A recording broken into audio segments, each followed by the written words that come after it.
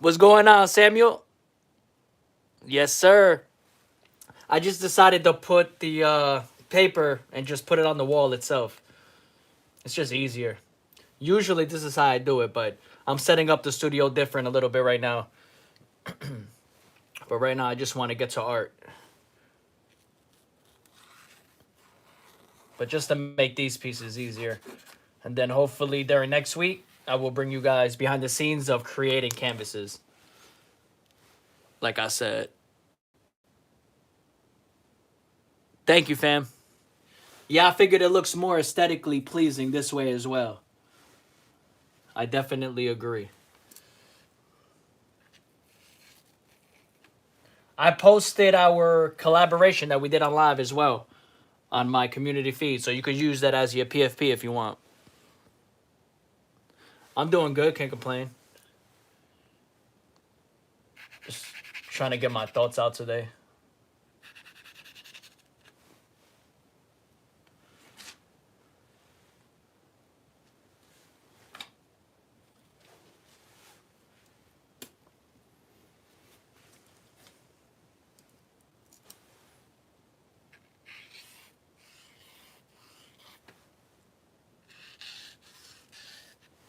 How about you, fam? How you doing? Word, word. I'm glad you saw. I'm glad you saw it.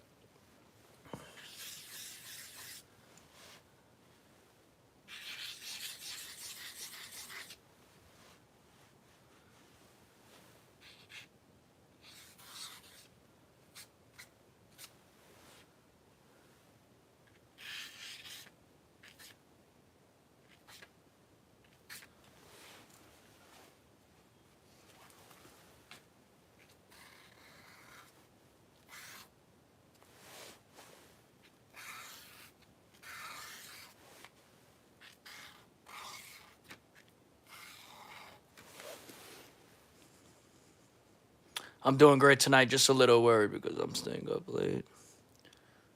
Okay, I feel you. You having a hard time sleeping?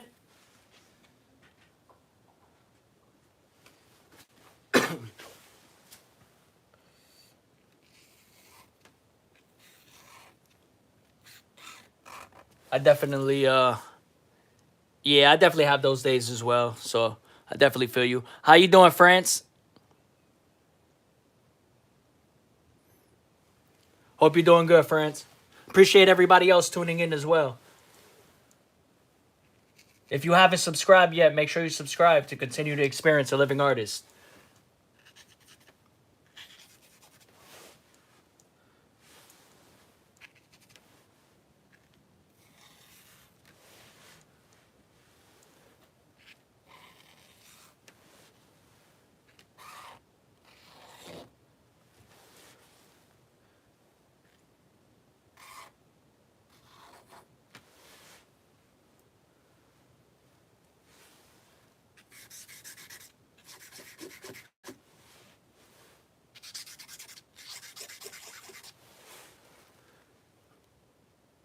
Yeah, no problem, Samuel.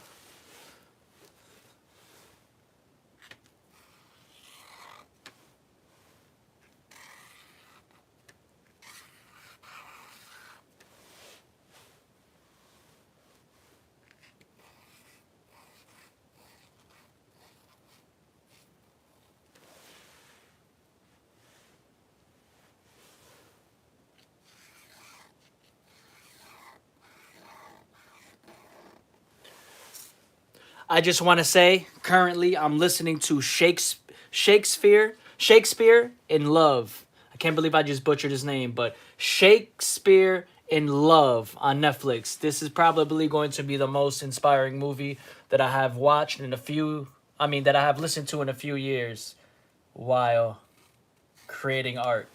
Simply because the beauty of the poetry that's going on right now.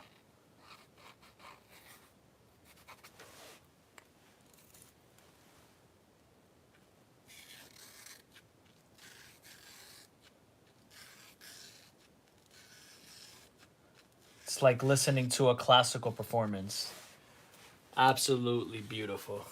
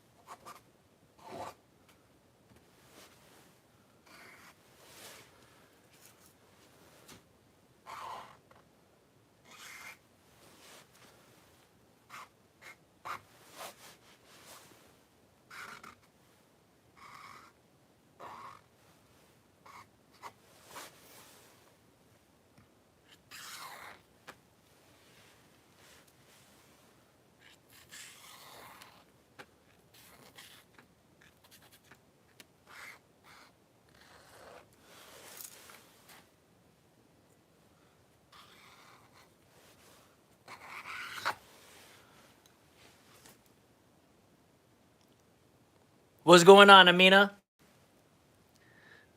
New York is in the building. Shout out to Amina. Appreciate you tuning in again.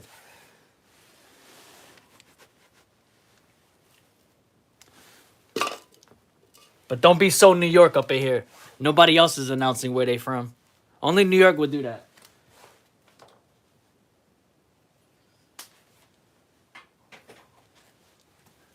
Only New Yorkers out here talking about, yo, New York is in the building. Imagine every time I just went live and say, yo, New Jersey's in the building. Hey, yo.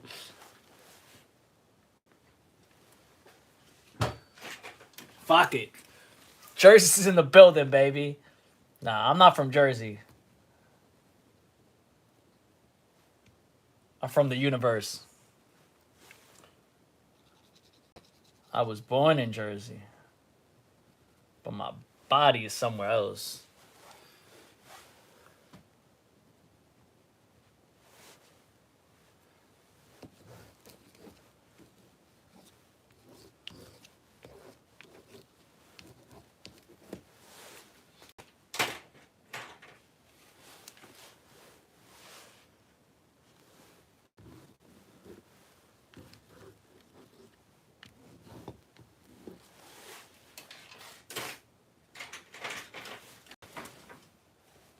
Hope you're doing good. Hope you're doing good, Amina.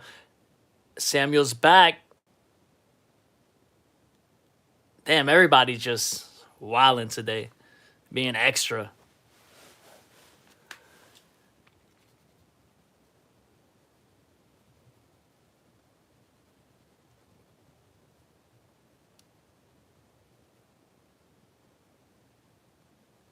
This ain't my live.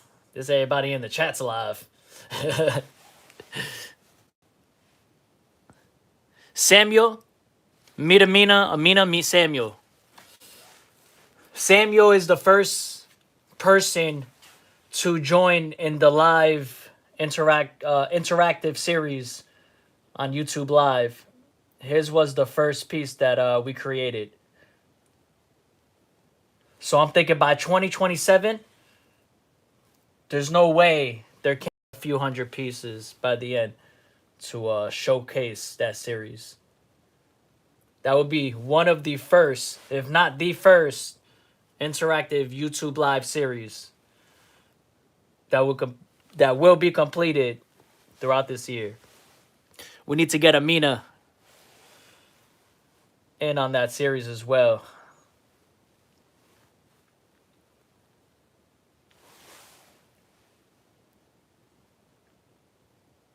Shakespeare, that's so goated. Facts.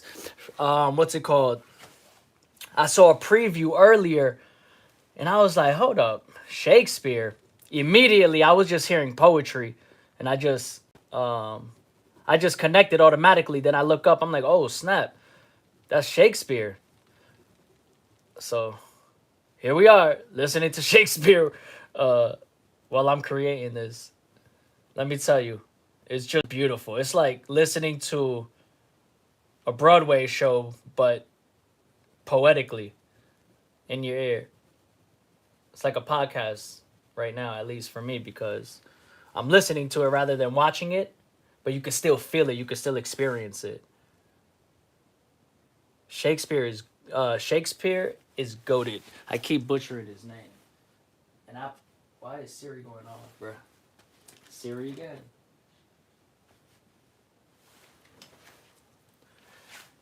Before I knew who Shakespeare was, I was creating poetry. So I didn't even there was a time where I don't even think I appreciated him for a little bit when I was younger.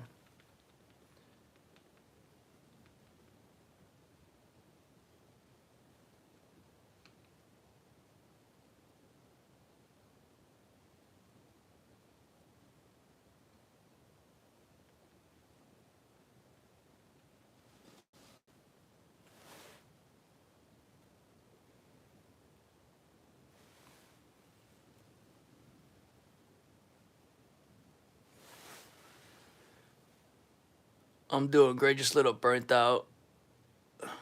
Facts. That's what I'm working on. Just balance. Trying to stay away from that burnt out feeling. Shakespeare is literally one of the best writers in the world. Yeah. His words moved people and his writing style changed history. Facts.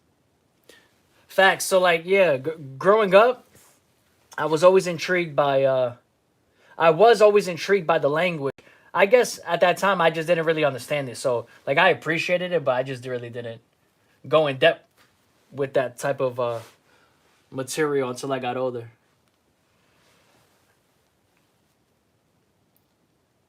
You know, especially me writing. I noticed that there was little things that I would use that were that Shakespeare used to use in his language, or that they used more in their language back in the day within their poetry, like things like that.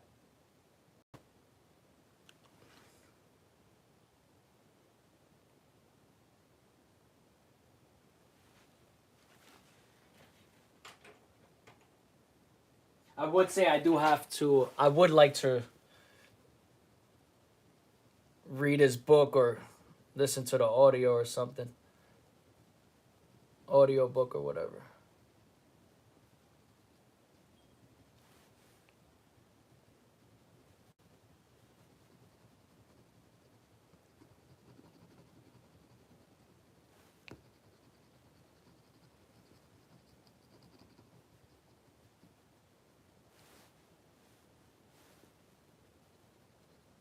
I'm usually in my spiritual type books or self help type books, but I gotta get into Shakespeare. Your spice tolerance. Yo, I love spicy food if that's what you're talking about. I have no spice tolerance. There's no such thing. There's just hotter. There's just spicier.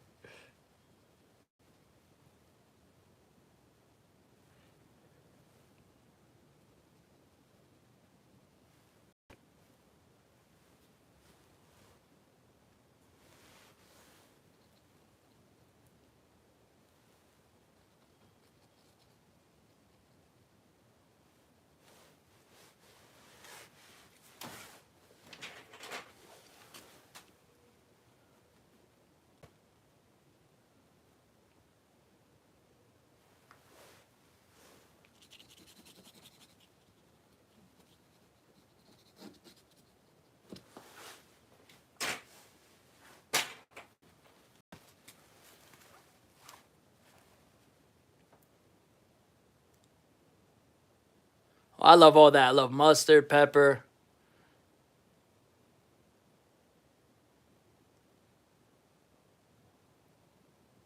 You choked on a hot sauce and now I'm taking a walk. I've never heard that combination before. Never heard somebody say they ate too much spicy food and then went for a walk, but hey, whatever works.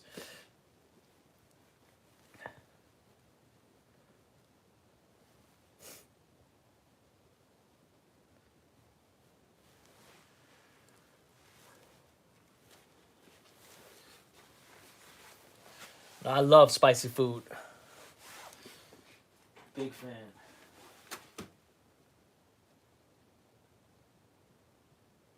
Big spicy enthusiast. My family gets me hot sauce for my birthday or Christmas or during certain, gift exchanges. It's funny.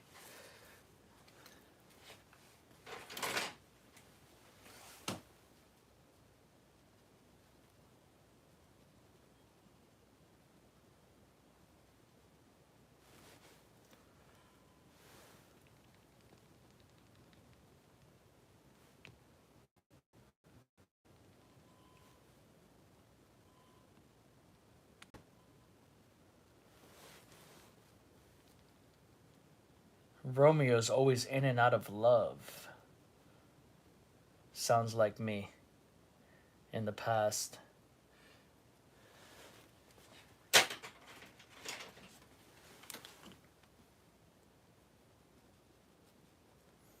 Always in and out of love and blinded.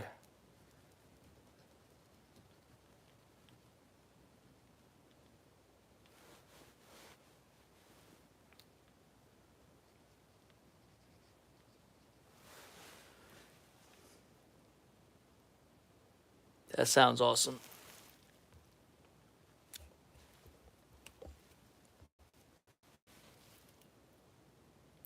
What's up, Zoe? Zoe? Oh, what's up, Zoe? How you doing, Zoe?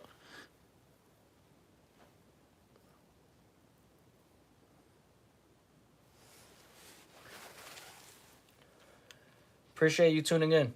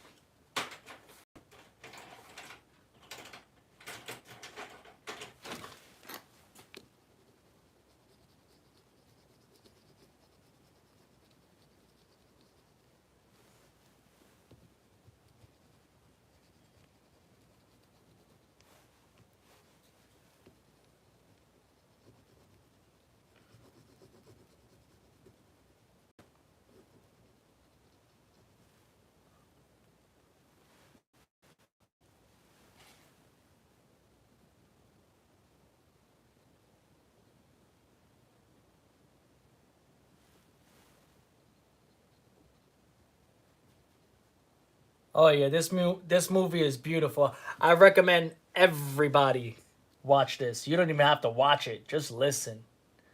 You'll be alright.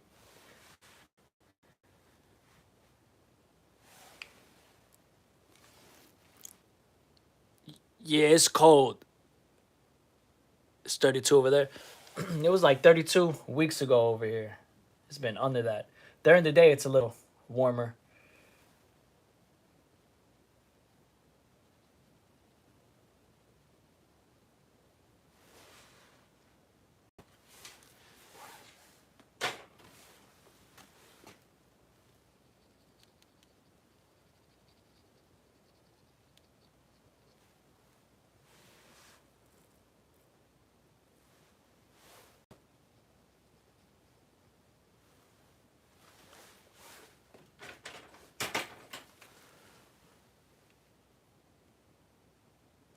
The movie is about 2 hours. It says, yeah, 2 hours exactly, I believe.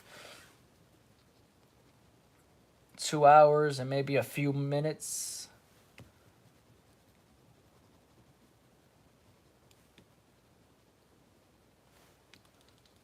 It's already going by quick, I feel like. The movie just, like, flows. Like I said, it's very poetic.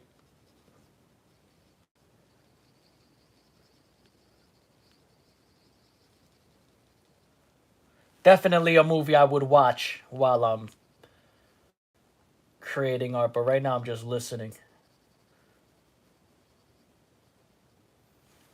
and enduring the visual aspects as well. I like doing that once in a while.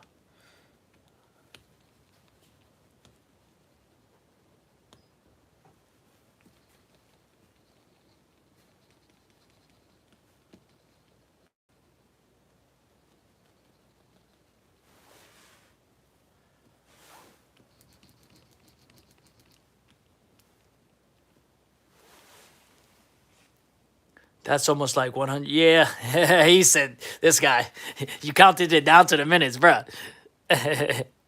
That's my funny. It's 2 hours, so yes, 120 minutes, bruh. Thank you for that.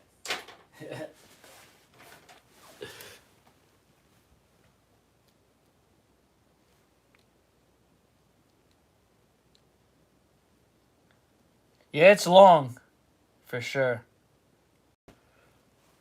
It's definitely easier to listen to, especially while I'm creating, for me at least.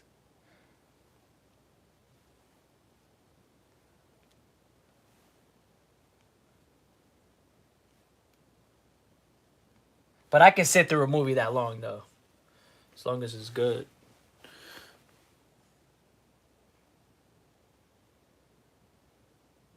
6:40, I think.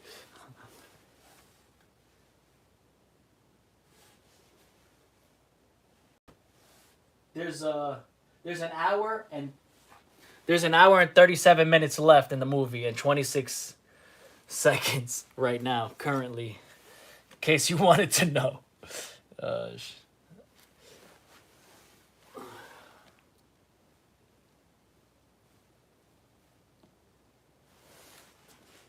I'll probably listen to the whole thing while I'm on live.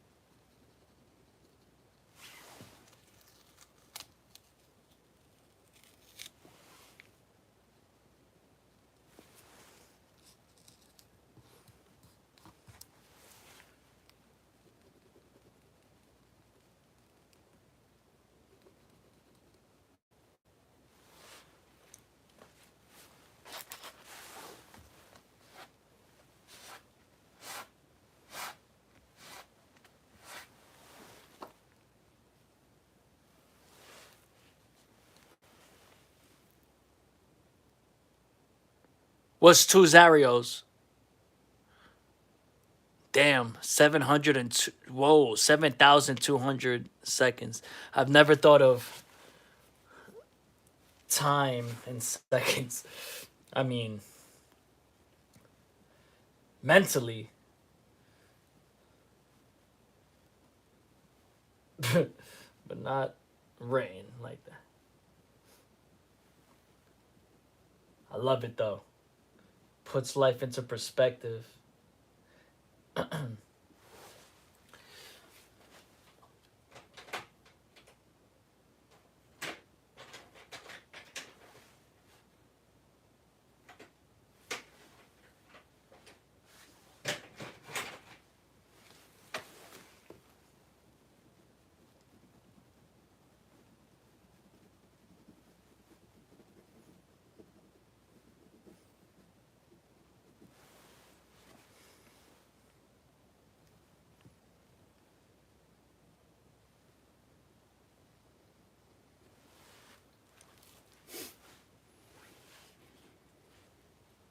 My lord.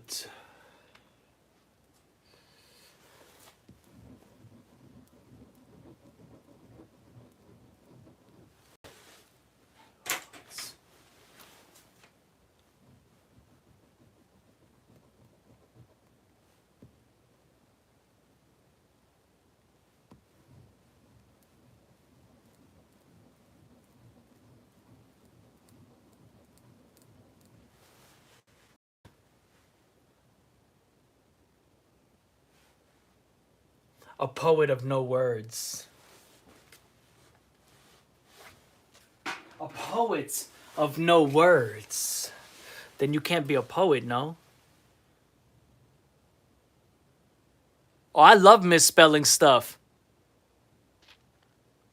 I like misspelling stuff on my art.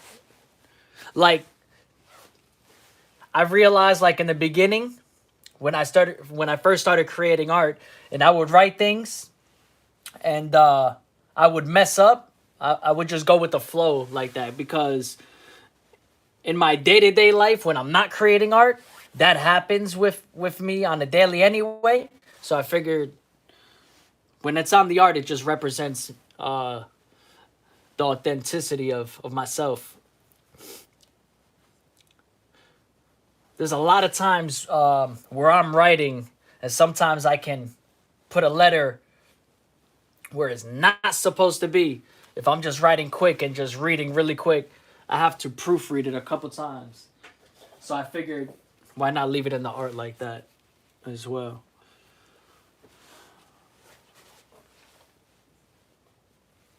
So I'll even play with it. I'll just like, for example, I'll write love with like five V's and E, or I'll spell love LUV or love LOV.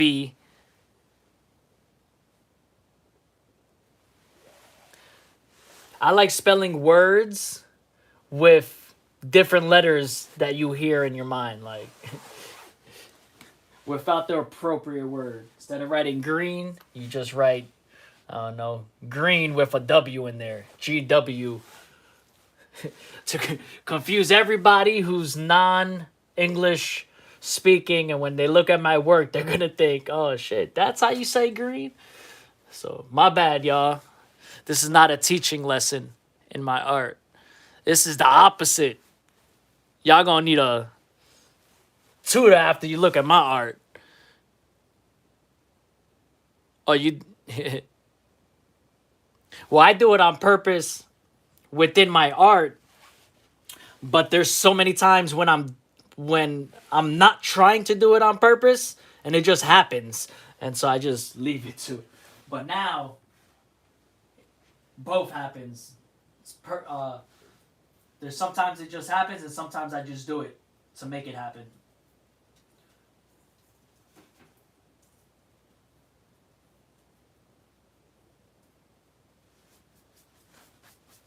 Like one of the questions that I've always questioned in life is or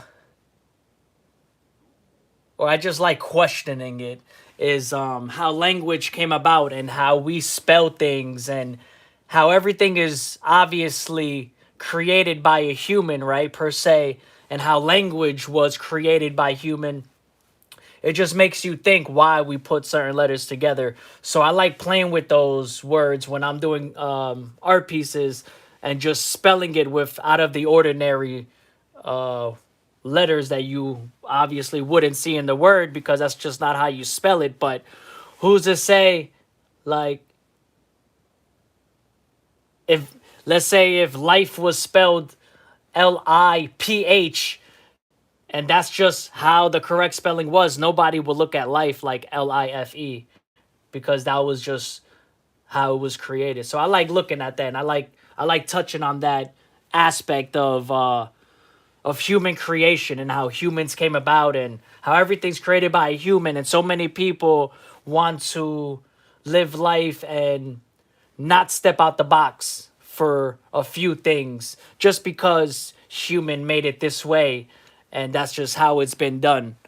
When it takes a human to create change, like Bill Gates and Steve Jobs. Language is subjective, I think. There's no right. Like, in art terms, I believe language is subjective, but like in reality, you know what I'm saying? I'm not going to go and write a resume to a job or write a research paper in the language that I feel it should be. You get what I'm saying?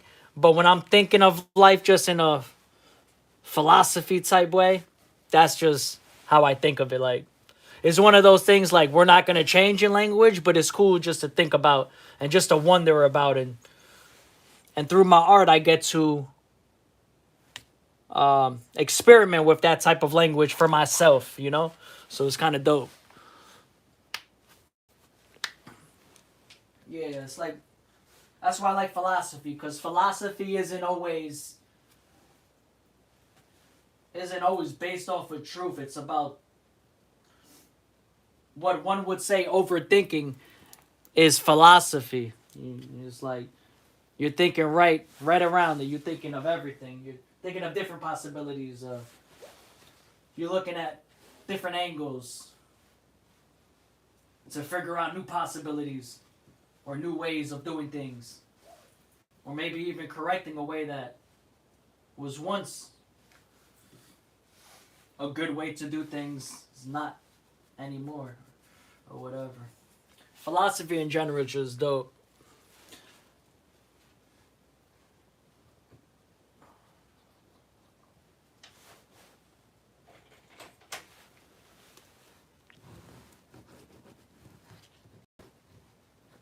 I think you can go crazy over philosophy too. So let's try not to obsess over it. I can be obsessive over just thinking stuff like just overthink, not overthinking, but like just thinking in general. But that's just a relation with my art for me. I've just watched a guy called Another's Shoes.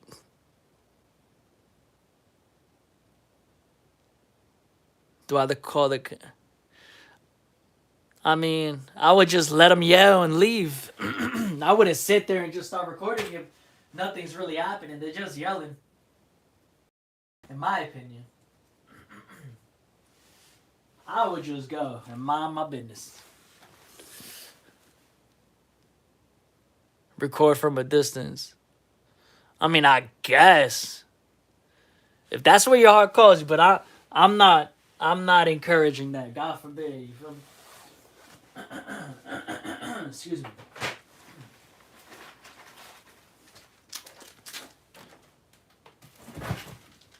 I would say walk away. But we all have autonomy in this life.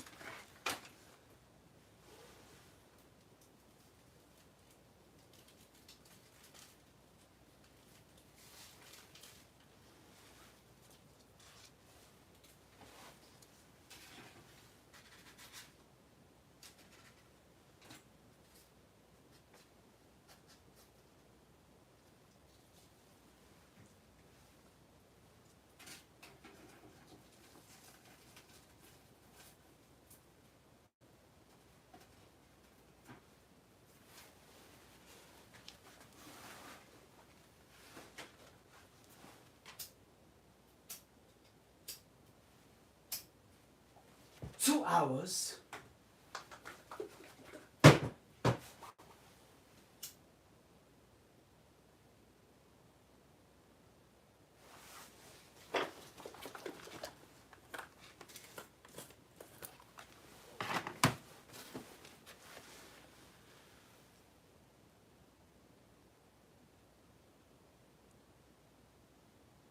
Yeah, I hear that.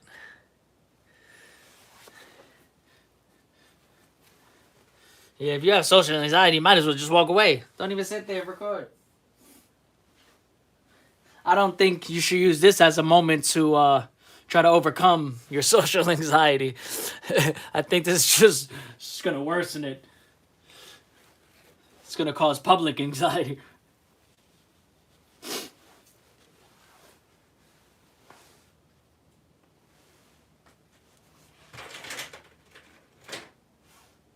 I do not love him, my lords.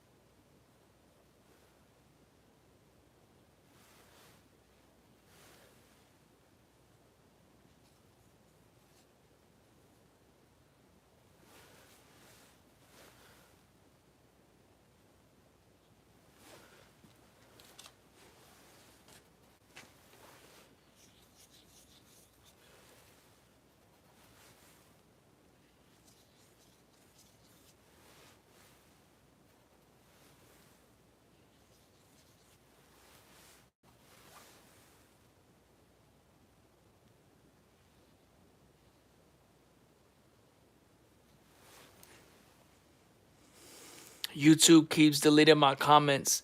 For real?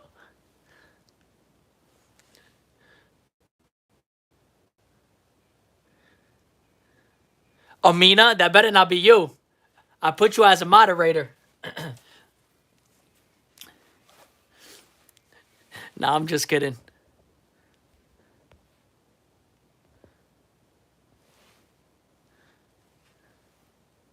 Oh yeah, I forgot. I put you as a mod.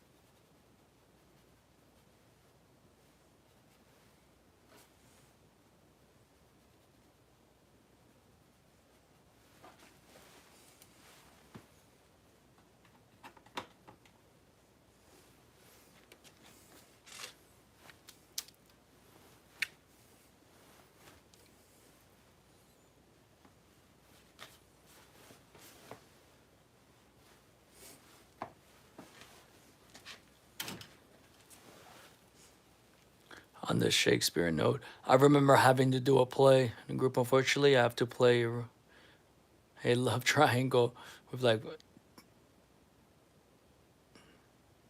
oh nah,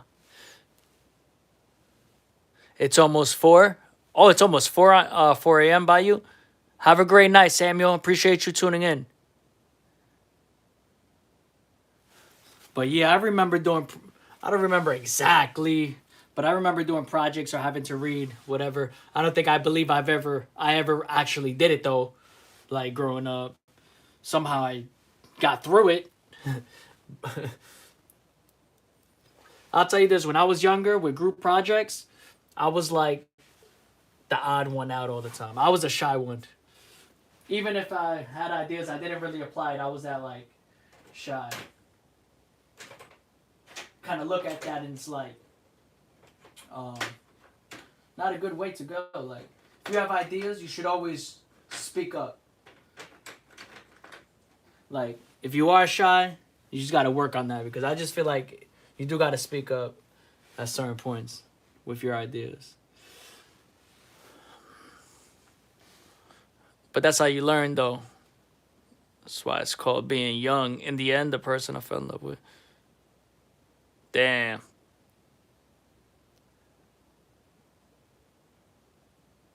Right, but I was always the last choice.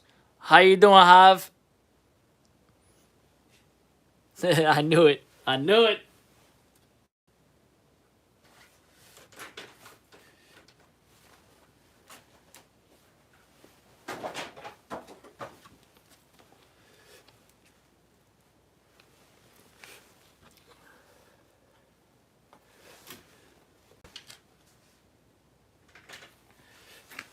Hope you're having a good day, HVA.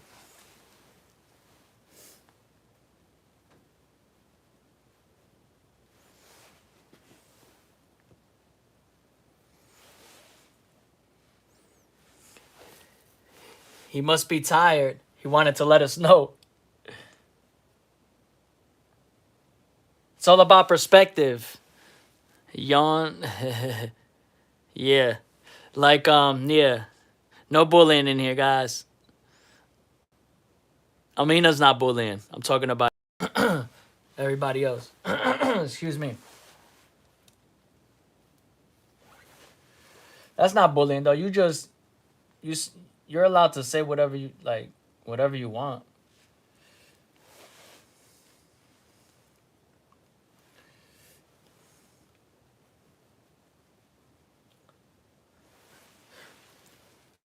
Oh, well, yeah. That statement, but that's not me. Oh, shit. Oh, man. Have a good one. Everybody have a great one. He might have just been like yawning because I wasn't, doing anything. Just talking. So I feel that.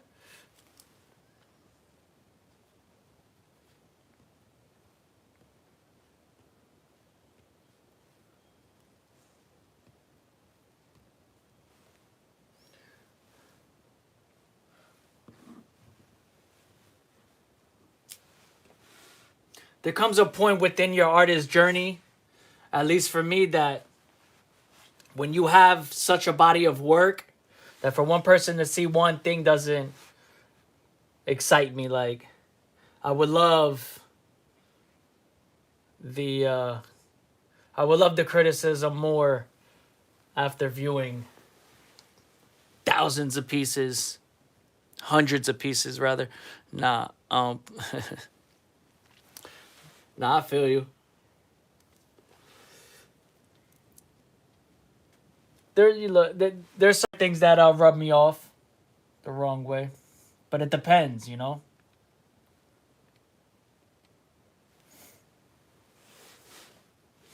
Like for me, a comment towards my art is just a comment. But yeah, it's all good because one day, like, I'm gonna have nice collections and series that are based off of commentary of the world and, you know, things like that. Like,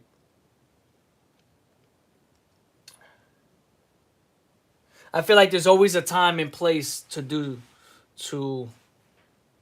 create a project like that to raise awareness of the internet, you know,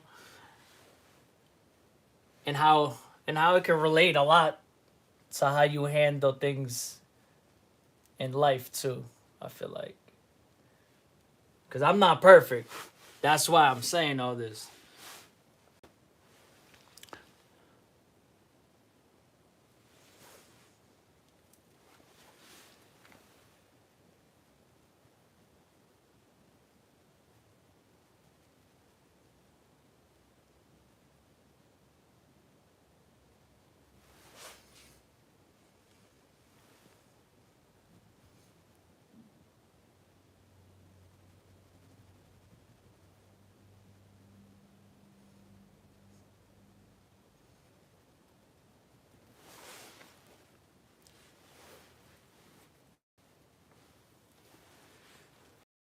Everybody tuning in, if you enjoy art, make sure you subscribe to continue to experience a living artist journey.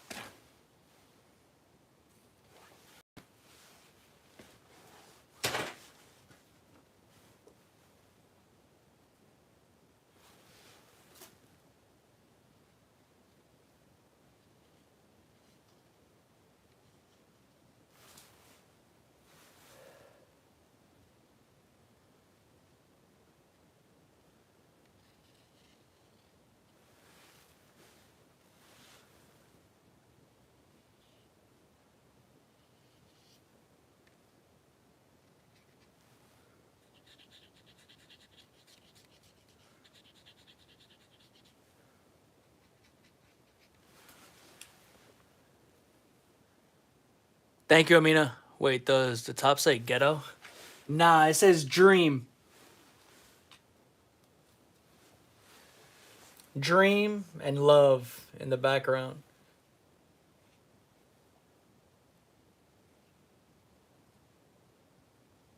Looks like ghetto for me.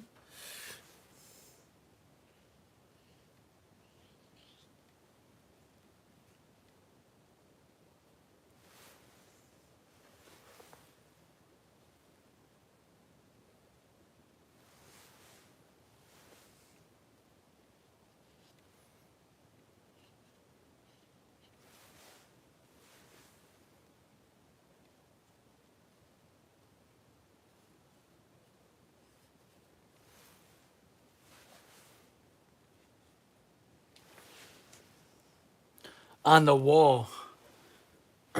No, that says Sotheby's.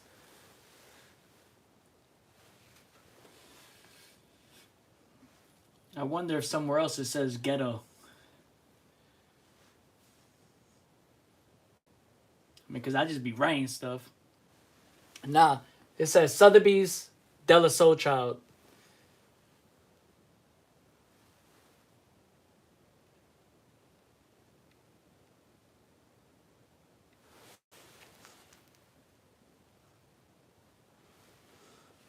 And then this I did on this live while I was doing this.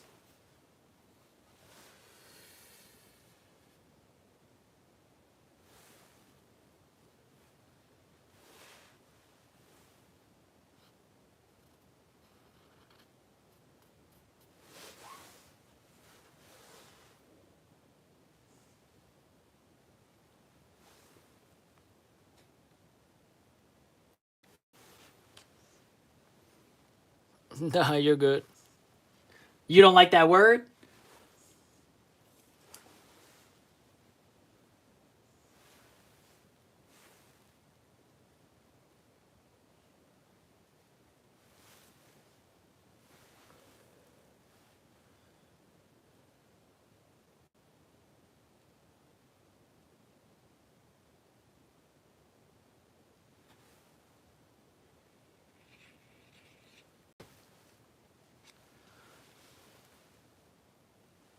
Eccentric should be the new word for ghetto.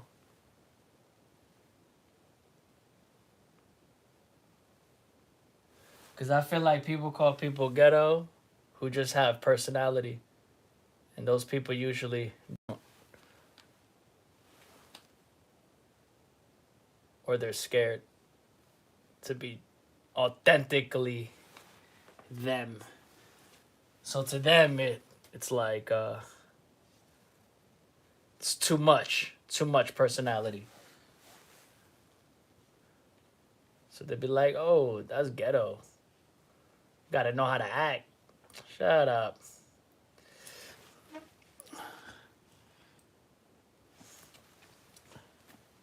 Okay. The way you said it made it seem like it. That's why.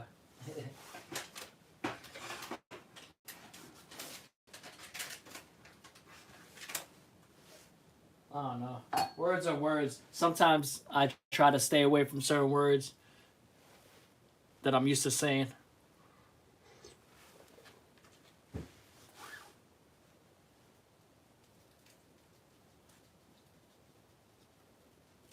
But also, I think intention means a lot when you're saying certain things. Some people's intentions are horrible when they're saying certain words.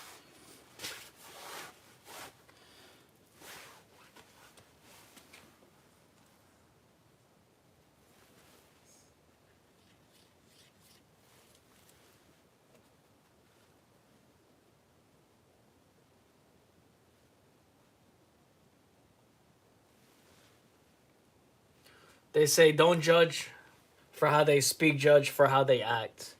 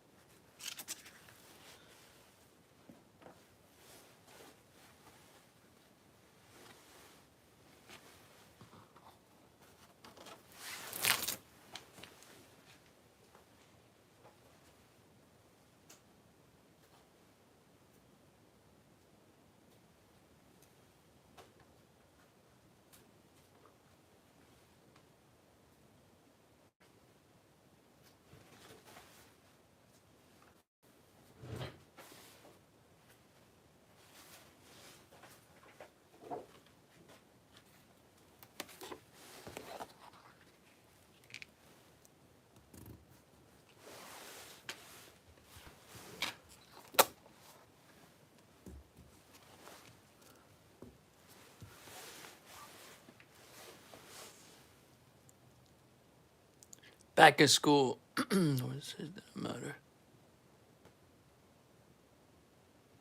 Yeah, I agree. I agree. Back in my time, things have changed so quickly. I feel like people are more aware now of people's words, like, and not just trying to fit into crowds and whatever the case may be. I don't know. I don't know. Things were different. I feel like back in my time when I was in school, people just said things. 100% true.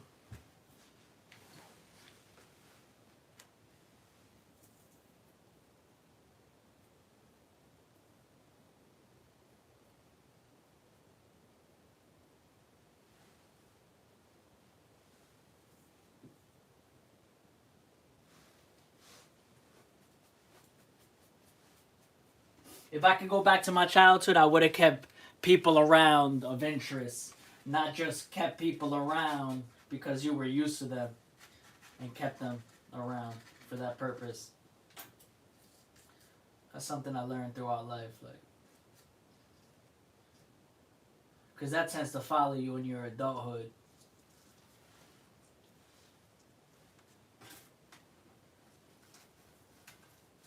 You tend to bring those same social skills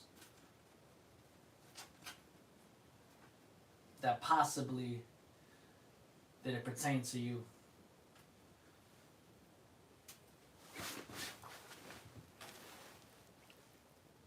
Don't judge. Yo, what's going on, brain rot?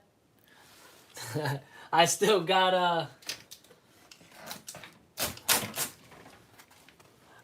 I still got the brain rot that I wrote. I'm gonna make a painting called brain rot. I should just leave this as a piece within itself. It just looks fire. It looks retro. It looks grunge. Very abstract. It looks very brain rotty. Looks like your brain is rotting here. Yeah, I kind of just like it just like that. I'm not gonna lie. I might just keep it like this, sign it, so always remember like that's where it came from.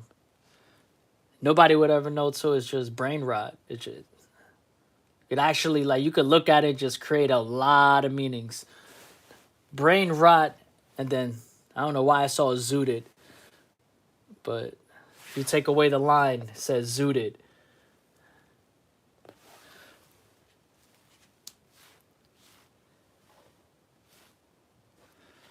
I don't know. Kind of like it.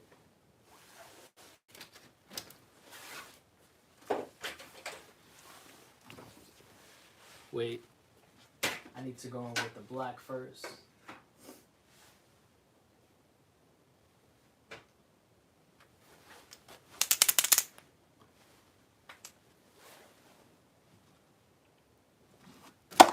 How you doing, SMA? I appreciate it. Thank you. Oh shit, I just dropped this paint. Sheesh.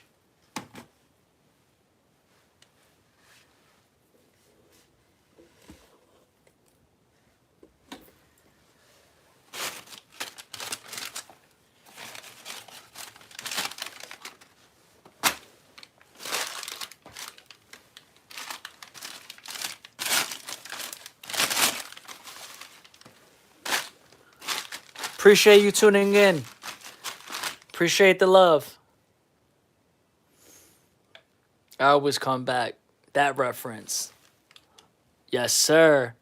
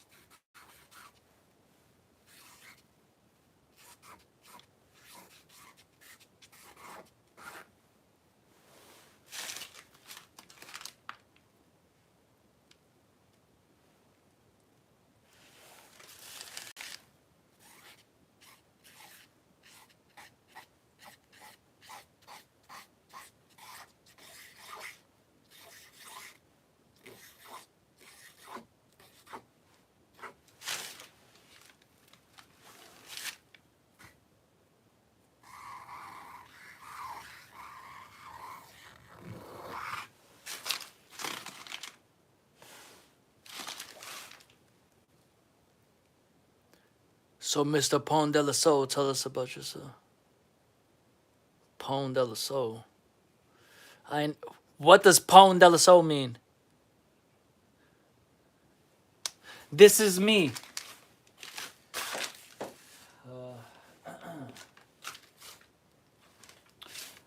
That's a mystery. You gotta learn more about me as I learn more about myself. I feel like I'm telling myself through my art.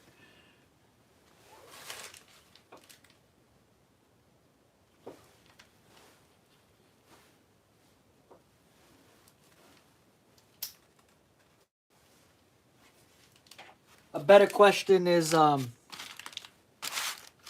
just ask questions and I'll choose, which ones I'm ready to answer. Pon de la Soul. Explain Pon de la Soul though. I like.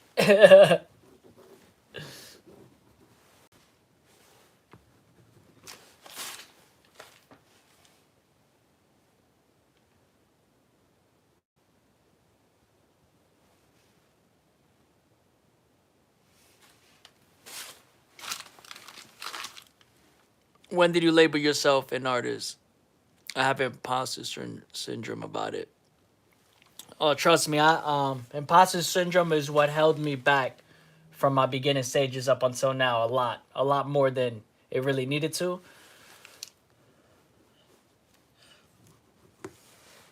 It's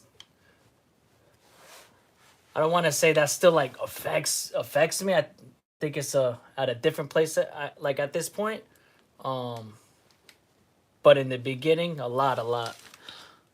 Before I even knew what imposter syndrome was, I have a lot of paintings based off of those types of feelings. And my name Della Soul Child. So Della Soul Child came about when I started my spiritual journey, and I started learning about meditation when I was in college.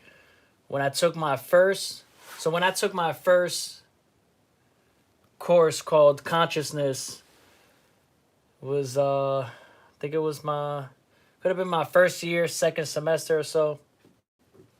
I was like the first time I took a meditation class, and around that time, I was being introduced to spirituality through my godfather.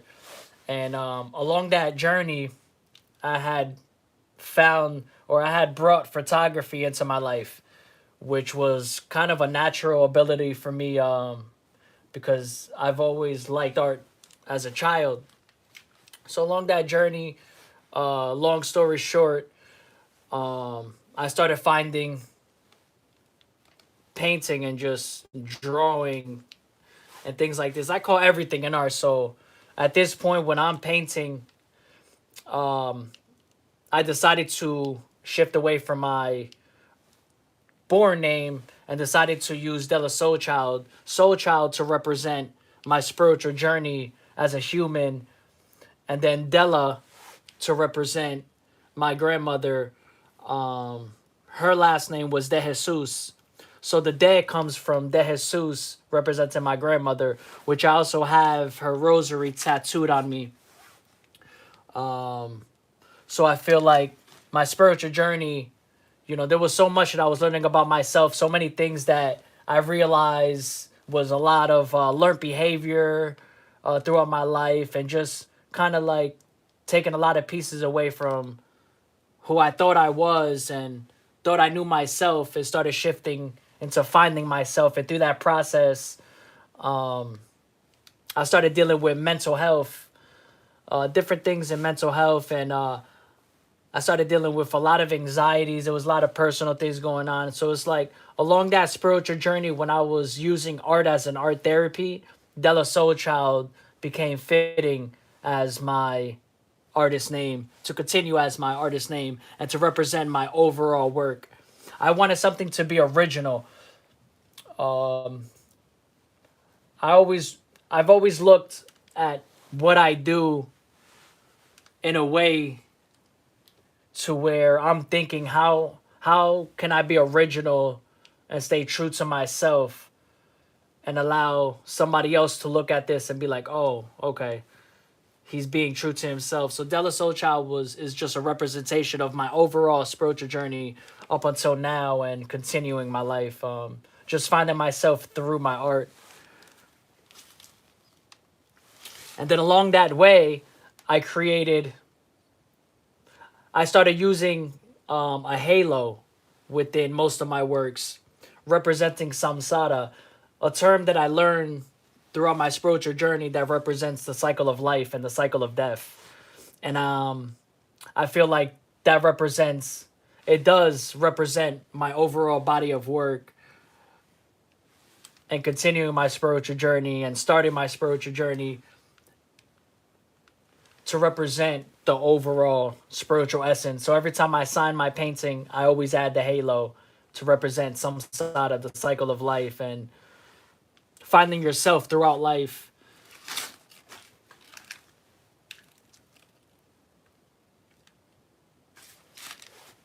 I will make your payment now and feel free to send you the money for the kids. What?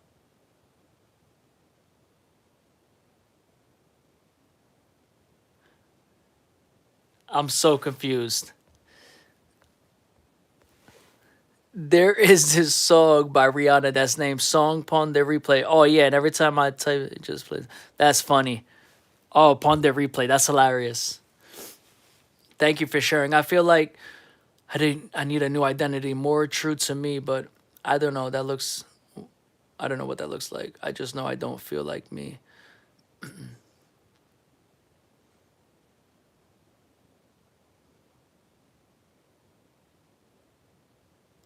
I have stuck emotion expression thoughts I can't get out.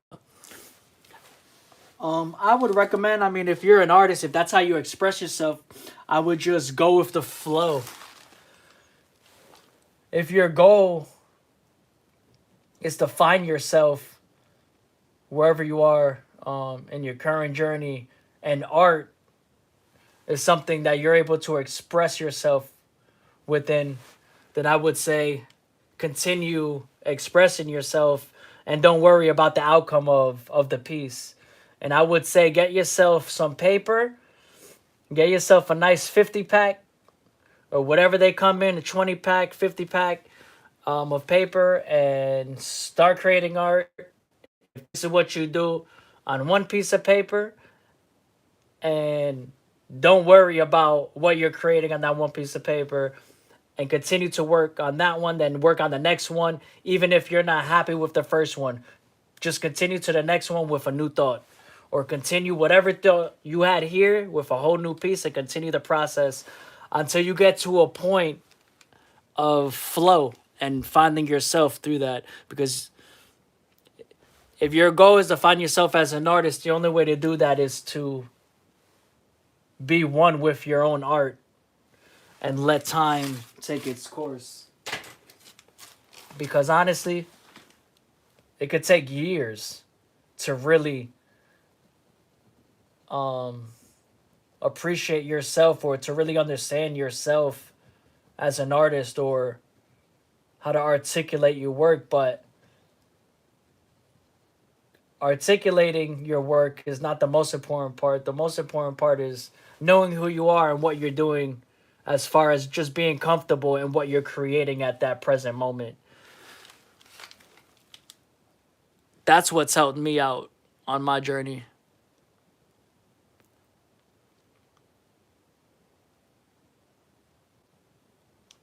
But what excites you? Took my top fan spot. It's hard to remove the seriousness from it.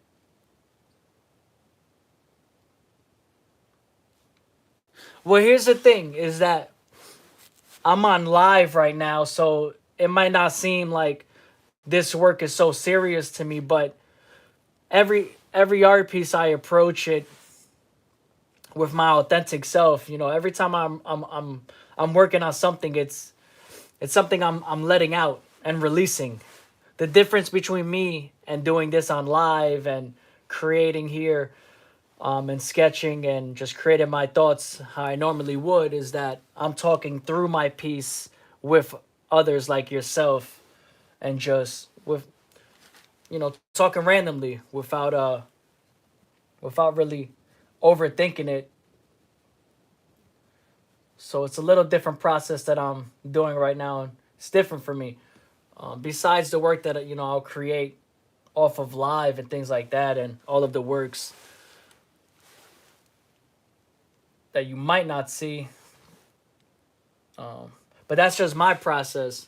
I would say find something in your life that possibly excites you, or try something new,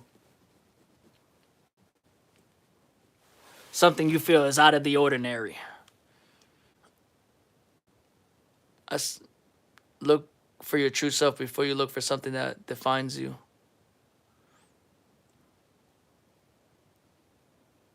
Well, I would say the opposite. I would say don't let yourself looking for yourself have an outcome to where you feel like it defines you, because once something defines you, what happens if you lose that area of you? Like art, I would say art, is so much a part of me right now. I always have different discussions personally with myself about my art, but there has to be at some point, you know, I try to create this separation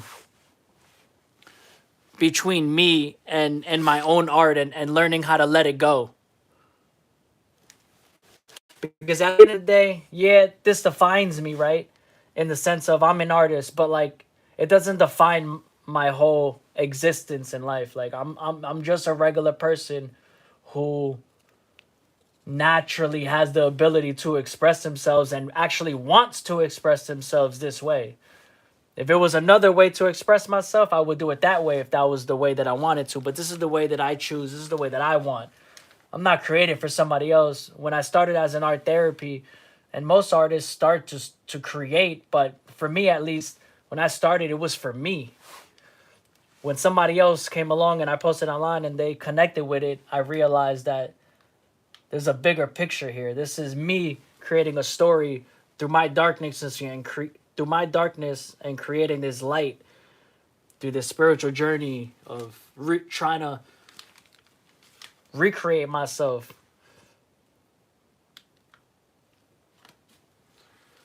And trying to appreciate pieces of me that were already there that I wasn't comfortable with.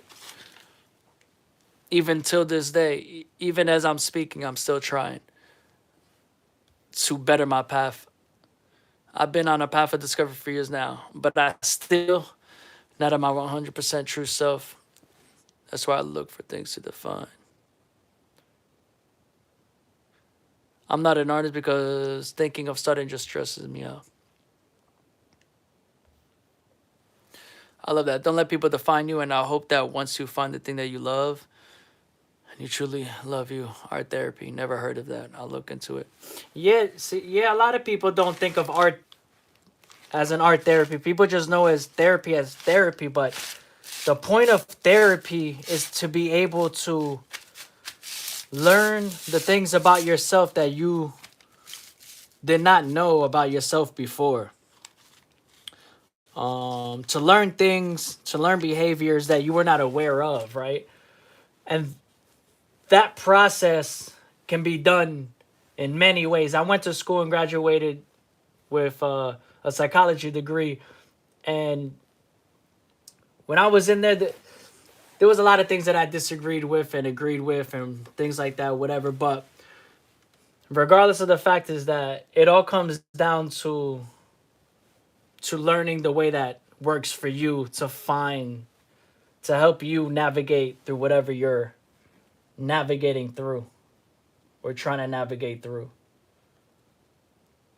And art can be one of those things where you just sit with yourself and you're sitting with your thoughts and just actually creating whatever you feel. If it looks dark, it looks dark, but that just means you're being real with your emotions and your thoughts at that moment, and you're recognizing them for what they are and not being fake. It's one thing not to want to express yourself to somebody else to not and to stretch the full story and not tell the full truth, which is fine. But once you start lying to yourself and then believing those lies too, then we have a problem, because you're stretching the truth with other people. You know you're lying, and now you're believing the lies within yourself too. And this can help. Art can help. Any other activity can help. You could do walking therapy. Anything can basically be a therapy, as long as it's helping you elevate and see things different. But of course, I'm not an art therapist. I'm not licensed, so I would look into that too. Like, therapy helps as well. Talking therapy, meditation,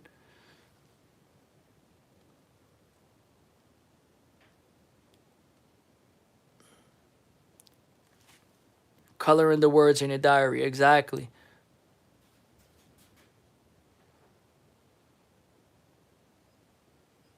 The fake audience from your head. I think that's hard. I think as an artist, I created a fake audience um, heavily in my head when I first started, as if I was a big shot, just because I felt like, oh, this is new to me, and I like it. I'm good, and or whatever the case may be, without ever actually creating such a body of work. That's what's called the fake audience for me. How do you eliminate that? Time, being real with yourself, being humble, or realize. Well, I don't know. There's a lot of things. A lot of things. I don't know the answer for that. I just know what worked for me, or life.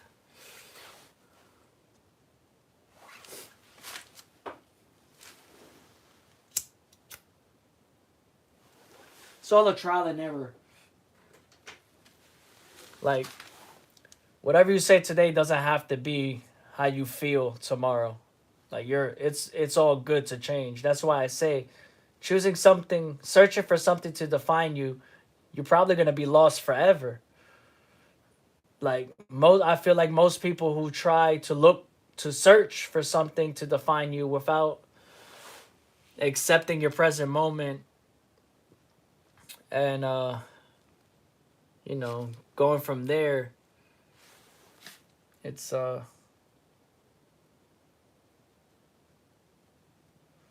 it's a harder experience. But it needs to happen, like, sometimes for some people. Like, it's not a one experience for all. That's just how I look at it.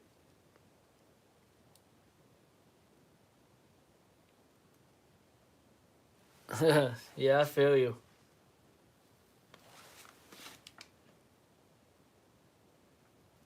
Well, I tell myself,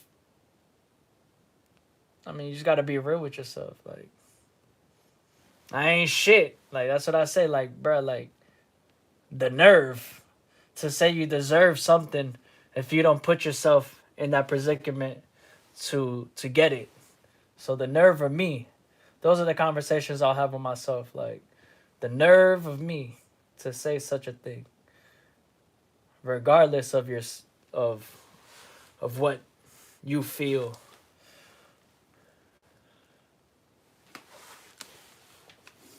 The nerve of me thinking you got the keys, instead of just being you and maneuvering more authentically. But that's life. Like, I wouldn't. That's it. It's just life.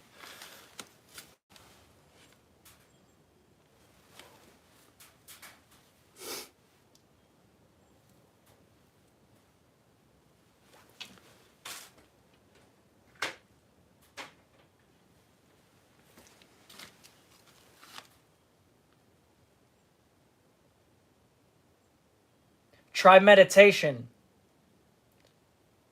so you can connect more with yourself, and try to practice connecting more with yourself instead of looking for connection and other things. That could bring you more awareness to trying other things in that process and make you realize that maybe what I thought was important before isn't so important now.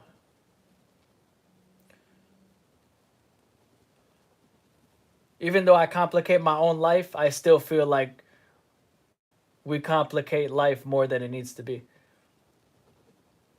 because we want everything instead of accomplishing something first. Can accomplish more of like can accomplish one thing.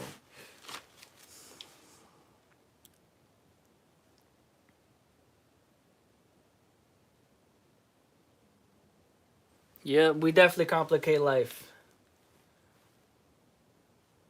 You'll get there. Time.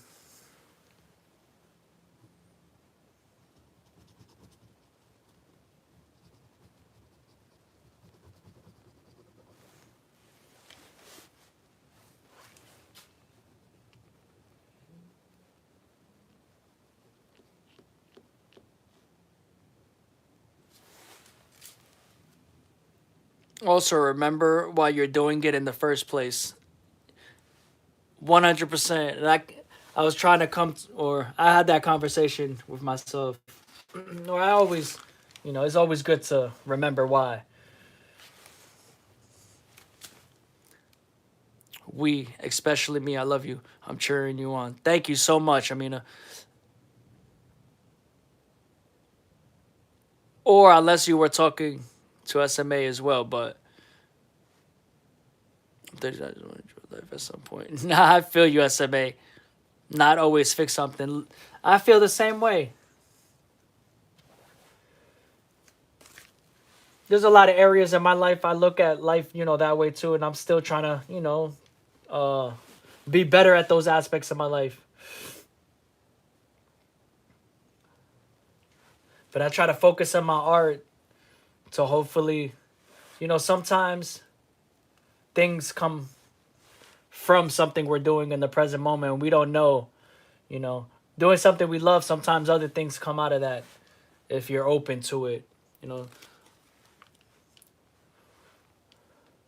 Who knows? I might become a movie star tomorrow because I was doing art. Right? I'm just making a point. Like, instead of looking for something to define us, maybe just look at it like this is what I enjoy. And if I want more out of whatever it is in life, like maybe be open and realize that it doesn't have to be the one thing. Something else out of the ordinary could just come about because you just were staying true to yourself and now you found new things. Hopefully, things like that continue to manifest in all of our lives.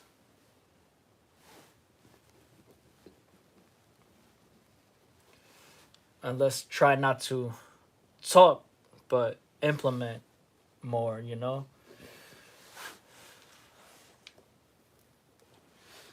I could be a talker sometimes. Not that I won't do, but it just won't be to the excellence I feel like. But then that's another thing is like the excellence part, always trying to be perfect. Sometimes that kills creativity too. Like fuck it. Like I'm making this right now, but if I want to start doing this, that's what I want to do. Like the whole point of my work is expression. I want the viewer, regardless anyway of what this feels to me, is for you guys to look at it and say, this expresses how I feel right now, or it doesn't express how I feel right now, but it just looks dope. Whatever, like, and then you move on to the next piece. Maybe that one doesn't do anything either, but it just makes you puts you in a different place. Like I just want people to feel and to be able to depict whatever you want to depict and leave everything else to me to create something unique. I feel like that aspect is for the artist. For everybody else, is to determine what it is. And then hopefully I tell my story or continue as I am. Sometimes I don't even like talking that much through my, but honestly, I feel like it's important too, you know? Sometimes it can feel redundant, but at the end of the day, that's what art is. Like, you pick up your passion of choice, something that you can express yourself in, and at that point, your passion is always going to be redundant because it's something you love, so you're always doing it. So it's just learning how to continue with that flow, just being cool with it.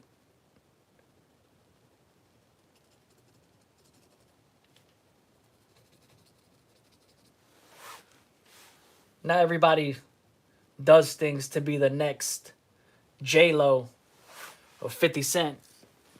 Some people just create because they really need, like I said, that art therapy and nothing more other than that. It just happens that art is the most beautiful thing that everybody, most people who go to it for art therapy, want the world to feel their emotions because they're so happy to get through whatever they're going through and be able to do something that they feel, that we feel. Like, I'm not the only soul in the world. I'm just one of the souls who chose Della Soul Child. We're all a soul family. Everybody who connects with art, we're all souls. I also thought of art as a release. To release my pain and sadness only. But I like joy in my life, and maybe I just need more joy somehow. But listen, I was there, and I still, I still go through times of depression, and I still go through times of depression and anxiety and all of that. That, like I said, that's really, that's the reason I really started dabbling in creativity as a whole. When I said, I started with photography, started creating handmade accessories. These were creative things that wasn't art therapy before I realized that's what was going on, right? Even when I used to go to therapy and myself, and I stopped going, and I found just art just as equivalent, as long as I was, continuing on my spiritual journey and learning more about life through different spiritual readings and stuff like that. Like, yeah, I mean, I don't say it every day because it's not needed. That's why I have my art. But my overall art is, my journey through my mental health. Like, that's just a reality of it. And for a little bit, I strayed away from what's it called, exemplifying that aspect of my art consistently, because it was like I was going through it while I was showing you my pain. So it's like, I had to get used to other people criticizing or not liking my damn diary that I just gave you, that I was crying through, when I was emotionless, when I was, what I'm saying, when I was a little bit more emotionally unstable for certain things, or like, you know, that's what art did for me. It helped me be authentic with myself, hence art therapy, without anybody around. And now, you know, I could just create to create because it's a great feeling just overall. Everything doesn't need to have this strong feeling for me. As long as everybody who's looking at my art and can question it and understands it for what it is, as a journey, that's what's most important to me. When people get to know the artist, myself, behind the art. Because then it's just another piece to me. That's how I look at art too. Like, the art that I enjoy is the art that I know of because of the artist. Like, otherwise it's just another art piece to me. If I don't know the artist, like, I'll go learn about the artist and see if I can connect the two. And usually if I connect with the art, I most likely connect, with the artist's story. That's just me. When you inch to God, he comes to you by a foot. When you go an arm's length to God, he goes a leg's length to you. When you walk toward God, he runs to you. I love that quote. I'm about to screenshot that. I gotta look that up. I like that. Authentic with myself without anybody around. I think that's what I lost. Authentic with myself when nobody's around. For me, I think it's the opposite. Is me being authentic when everybody's around versus I'm always authentic with myself. I'm always true to myself. When I'm by myself, I have the greatest time alone. I go out to eat alone. I do a lot of things alone. Um, and that's what my spiritual journey taught me was how to be comfortable in my own self. Um, yeah, that was something that was very important to me, especially if I ever get into a love relationship in the future. uh, you know, I want to be able to be comfortable with myself. I feel like so many people find comfort in others, and this may be a little off topic, but like kind of the same topic because the way you are with yourself is a lot of times, not a lot of times, is how you're gonna be with your significant other later in life. Should you have one, right? Um, if this even, what I'm saying, if this pertains to you, but for me, like at this point, I love, I can enjoy myself. I know that if love is in the air, right, for me in the future, I know that even if that love were to break, I know that that wouldn't break me and break my journey as an artist or break me and my journey as a human because I truly have found seldom within myself. Whether I need to work on mad aspects of other in my life, I'm comfortable with like being alone. You know what I'm saying? Like I'm comfortable with like if I'm hungry, bro, I'm not gonna go out to eat because I'm by myself. You know how many people I know who won't go out to eat by themselves? That's ridiculous. I get it, but like there comes a point where you got to look at yourself and say like, come on now, it's not that bad. And a lot of times because people don't want people looking at you, it's very awkward. How many times do you go out to eat and see many people like really, or let's say like restaurants and really see people alone? It's usually everybody with groups. You might see the one random person alone. Why is that? I used to be, but I lost myself somewhere and didn't feel safe with. Okay, now I feel you. I feel you. I feel you because a lot of times that can happen within our own self. Like, it's true. So a lot of times, like the way we treat ourselves when people aren't around can reflect the way we are with others as well. So it's a balance between both. I feel like.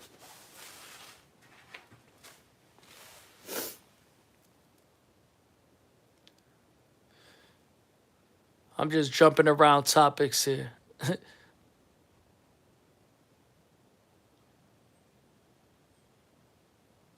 So just type it. I've lost myself is to me. So I'm extremely proud of you for even uttering it. Turn to God before turning to a hobby. Well, see, for me, it was one in one. Like while I was going through my spiritual journey, I was creating art and writing poetry. Poetry I was writing before anything else in my life. I never looked at that as anything. I just always wrote poetry. But then, like before photography and before anything, before art, whatever. So like when I was in my spiritual journey, I was learning about reconnecting with God, um, to make it sure like I was reconnecting with God, and through that I was connecting. I was able to find that through my art.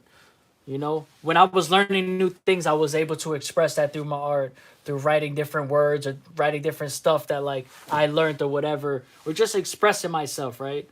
Like I said, art therapy. So for me, it was like because of my art is the reason I found I feel like spirituality. I feel like because I wanted more was the reason, or I wanted to feel more was the reason I found out. I still remember the first day my eyes went wide open when I first saw handmade accessories in a store of just do different loose beads and different things to make accessories.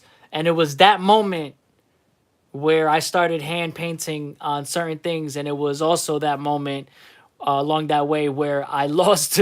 I also lost my confidence in painting because I thought like people weren't ready for like that style, so I just kept it how it was normalized during that time. You just make accessories. You're not painting on them per se. And if it was happening, I didn't really know about it, and it wasn't like popularized how it is now.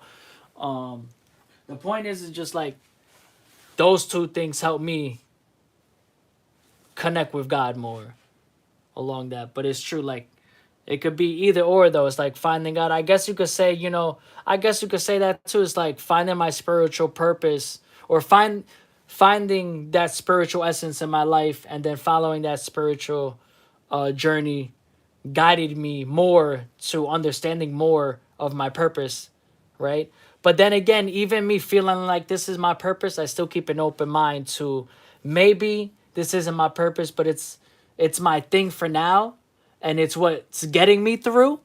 And should something come out of this that becomes purposeful and meaningful, that came out of something that was purposeful my whole life, and it guided me to something else, that's fine. Like, but it needs to have that same connection. Like, I don't know.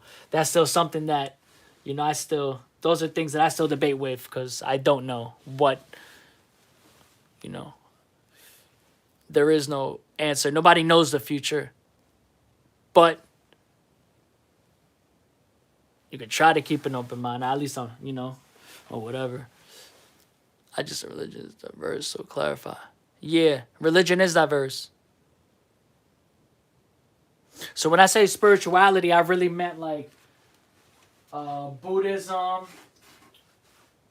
uh, Hinduism. So really, in essence, meditation and yoga and spiritual practices as a whole, which many people don't realize, it all comes from Hinduism teachings. Like that's the fundamentals of where really everything like it comes down to, and then Buddhism comes out of that, like comes out of Hinduism as an alternative way of going through life.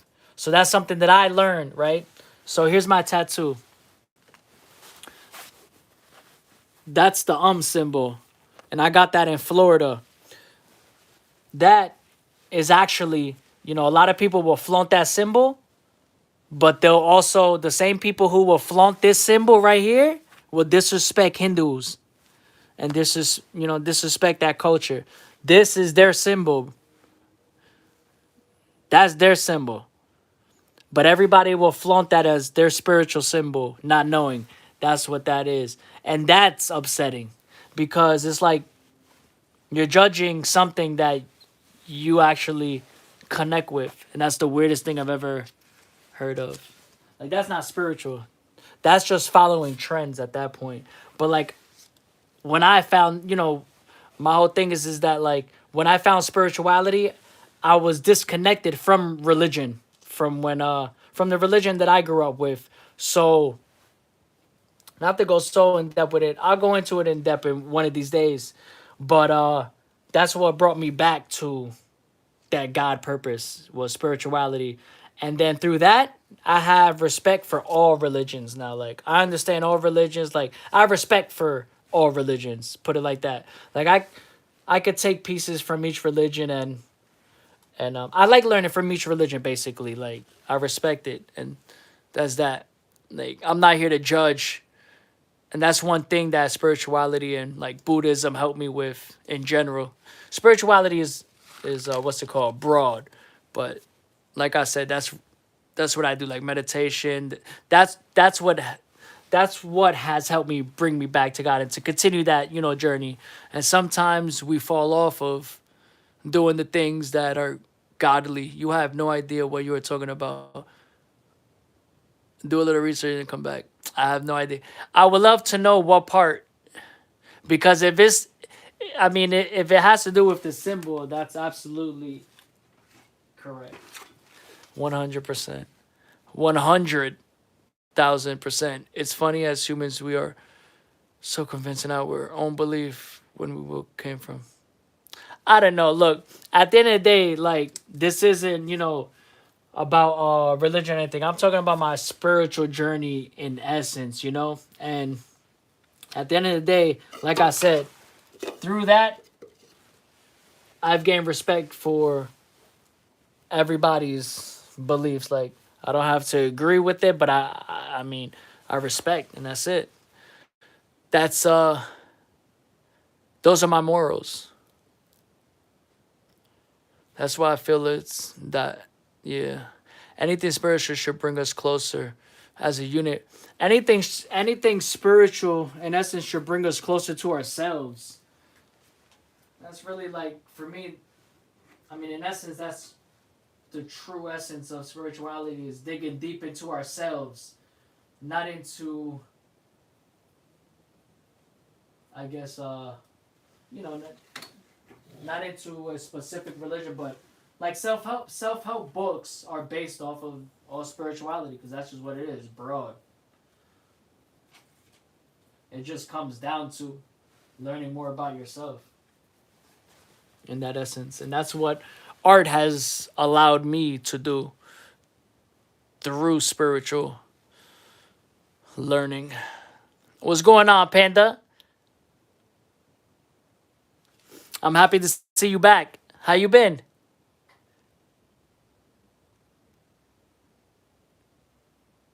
Self-serving.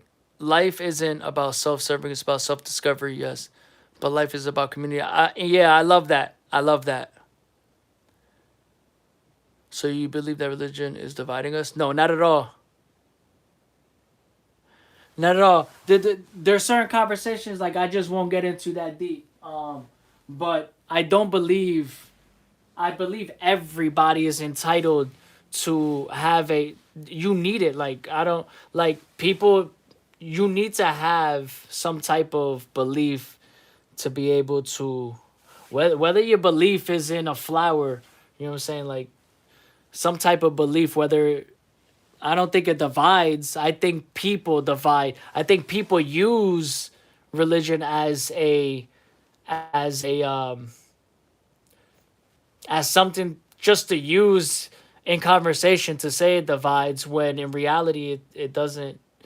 It's none of your business what somebody else practices in their daily life. Personally, I choose to express how I feel about spirituality, because that's part of the essence of my work. Like, that's my journey. So everybody, has their own journey and their own way of going about how they figure out their life, and mine is art. It's the artistic spiritual journey for me. Religion has religion has been dividing people for decades. Yeah, nah, religion. eh, Yes, religion does divide people in that sense. Yes, of course. I'm just saying. I'm saying, like, in my personal, I don't believe that, like, it should be like that. I guess I should have said it like that, but in reality, yes, it does, but it shouldn't.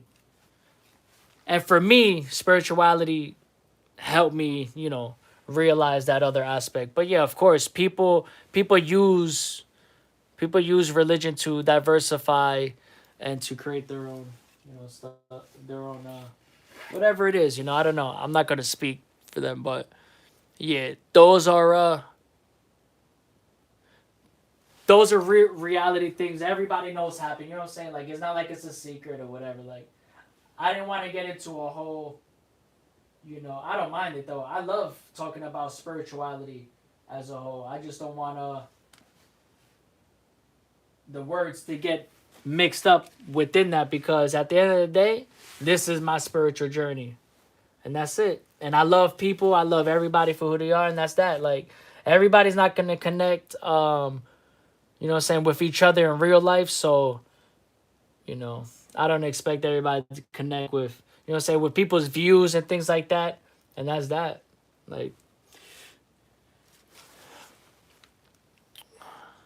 I appreciate SMA. Religion doesn't divide per se. It's just that some people want, yes, 100%. But see, and that's the issue too. Like, I like talking about that through my work too, you know, and I have, you know, I do that for my canvas and stuff like that. You know, talk about different things that I feel, whatever. But it's true. Most people don't live 100% through their spiritual, whatever they practice, you know. But I'm not 100% of what I practice, but I understand that I don't walk around acting like that, you know. I'm with the understanding that I'm a human being. I'm gonna make mistakes, and that's it. Like, if people walk around acting like everything is perfect, everything somebody, you know, people are not entitled to their own philosophy, their own, you know, way of life. Like, for me, you know what I'm saying, I don't care, because like for the experiences that I've had in life, like, you just learn how to let those, you know, how to have more empathy for like everybody else who comments negatively instead of contributing their thoughts, rather than trying to automatically, you know, defend whatever their feelings are, and trying to disconnect each other instead of just speaking and having a conversation. Everybody wants to divide, and you don't know anything 100% until you're dead. I get it. Will judge anyone for what they believe. I simply want to know why. Exactly. I love that. I'm the same way. Like, I just want to dig into the mind. Like, I just want to know why, because maybe, and that's true. Like, for instance, like the person who said I'm wrong, I wanted to know personally what I was wrong. Maybe I could have said something that I might have said. I'm just speaking, you know, it's not like I have this written down. I'm just going off the top. And sometimes I could say you know, maybe say something like anybody else in a certain way, but without clarification, you don't allow anybody to, you don't allow that person to, you know, think about whatever it is that they're talking about. So it's like, at that point, it's like, whatever.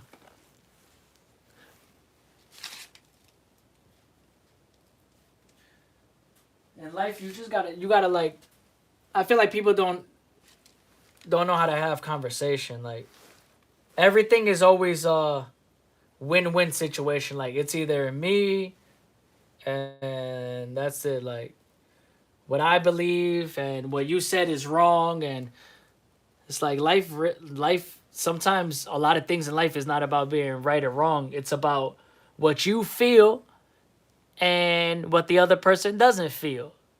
And that's all right. Like, nobody said you got to be everybody's friend. If you're everybody's friend, then that's how I used to look at life when I was young. I wanted to be everybody's friend. You know what I'm saying? I wanted to be popular, like and I got that. Everybody want, and then after a while, I'm like, yo, that's annoying, bro. Like, I started becoming more excluded, and then I liked it better.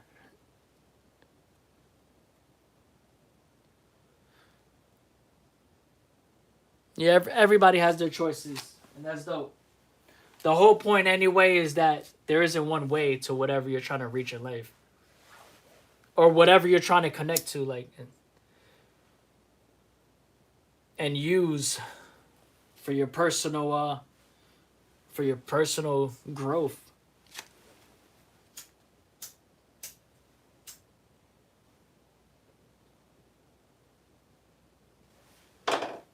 Whatever works for somebody else isn't always gonna work for everybody. So I don't know. I find it ridiculous when people act that way.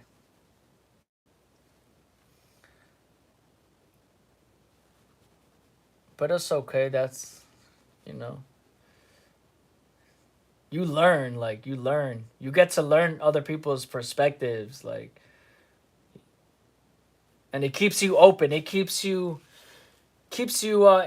it keeps your it keeps your mind flowing throughout life to to keep your eyes on the p's and q's, that everybody's not out there trying to be a saint. Like, there's some bad shit going out there, bro. Like, you go out there and thinking everybody's good instead of going in with everybody's good in my eyes, but I ain't turning my eyes for a second just cause you're a human, you know? I don't, I don't care if you practice what I practice. I don't know you as a person, what you think when you go to bed. So I'm not perfect. How the hell? You know what I'm saying? If I'm not perfect, how I'm going to think somebody else is perfect? That's crazy. And I feel like there was a point where you put your pedestal on people instead of just appreciating people. Because when they step out of that moral standpoint of what you thought was the reason it attracted you to whatever it was, and you step away from that because of that, that's probably why. Because the pedestal, nobody's perfect.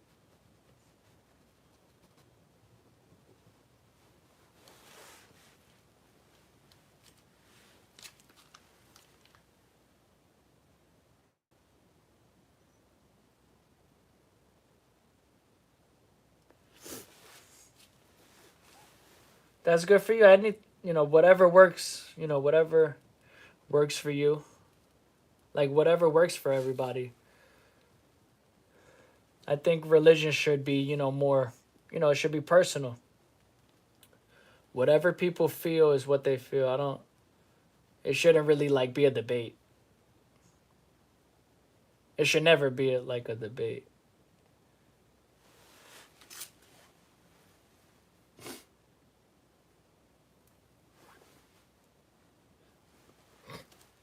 But I get it. There's things in history that, I don't know. I don't know about, look, I don't, throughout my spiritual journey, I pushed a lot of hatred to the side. You know what I'm saying? Because at the end of the day, history is always going to be history. Obviously, you're not going to take away history. But I just feel like sometimes we look at history and it's the people. I don't know, man. People, like, it's just people, man. People do things and then we demonize a whole culture for it. And that's not right. It's it's not right. For man's actions, one person's actions demonize a whole culture isn't right. Whether or not whatever's going on in the back end, like, I'm not God, so it's not my judge to say. But that's just how I feel.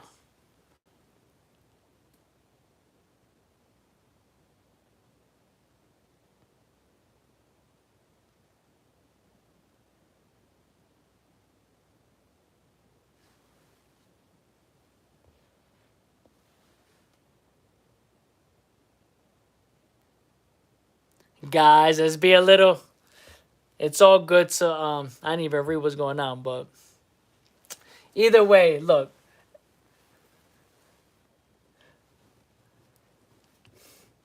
Let's bring it back to the art.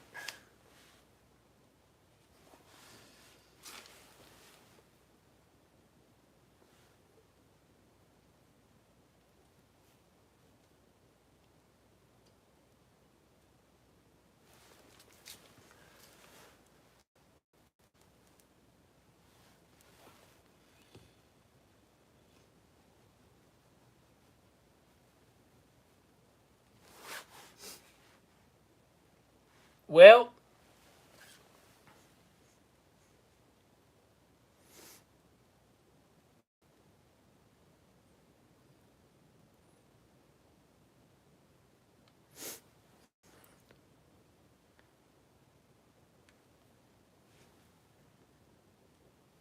I'm lost. All I'm gonna say is everybody's entitled to their opinion, but healthy argument is healthy argument. I ain't even gonna lie with you. I ain't even gonna lie. This is life. This is real life. This is.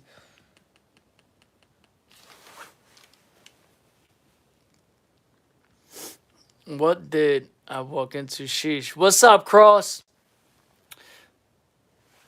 I'm just creating art. I think I think we strayed off a little bit, but it's all good. This is life. Like this is art. This is life. Like this is performance art. This is me creating.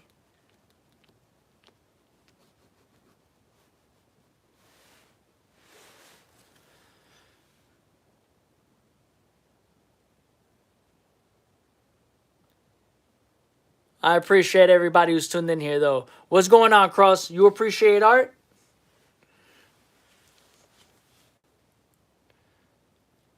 I appreciate it, Cross. Thank you, bro. I appreciate it a lot, for real. Um, if you haven't already, definitely subscribe so we can do a collaboration, an interactive collaboration on live. I've been doing collaborations on live. So I did 2 pieces on live currently where I'll draw a piece, sketch it out, and then I allow any viewer to choose the colors for that piece. And then throughout 2026, by the end of 2026, we're going to see how many pieces are done within that series. And somehow I'm going to see how I can display that YouTube interactive series in the future. Yeah, I appreciate it, Amina. New York is in the building. I love it. I appreciate you, SMA. What do you do with all of them? So right now we're just working on creating and then hopefully, getting out to collectors, people who want to collect, who want to collect art, in essence. But yeah, the whole purpose is to get it out to the world, to continue to do my part. I've been releasing a lot of my work since 2024, a little bit in the beginning of 2023. I was releasing some works prior to this, but this is when I got back into it and created a community based off of my digital paintings and some of my physical paintings, which I turned into NFTs as well. And I built a community through the blockchain, specifically. Hold on one second. Okay, specifically through Solana blockchain around 2024, and created a community through Access Protocol, which is a chain that's based off of Solana blockchain. The whole point is that I don't know if you guys are familiar with like cryptocurrency and NFTs and the blockchain and releasing artwork as NFTs, but I started getting back into that during that time and gained a lot of collectors through that space, through NFTs. So currently I have thousands of collectors who have collected my digital paintings or certain physical pieces that I turned into NFTs as well, specifically on the Solana blockchain. That's something you'll be seeing a part of my 2026 journey along with my community, which they base. So with the art community that I have currently, it's a monthly community where everybody pays a certain subscription amount and a certain token on the Solana blockchain to access that art community within that, to access my current NFTs that I release as art. So in essence, they're staking, which is another term for like getting interest off of their money every month, and they're also receiving artwork by myself that I decide to release.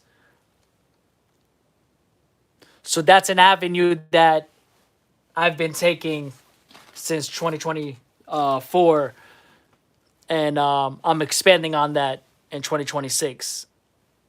I got you on a like, brother. Keep up the nice work. I appreciate it, bro. Thank you. Oh, my. Yo, Cross, what's up? Oh, man. But, yeah, I think everybody should look into that word, bro. There's so many great artists who release their work as NFTs as well. And it's just a different... It's a different way to release your work as an artist and to find a different audience who appreciates that type of medium. I look at NFTs as when Canvas was released. Artists strayed away from Canvas when Canvas first came out, and they said, "Oh, that's not a real item to paint on." And then everybody started painting on Canvas. A lot of people don't know that, but Canvas was ridiculed at that time when Canvas first came out, and artists were straying away from it. That's the same thing with NFTs or anything else that comes about. I appreciate everybody who's tuning in and appreciates art. This is a live stream where we're just keeping it real. Anything happens during this live, I'm just creating art, doing what I do. Letting the camera roll. Let me know how you guys feel about my art. If you're in here, comment, like it up. Yeah. Because I say I'm going to just put that there because we're on a mission to not say a lot. Right there. And so anybody else who needs the reminder, it's right there. If you haven't yet, make sure you subscribe to continue to experience a living artist. I have so much more work. This is just a part of my artistic process. For example, we have this large canvas here, but we have hundreds of those that I've been working on throughout the past 4 years in a new mindset, a new shift to where I wanted to build the largest body of work that most works have not been seen yet and put it all out for everybody to view all at once. Sometimes I get a little calm when I'm talking. I just start flowing and then I'm just getting calm, and it's a nice flow state.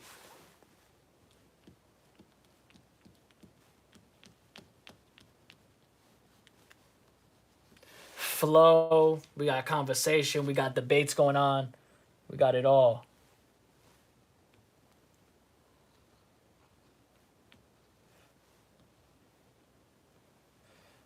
I mean, either way, that's what art is about, you know.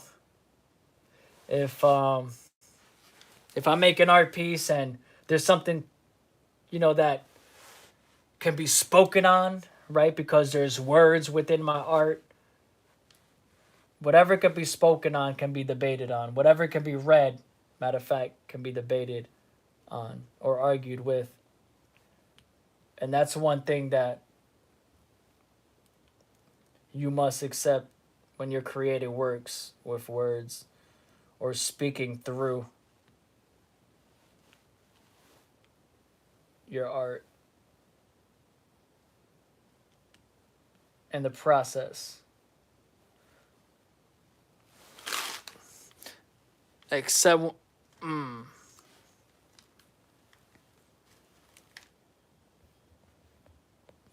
What's going on, Shallow Water? I'm more of a writer, but I'm trying to learn to draw. Yo, that's dope, Shallow Water. I like writing poetry as well.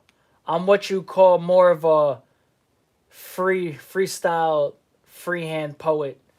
I think of poetry as my paintings or my drawings, abstract. Poetry was my first love, though. I always wrote when I was a child. Try to make like little books as best as I can. But yeah, poetry is beautiful.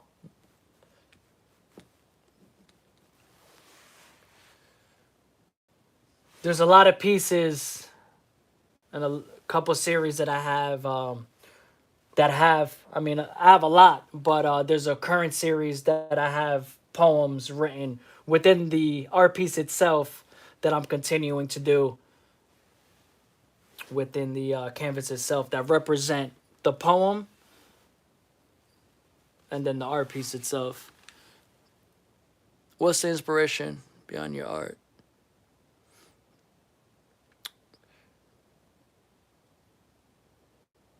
Yeah, it's just a scribble dibble. I like to scribble first and then just scribble what my mind comes out in my head.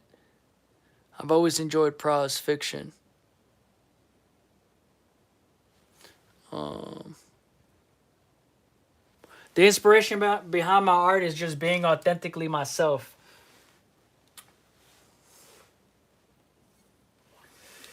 It's me working on my spiritual journey and learning more about myself as I continue to create and allowing any emotions or any negative thoughts that I have throughout my journey, learning how to create that light within my work. That's why there's so much color now. And I mean, there's always been color, but now it's more conscious. I'm more conscious with the color to show that even through depression or through any mental health issues or mental illnesses that you're going through at the present moment, that you can find something to alleviate that pain somehow. It might not fix it, but for me, art has always been my way to get through my own life and to be able to put down my thoughts and learn life while I'm creating. And a lot of times while I'm creating is teaching me about my certain experiences that I'm having. And I want others to be able to depict their own depiction of what they see. For me, it's a spiritual journey. It's my diary. And I try to create it in an original way to where I feel like it tells my story in my unique way.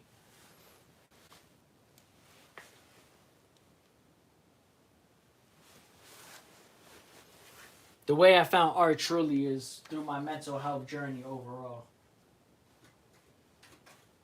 But it's the passion that keeps me going and the need to continue to just have an outlet to be able to express myself and to actually be able to connect with others when when I show it to others and other people get to collect it, or for example going on live more often on YouTube and allowing others to depict their own thoughts and see my mind and depict what they see and start to question like why am I creating this way, or start to ask the question of like why am I truly creating this way, and so I can continue to explain that process and to explain why I do certain things like the halo and writing samsara and understanding certain aspects of my art and how it represents who I am as a human. As I evolve, my art evolves. As my art evolves, I also evolve. So it's like a relationship between me and my art. It's like I put a ring on it and it said, "You've been dirty, De La Soul Child. You need to work on yourself, man." I don't know where that part came from. Chat warriors don't understand the art. That's relatable. I'm writing a slow burn book. I like depicting. Oh shit! Explain that. A slow burn book. That sounds fire. Nice. I mean, I like it for real. When I look at it, just this one piece shows a lot of character. And I appreciate that because, the thing about this too is that a lot of people always ask me, how, obviously, right? It's what naturally comes to you. Like, why do you create this, or how do you feel about this piece? And along my journey, as I've gotten into this flow state of not thinking anymore when I'm creating, you're seeing a small version of my work, right? But this is like a 70-inch piece canvas here that is a part of a larger collections of work that I have. But this is just a small section of like to express to myself that just depicts a whole story within myself that I'm trying to, that I slowly continue to speak about and try to display.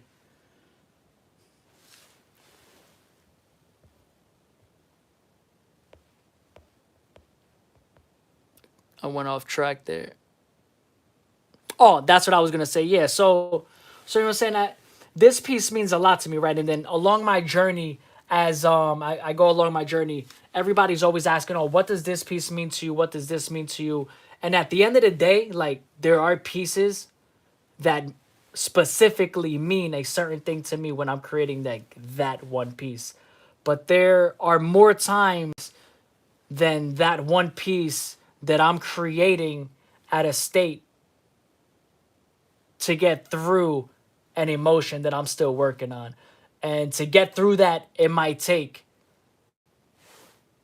10 pieces, it might take 50 pieces that are just based off of these emotions that I'm trying to get through, right? So it's a whole story that I'm able to tell through my art while learning about those thoughts that I'm having and try to depict it all together and try to take these puzzle pieces and fit them together. That's why I do a lot of these shapes, right? These shapes I started extracting from my works, right? Taking the abstraction and placing it outside and putting these shapes that represent the puzzle pieces of our life. Those pieces of our souls that were throughout our lifetime, we're always trying to readjust, trying to change things, or trying to search for new ways of us. And sometimes those puzzle pieces are right there, but we're looking so far that we're blinded that we can just pick it up right there. And if we don't like it one day, we can also take that puzzle piece and put it somewhere else in the garbage, like, and put another puzzle piece and grow from that. That's how I look at that's how I look at my emotions, when I'm trying to explain the overall emotions of my work.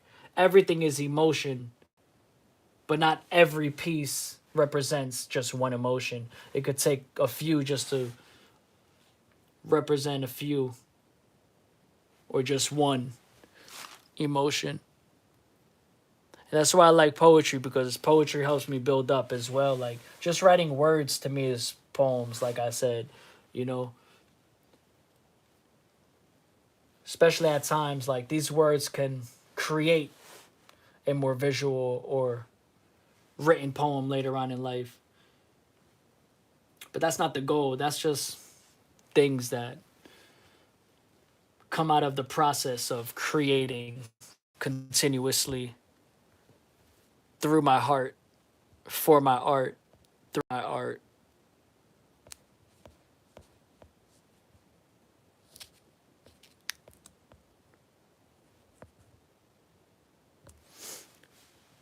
Instant gratification and quick resolution.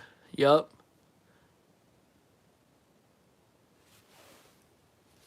How slowly spy.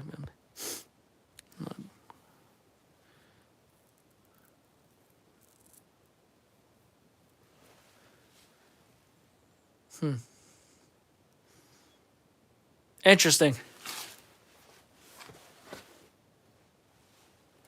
Is it poetry based?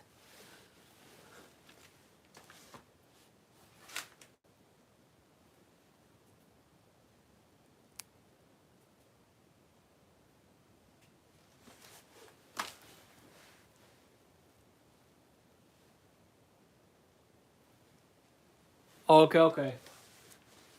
For some reason, I thought you said poetry in the beginning. But that's dope, though. I mean, I could tell it's not poetry based because you say characters, but it could be, poetry character based type story. So that's why I said that. But that sounds interesting. I've never. I'm not. I'm not familiar with that.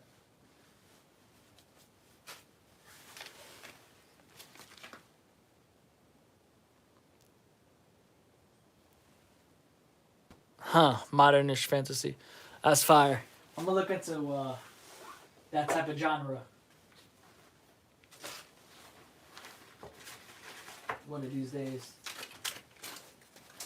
I appreciate everybody tuning in. I also appreciate you as well, Shallow Water. I like that name too, Shallow Water. So that's interesting.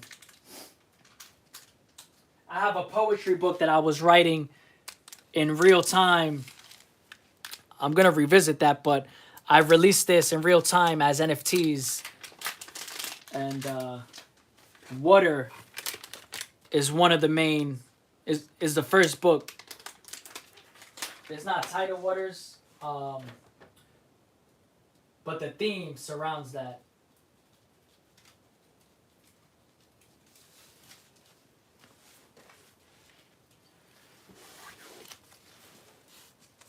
It was kind of like an abstract type poetry thing. Yeah, thank you, Shallow, for real. Thank you again.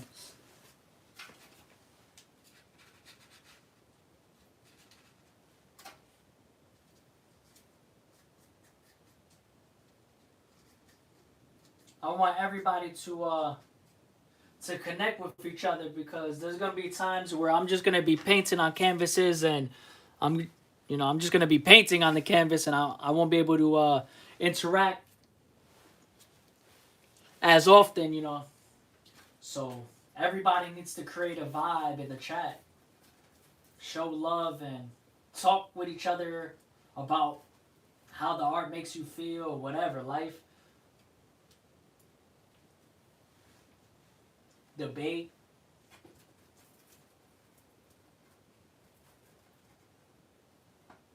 These live streams are for everybody. A visual art show, doing whatever I want to do, how I want to create art, when I want to create art, if I want to just talk and then create art. That's what I do on my daily anyway when I'm creating art alone. Like, everything's not always about tackling a piece. I'm tackling pieces whether I'm off of live or not, because as an artist, you always need your alone time. Like, these are just pieces I get to connect with you guys more, and to also show you a series that is ongoing called Dear Diary, which is based off of my immediate thoughts and emotions and how I feel at this present moment, to give everybody who views that this series a depiction of my real time moments in a journal format, which shows which gives an overall experience of my overall body of work if you've never seen or experienced my overall body of work. Yeah, the book sounds very, very interesting. You should definitely keep me updated with that, yo. If you ever get to like finishing it or something or whatever, and you remember to you remember me along that way, definitely share that on my community section on YouTube. I made it public so other people could share their thoughts, and what's it called? Can share their art or whatever, saying creative things they're working on as well. I don't mind. I will erase negativity though. Food for thought. Don't speak negatively about yourself, even as a joke. I do agree, bro. Family. I don't want to say bro because I don't want to assume everybody think, but I do agree, fam. Even as a joke, your body doesn't know the different words or energy, and yeah, I agree. There's so many times that I do, I will talk to myself negatively, and that's just my thoughts and the mind, obviously, but I have to snap back into reality and tell myself like, whoa, like that's not real. Like those are just thoughts creeping in. Definitely, that's definitely something that I learned when I started getting into spirituality through my art and creating art, right, and learning more about myself. Is that is a true concept. Like, the more I call myself, oh fuck, I'm an idiot, I'm an idiot, I'm an idiot. Like every time you start to feel like a damn idiot instead of feeling like it's just a damn like mistake. Like and you can you know what I'm saying, instead of a learning experience or whatever the case may be. And it's not always a learning thing, but it's very true. It's a hard thing to I think it's one of those things. I don't know. I don't know. Maybe some people are perfect at it.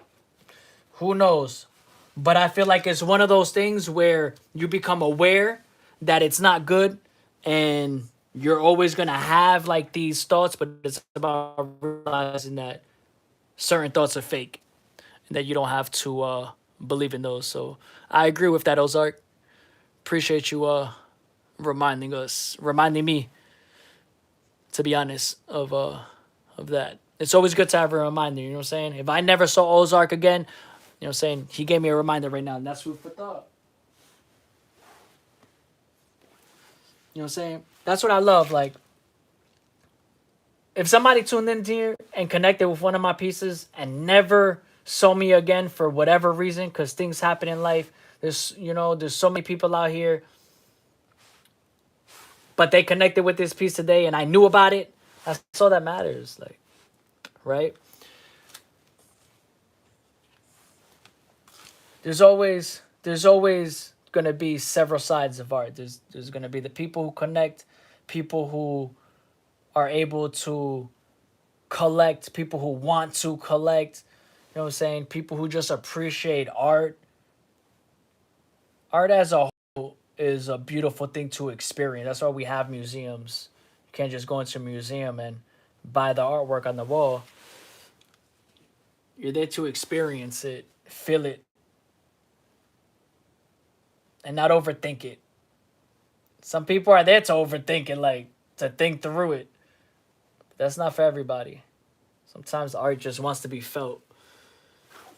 So, like, even through my story of why I create art, at the end of the day, it's about how you feel through it. I can create, but if nobody can feel it, doesn't mean I stop creating. But I look at life like your tribe is, it's like, you're not going to connect with everybody in the real world, right? I mean, in your personal day to day life, I mean, not in the real world. This is the real world. But what I'm saying, as far as it goes with art or just life, you connect with what you connect with and appreciate it. And sometimes some side comes around, life and death, life goes full circle. And when the time is right,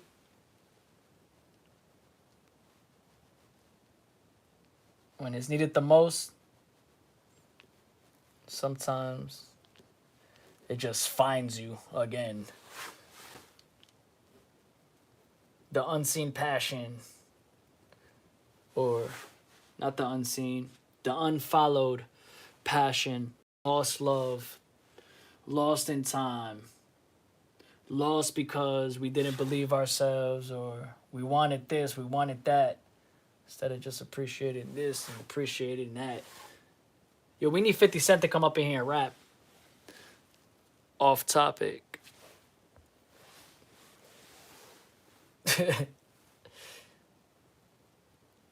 Let me tell you. What? If I could rap. If I could create art, wow. Rest in peace, Juice World was rapping, like in the background. I,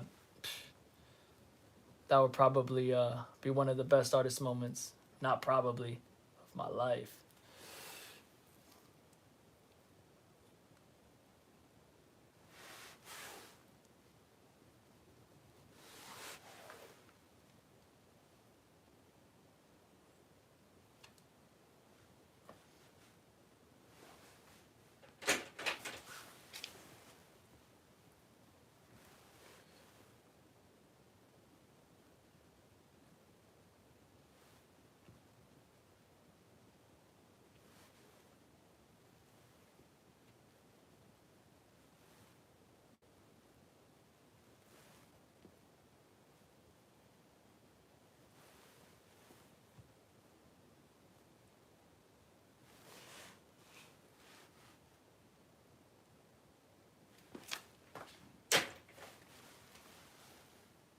Why you like Juice World? Because I connect with his mental health journey. I connect with his whole mental health journey in general.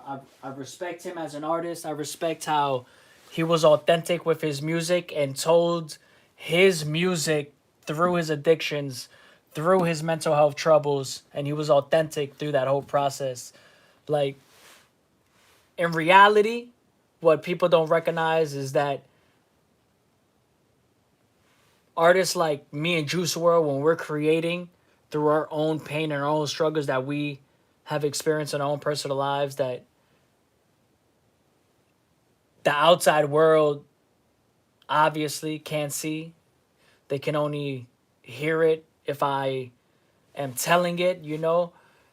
The reality is that this is always going to be more um it's always going to feel more intense for me as a human being before an artist, because this is something that really got me through a very difficult time in my life when I first started creating. Like very difficult. You know, it's easier for me to talk about it now. It wasn't back in the day when I was going through it. Like, it wasn't easy to explain why I was doing this. Everybody around me was like, "Yo, you creating art?" Like, but there was no explanation of why I was creating art. That happened later. Like, and for everybody else who didn't know me, it was hard for people who knew me to look at my work and realize that this is coming from an internal place, you know, from something that either they weren't aware of or they weren't aware of as much, or whatever the case may be, right? And everybody has their experiences, and they take their experiences for how they take it. Everybody reacts differently within their experiences. Mine happened to bring me back to a place of creation in general. So Juice World did the same thing. Like, imagine going through your own addictions and your own mental health struggles and writing down, you know, saying your pain, like I was saying. And especially for me in the beginning to say that, like, oh, wow, it looks nice, Della Soul Child, but it's like, damn, bro, like, you didn't even know that last week I thought about, you know what I'm saying, so many bad thoughts, bro, like, you know? And imagine Juice World in his situation where he's just writing through this, you know, different struggles of his own and writing through his addiction while he's a, or writing through mental health as well. Like, while you're going through it is different. It takes a different person to express yourself authentically, knowing the whole world. There's always somebody's gonna judge you once you put yourself open to vulnerability. Period. People are gonna call you weak when that same person feels too. They just mask it with something or however they do it. You know what I'm saying? The point is that's why I connect with Juice World, because Juice World expressed himself authentically, and it's unfortunate how he went. I mean, the same with so many great artists who, I was saying, who have struggled with mental health and taken their own life.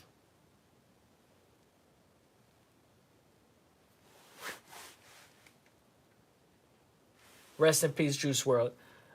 I remember making one of my. I remember in Florida making a piece based off of Juice World's song and did the lyrics on the back of the crew neck.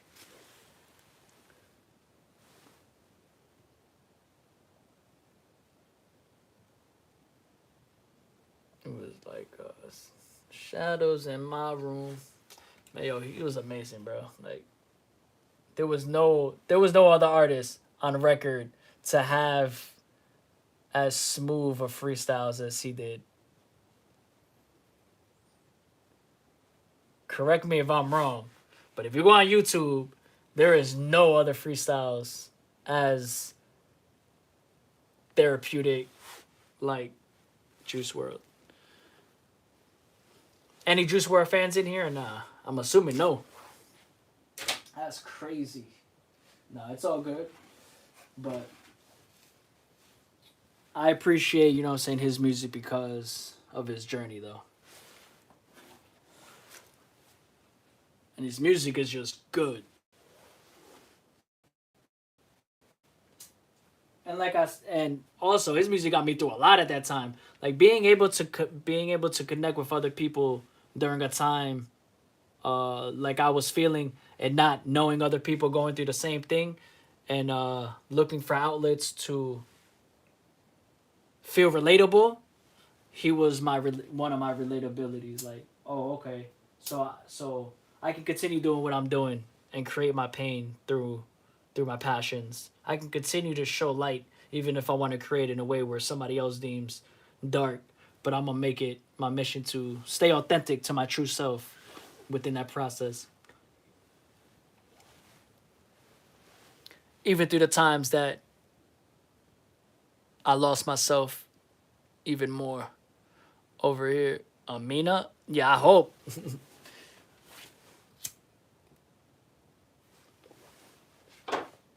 I hope everybody's doing good. Um, I know I'm going on tangents. I hope you're understanding what you know what I'm saying, speaking clearly. If you want me to reiterate on anything, let me know. I'll do my best. You know what I'm saying, this is on the spot. I feel like this is a podcast interview with whoever tunes in. So excuse me if I don't have my answers fully coherent.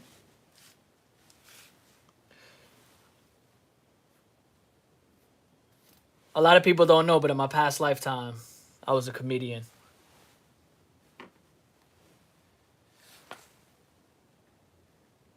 Um, I mean, you can go both ways. You can go or you can go and it's kind of annoying sometimes when you're . I'm like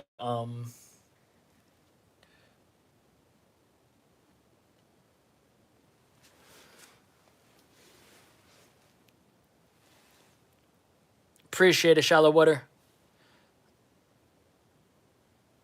I hope. What's that supposed to mean? No, I was just saying I hope, cause I don't know. I feel like if you're attracted to this type of art, I feel like you should know who Juice World is. That's a that's a big statement, but obviously I'm just joking. Like, obviously anybody who sees my art, I mean everybody who sees my art isn't gonna be a Juice World fan. But sometimes I just say things to say it. It's not really, I don't know the right word because it's not small talk, but it's just like whatever the fuck I want to say comes out my head, but it's not out of disrespect. Like,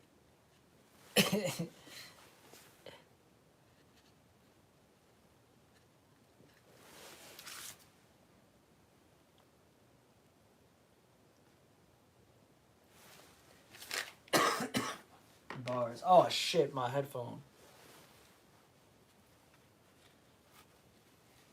bruh. Shit pops up.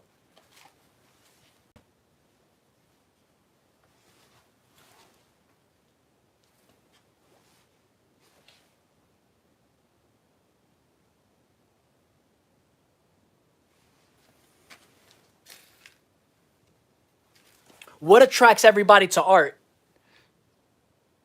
What's going on, Perfect Ranger?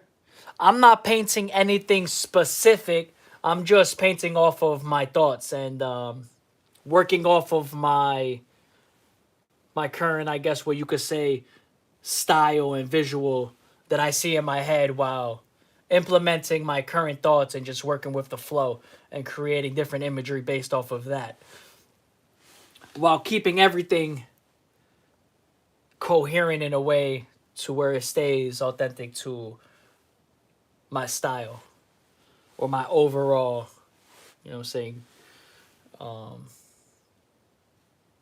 vision, I guess you could say, because visions change.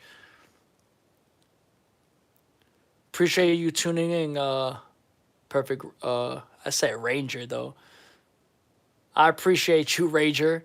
Very nice, bro. I know someone who also likes to paint. That's dope. Tell them to keep painting. He probably doesn't need me to tell him that. He's probably like already doing his thing. I did the. My brain goes so fast it takes me a minute to repurpose and get out the words. So I usually have the opposite of tangents, unless I'm mad or passionate verbally.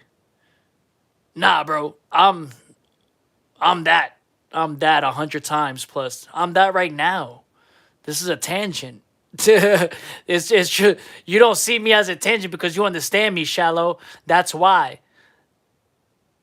There's only like people who know what I'm like people who feel me are just gonna feel me.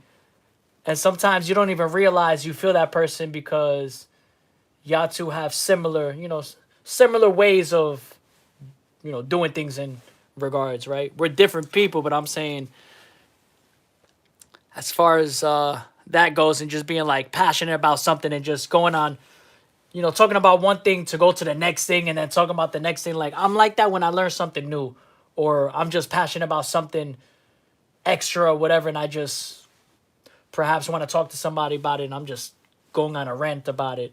And they're not understanding because I'm not allowing them to take my thoughts in because I'm just going off my passion. When you're in the flow, it just goes. Exactly. Being heavy in thoughts and then my mind pushes through. Seeing, you know what though? Like, there was many purposes for me wanting to go live on YouTube consistently in this way. One of them was to connect with, obviously, as many people as I can to be able to connect with me through my art. And then the other one was to be able to have conversations randomly through these lives. Even if nobody was tuned in here, I was already allowing for moments of myself to just speak out loud what I normally would speak within myself while I'm creating, right? To create a documentation process of just me creating and me having random thoughts while I'm creating. But in this case, while I'm live, if there's people in here, we can interact and just talk about whatever it is, about the art or whatever the conversation is. But I get to speak out loud through my art and have that voice behind certain creations that I'm creating in real time. I just love that. I love that feeling. And it's turning out good so far. Like, just being able, the conversations I have already, I already completed the goal. Like, now it's just dope to see that the flow. Like, there's always going to be somebody out there who you could speak to through your art, as long as, for example, myself giving it the opportunity to be able to speak through my art with people who decide to fuck with my art, you know what I'm saying, who connect with the art.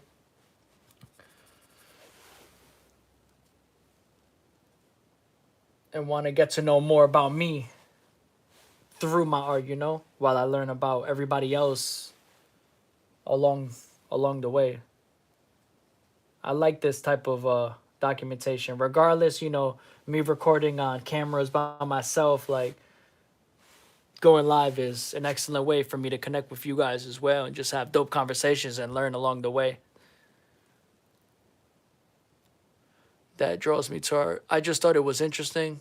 He makes money too. He does commissioner too. Oh, that's fire. Yeah.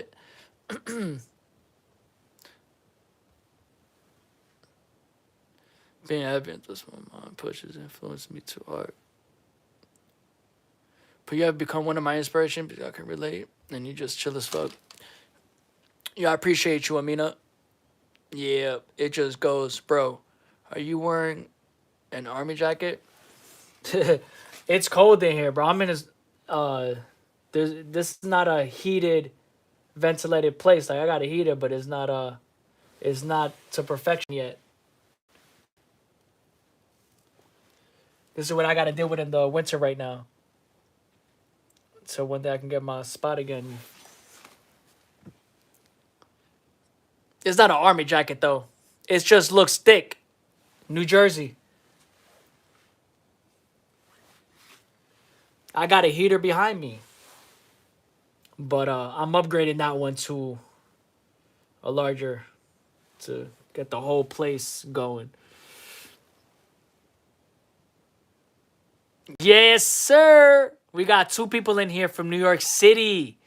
Yo, why is it always the New York people who gotta announce they're from New York? I'm just joking, fam. Amina's from New York too. I live like 45 minutes away from New York, and I plan to be out in New York more often. I left some artwork in the streets out there too. Somebody either threw it away or it's still there inside of a one of those walls where it has like advertisements. Yeah, I paint this slate all the time, fam. Every day. There's all the time. I always make room out my day to express myself. Like there's moments for me, people watch TV, go for a walk when they need downtime. I work on my body of art, and then during my downtime, I'm also working on art. I'm gonna be truthfully honest. That's how I've been for the last few years.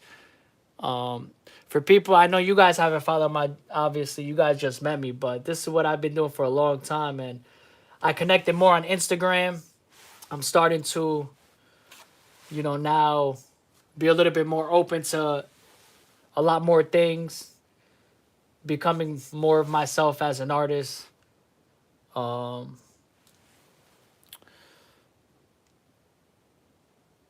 so yeah, painting this late has always been a norm for me, especially with the type of jobs I've had in the back in the day as well. It was always the time that what's it called? Time alone, It's the time that I have alone.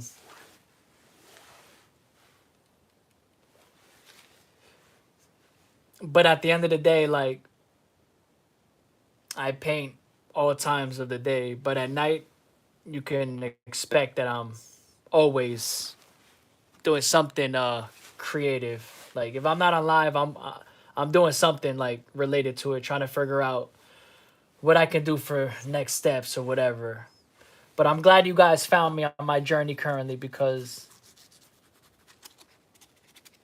this is a different part of my journey. This is the beautiful side. I feel like this is the flow state. You know, I just hope to continue to become a better individual through my art. You know what I'm saying? A better artist through everything. Shout out to y'all. Y'all the real MVPs. I appreciate you subscribing. Rager. Stay raging. Yo, South Carolina. I was just in North Carolina in 2020. Beautiful out there. I would love releasing the game. Shout out to the game. The snow hasn't melted yet. Hell no. It's icy. Yo, this is the most snow that Jersey has got since 2016. And I lived in Florida for the past 6 years. I've been out in New Jersey since my place got flooded out in Florida. And then I moved back here. Now I'm back with my family and everything. What's it called? For like 6 years over there. And let me tell you, the cold here, psh, oh my Lord. After living in Florida, after that period, damn.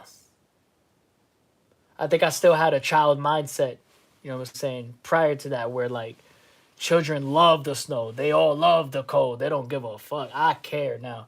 But now I've gotten used to it. I have no choice. I have to create. So I made a way. This is the only time I will endure in the cold this long But it's like I'm not freezing though. Like I'm good. But it is cold out here. You could see what's it called? Air as well sometimes. That could be two types of air, but you're gonna see air.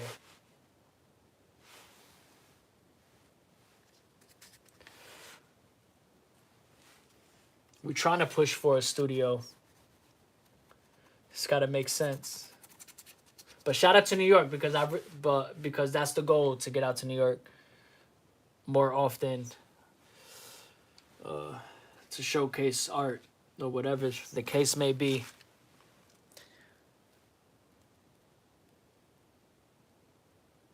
Yeah, yeah, man. The snow is crazy.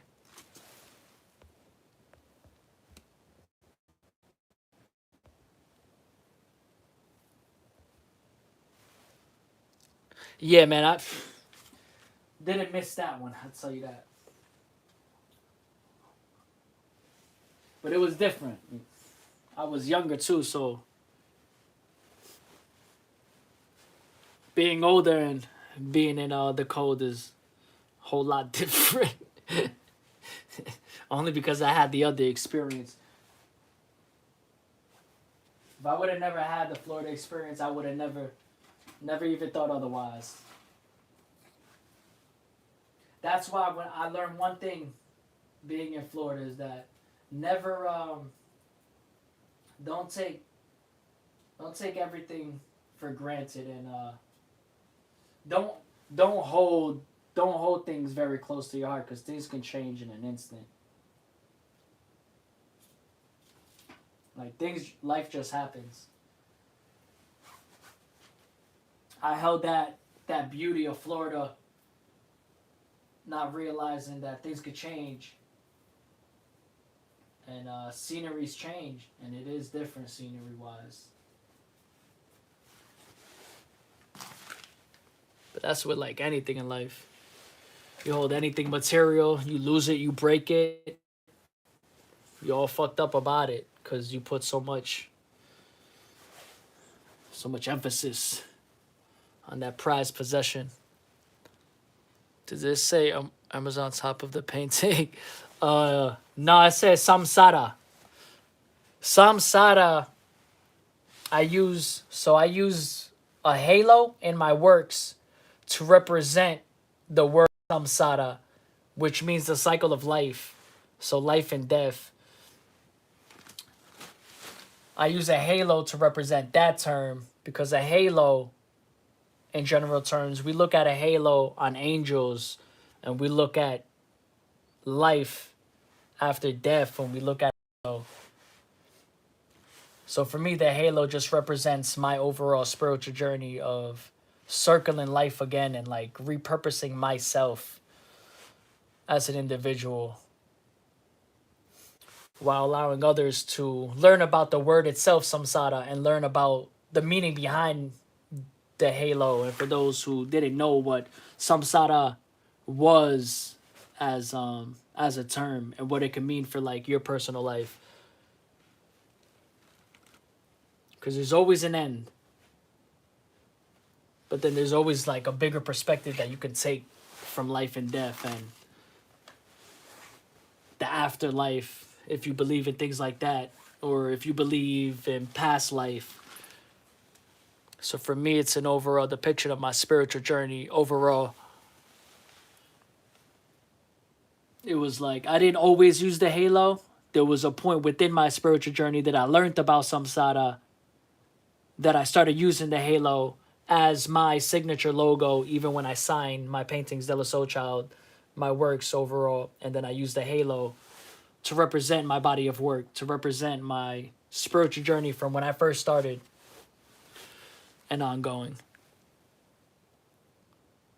I'm chopping down. Wait, what? Oh, never mind. I'm reading it wrong. We'll borrow.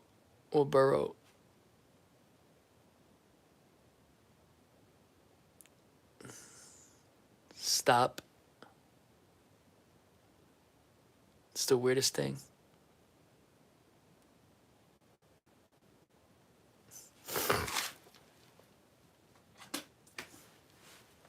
I appreciate everybody tuning in. Appreciate the love. If you appreciate art and you haven't already, make sure you subscribe to continue to experience a living artist.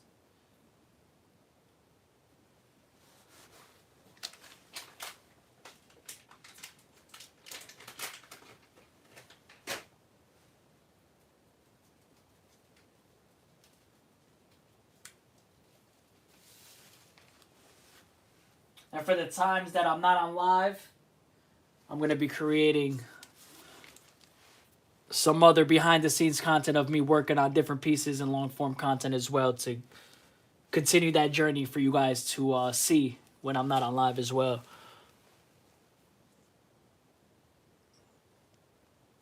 It's called life. Life isn't perfect, and nor is art. You good, Amina? Do you, Amina? You know, I think, the beautiful thing about this world anyway, and that's why like, it is what it is that in this world, people are allowed to say whatever they want, right?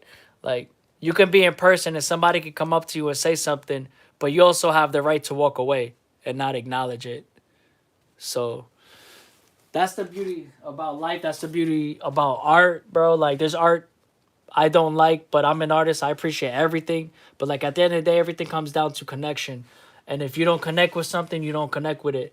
But when it comes to, you have to take like it into perspective. Like, let's go into examples. If you just met somebody and they're speaking about one thing that they just saw from you as an artist, can you really take their opinion? Not really. Like, you can't really based off of anything like that. Now, have you had somebody who's looking at your overall body of work for many years and somebody really has something to say? Still not going to stop me personally, but you take things into perspective. Like, who is the person in your life giving you criticism, like, or saying things that they don't know? Yo, Samuel, what up, baby? Oh, shout out to Manhattan. Yo, shout out to Manhattan. I love Manhattan. If you catch me, I'm just letting you know, if you catch me in New York City, you will be getting some hand painted trading cards, artist trading cards, because I'm pulling up there with hundreds of trading cards, and I'm gonna just be walking around just handing them out to anybody who wants art. But they have to want art. Like, if they walk away from me, they're not getting it. They gotta answer my question: do you like art? If they walk away, no art, bro. That's that. That's my new thing starting this year. But also, I plan on going to New York as well and painting live on the streets and offering some pieces for sale as well. Some wearable art pieces, some whatever art piece that I feel like, and just showcasing it, because I feel like I've always wanted to do that. I'm back in Jersey, different time in my like journey, whatever. So hopefully we can build up the whatever it is to do whatever we gotta do. It's all for the fun of art, for the beauty. This guy, he said, I'm gonna pull up an all-nighter at you.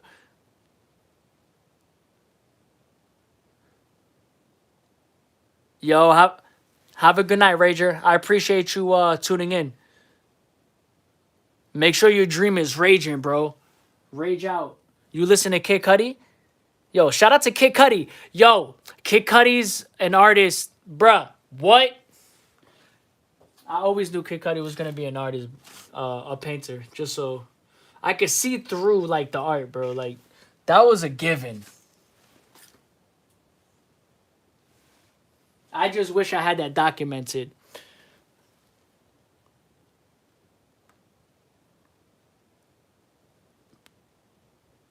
Shout out to Rager. Shout out to everybody who's tuned in. Shout out to Sammy for tuning back in. He said he's not going to sleep. Yeah, honestly, Like I really want to go to. I mean, that's the next goal. That's the next step. Like to do that, and Jersey as well to because this is my hometown.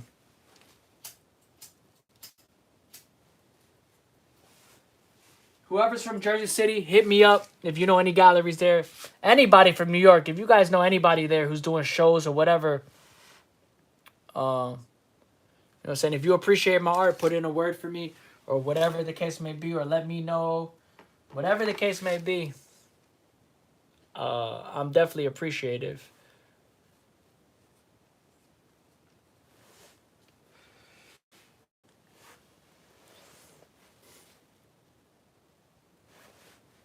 There's a lot of other things I'll be looking for in the future as well. Through connecting with many individuals on live. Anything's possible.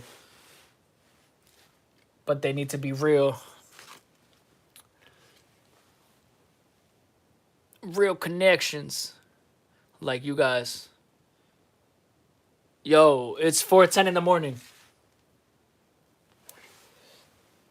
Thanks for reminding me. Perfect time. I love 4 a.m. There's a 4 a.m. has a place in my heart.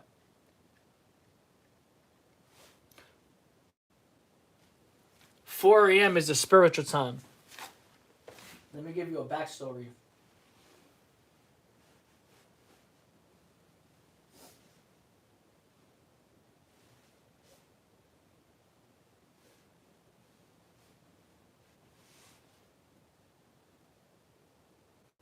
Yeah.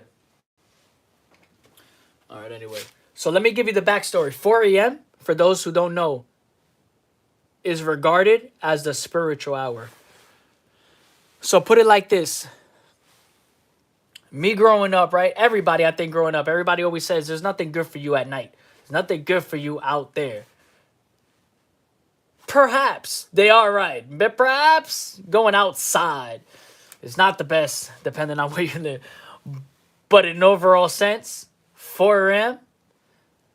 in a safe zone, hey yo, is regarded as, I make myself laugh. My bad, yo. I told you I'm a comedian in my past lifetime. Is regarded as a spiritual time. Monks usually are waking up at this time to meditate through this hour. This is just always. This has always been regarded as a spiritual time. That's something I learned through my spiritual journey. So now I look at the nighttime as a light, a positive, rather than most people look at the nighttime as like this dark place. So you can't sleep. What are you dealing with? But maybe I'm dealing with something, but that's none of your business. But I also see the light at 4 a.m. too. So it's all about perspective. Or when 19, when is them, I think. It's 6 a.m. Yo, it's 6 a.m. over there? Yeah. And then I'm going to go to work later. But that's, you know what I'm saying? That's the secret side of me. I don't want it to be the side of me. It's the struggling side, like, mentally, rather.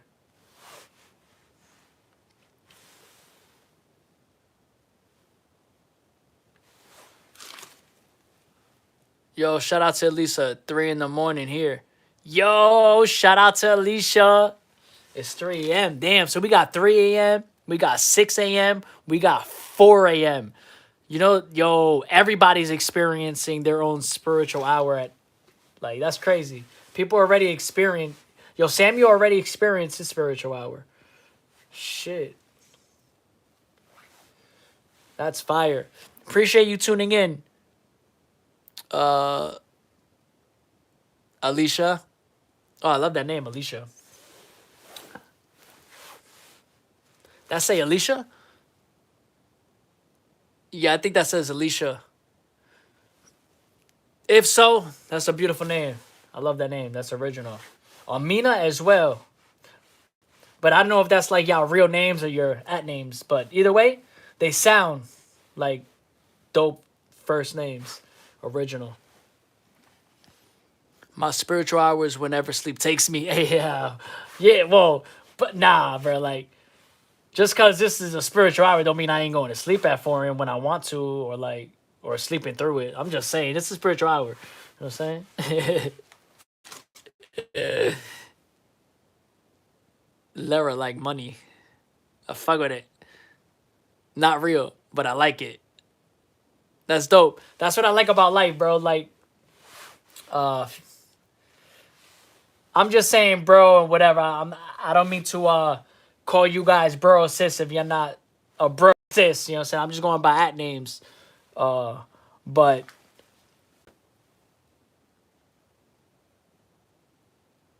family. Yeah, I think it's what was it?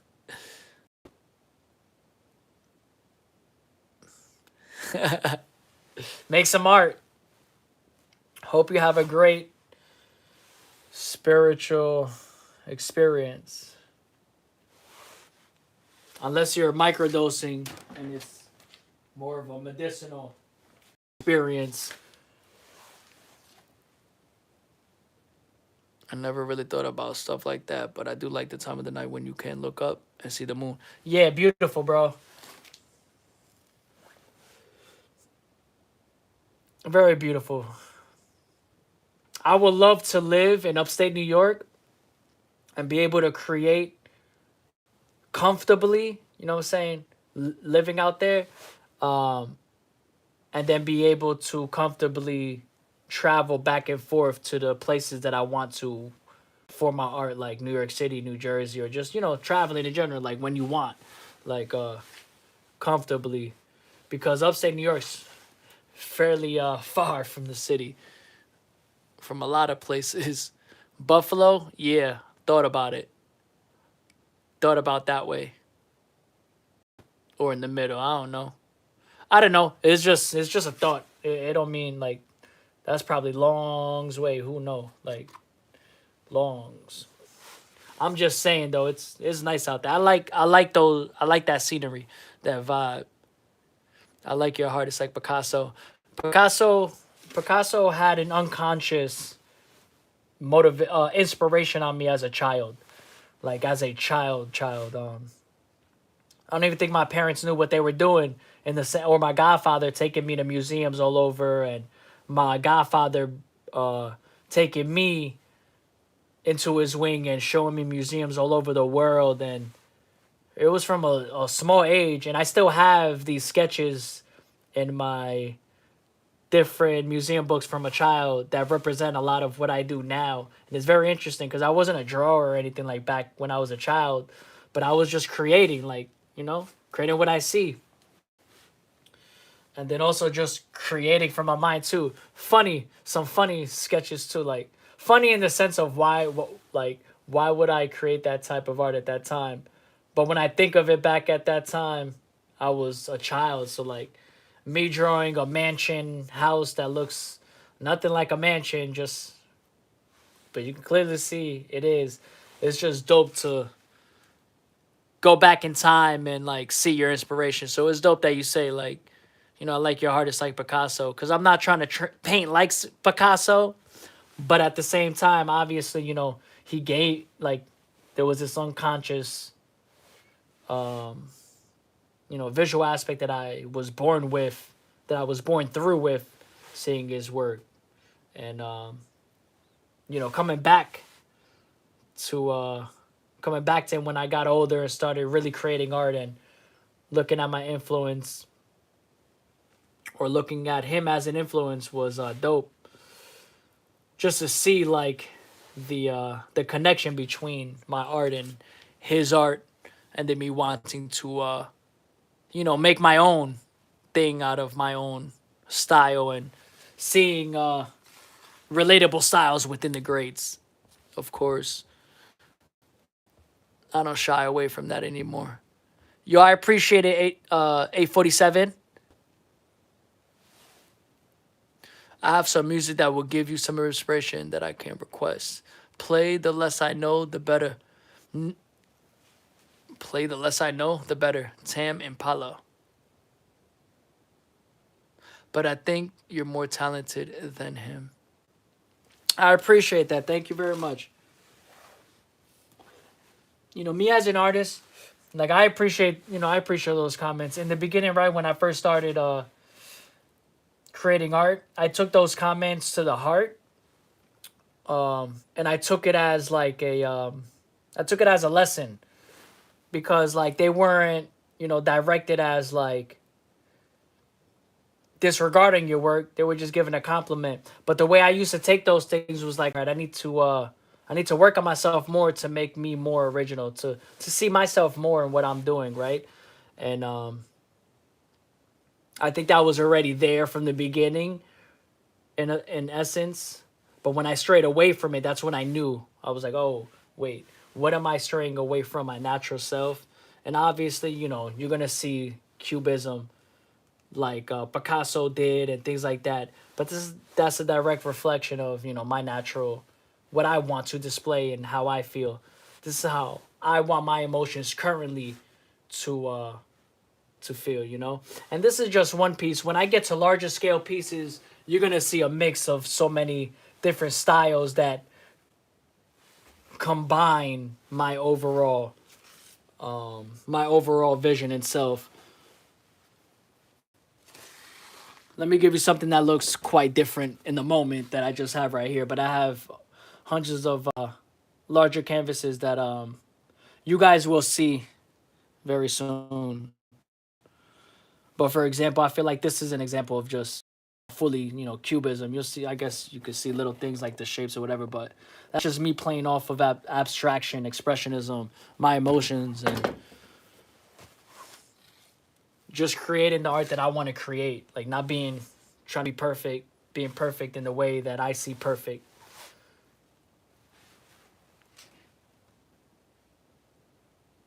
Takes a lot of it to draw abstract art.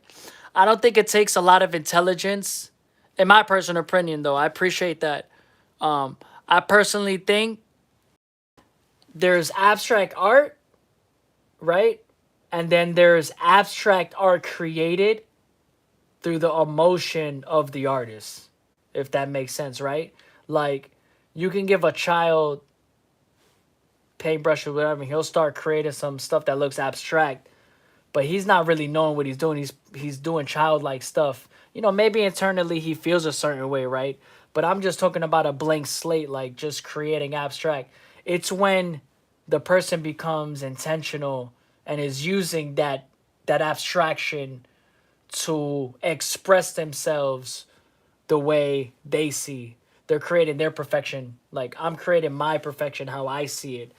That's like that that's my version of abstract intelligence, right? Because anybody can create art, but what's the purpose of why you're creating it? And it doesn't always have to be a crazy purpose. Like you can create beautiful art and it could just be dots everywhere, but there's a meaning behind it in the sense of that's your perfection. You created it the way that you wanted it to be visually appealing, and I can see hundreds of work that represent that, and I know that that's you and that's how you want to see the world, and that's really what it comes down to. You know that's the beauty of abstraction, is that the intelligence part, finding that intelligence aspect through your abstraction. I feel like, and maybe some people will tell me, well, no, that's not how I create abstraction, whatever. And that's perfectly fine. Like, I think everybody's way of going about how they go about the art is, if somebody's way of going about art and they have a different form of intelligence going about their art and it wasn't the way that I explained it, but it's their form of intelligence, that's beautiful too. But I just want to, if you explain it to me, I'll better understand it that way.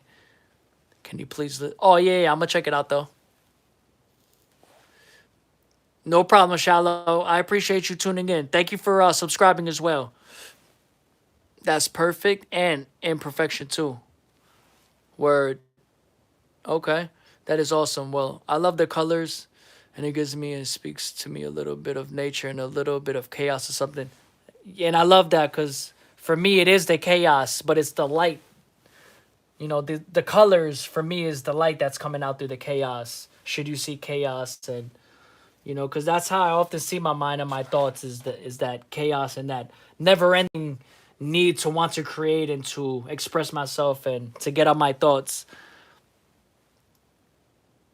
But it's beautiful because for me at the end, like through the chaos, there's moments of transformation for me, learning through that chaos. And hopefully others like yourself can find the peace of mind that helps through a certain chaotic moment of, you know, saying of your life or whatever the case may be. Yo. All right, let me see the song again.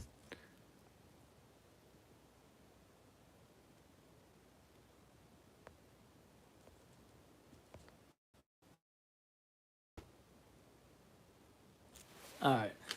Don't let me come in.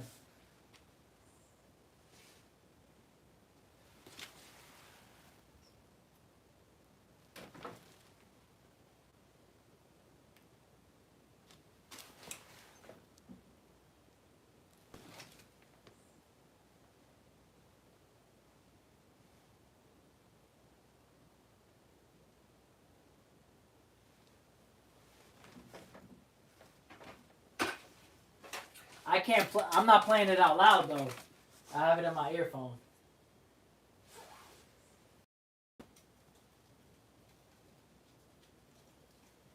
You better not play me.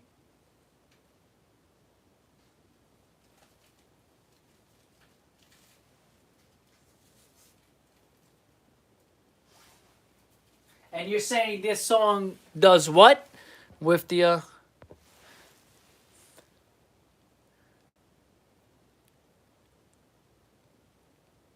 Yeah, and that's why art was fundamental in my expression phase, because where I couldn't write, you know, poetry to express myself, art came into play.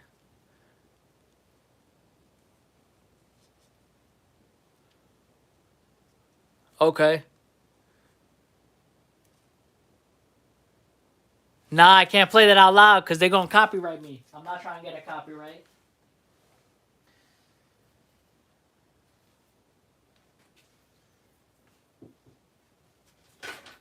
I'm playing it. It's a vibe. It's a very old school club like vibe. I like it. I imagine this is what artists used to vibe out to when it was in the club back in the day, drinking martinis and looking at art and making art. Blue one right here. This one that you got, it looks like he might be mad. I think he thinks he's got something to say to somebody. Yeah, he can't play music on YouTube. Yeah, this one says I have something to say to the world, you know? Sometimes I feel like people are doubting me behind closed doors. But at the same time, there's so much that I have to do to be able to show as many people feelings of art, to be able to connect even more. I like all types of music. Rap, hip hop is my main genre, but recently country has been a on repeat a lot. So country music, rap, hip hop.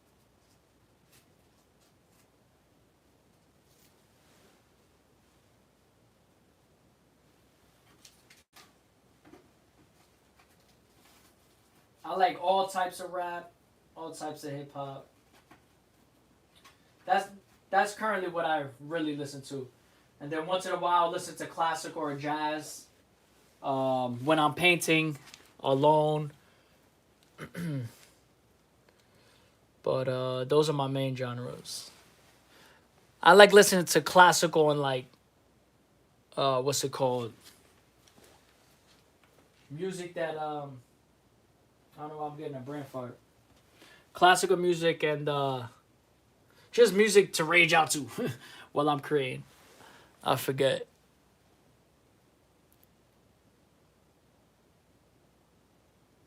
Yeah, go ahead. You always make sure you got a plan. Just stick to your plan. If you need to change your people, places, I know it's really hard. I have.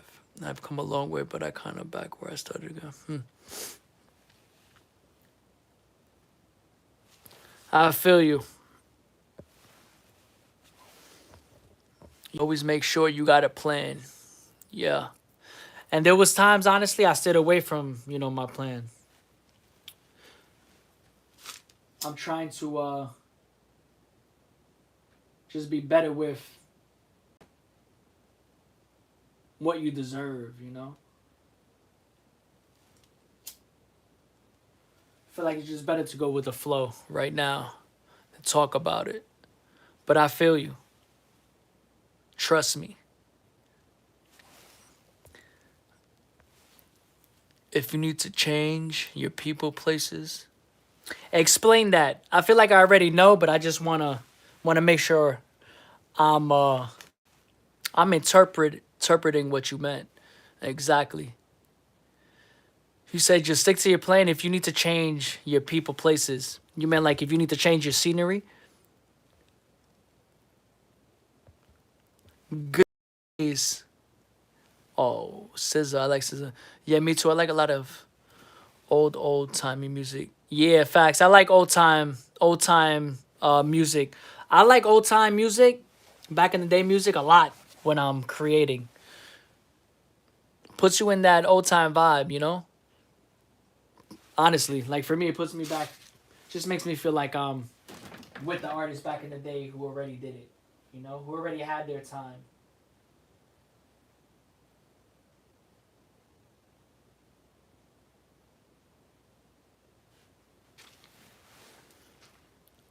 Hold up, let me see. Thank you. I figured you would. Yeah, trust me. Yeah, to me, I like a lot of old timey. Oh, I just read that. Have you heard "Hate It or Love It"? Oh, I love that song. Good days.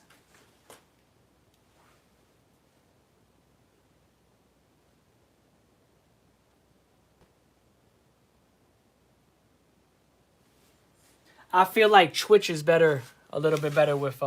Usually I'm multi-streaming, but right now I'm just streaming on one. Once I get that set up correctly again, it's just not the vibe right now. But I notice over there I mean, they still copyright it, but you still can push. Actually, I'm lying. You got to use uncopyrighted music, but I have pushed it, but I can't do that anymore. Okay, I see you, Jersey. Why you said I see you, Jersey? Back old habits. Bro, I grew up on 50 Cent. 50 Cent was the first concert that I went to, and my parents brought me. It was Get Rich or Die Trying, bro. My mother didn't know what she was getting herself into. I say this story, only a couple people know it, but I'm sure it's gonna get out there more. But a fight broke out, and she was crying her ass off. My father was there too, and he was like, "Yo, calm down, they good, they good." Yo, she didn't know what she was bringing me to. She just thought she was bringing me to my favorite artist and being a great mom like she was, but she didn't know she was bringing me to 50 Cent's early stages of really getting it down. Like, people was fighting at his concert still. Like, I remember that one. We was in the back grass. Probably got like the best, the most affordable tickets while we were on the grass, and that's where the fight broke out. Because of course it's a grass field, bro. Like, I mean, that's what happens. I have never met someone who knows. That's crazy. Everybody should know who 50 Cent is, even if they don't listen to his music at this point. Moshing ads.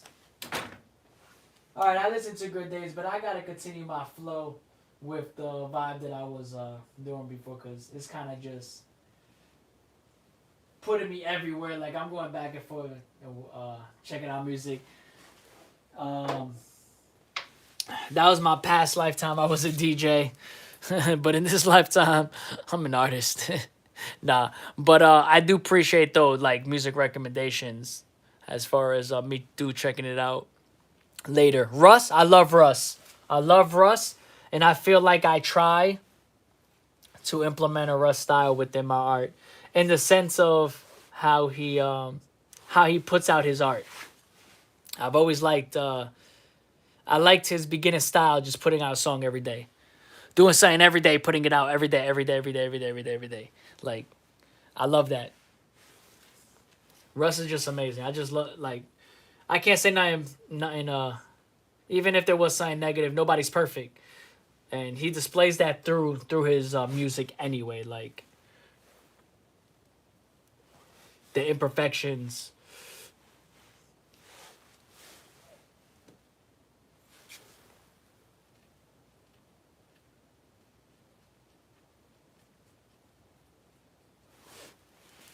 But yeah, I love Russ.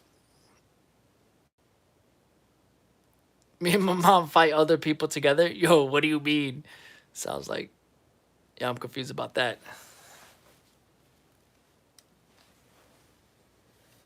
Shout out to mom. She's a real one.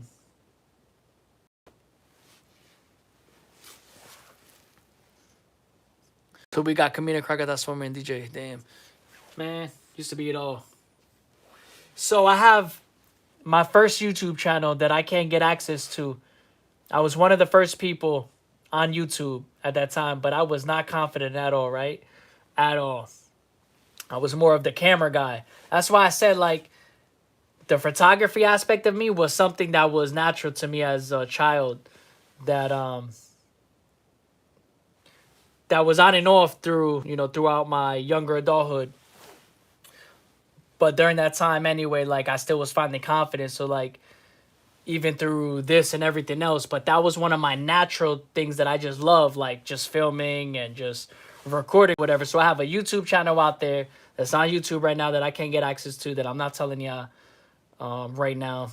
There's no point anyway, bro, because y'all gonna also check it out, possibly subscribing. There's nothing to subscribe to because I can't get access to it.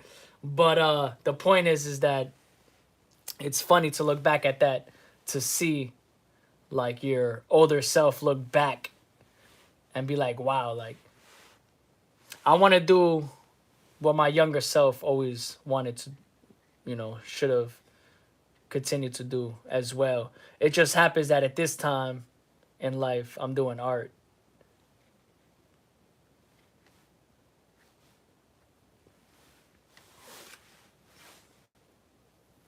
18 year, I think that channel was 18 years old.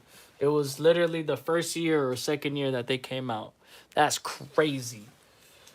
Like my man, I remember my uncle was on there. He was making money off of YouTube for a while. Like I don't know why he never kept with it, or I don't know. But he was a part of inspiration as to why I got onto YouTube at that time. I just looked at it from a different perspective at that time. I was a child. But now everybody understands YouTube and social media. Like, I think social media was the best thing to happen to all creators coming up.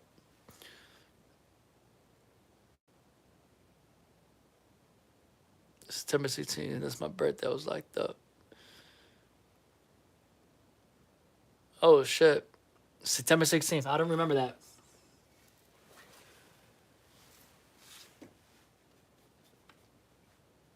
But that would be a song to that would be one of those songs. If I got locked up and that song had come out, that would connect with me too.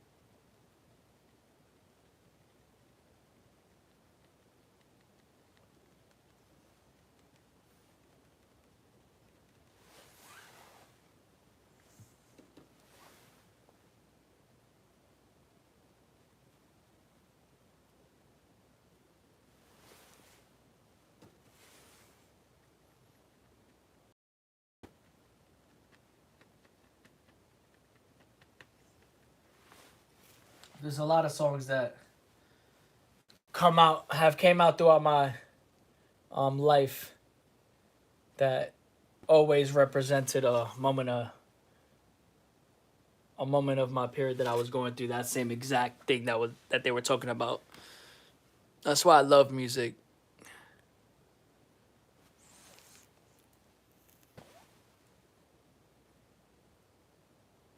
Yeah, that's a mix.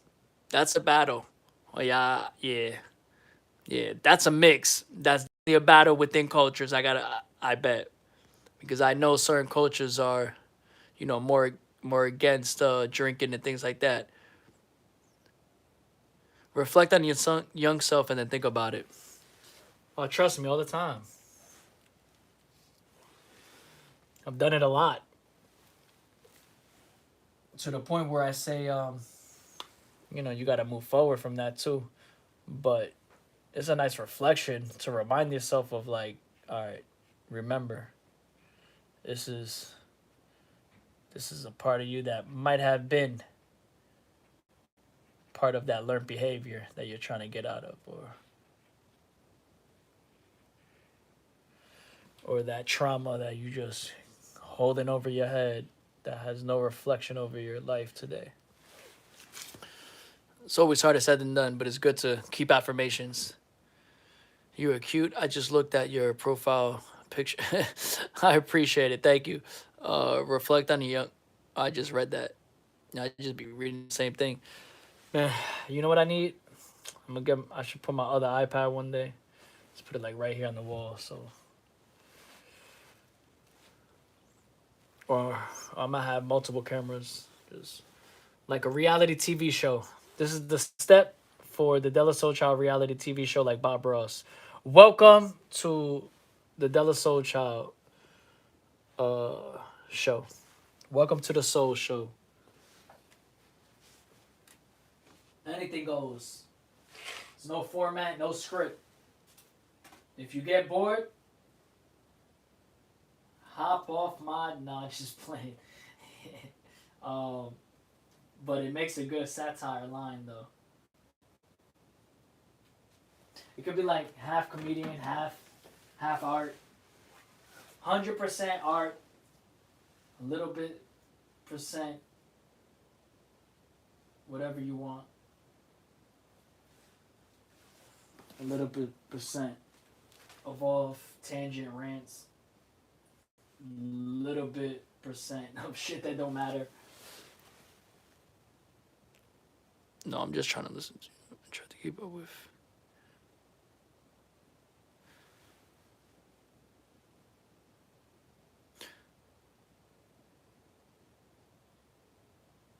Okay, okay.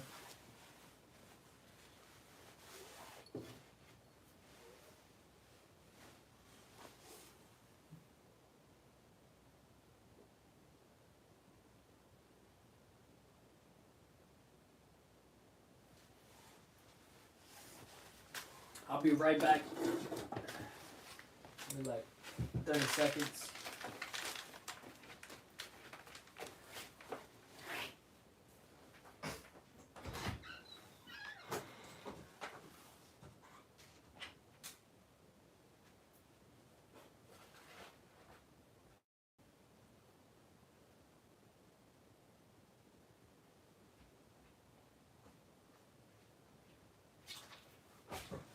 I'm back.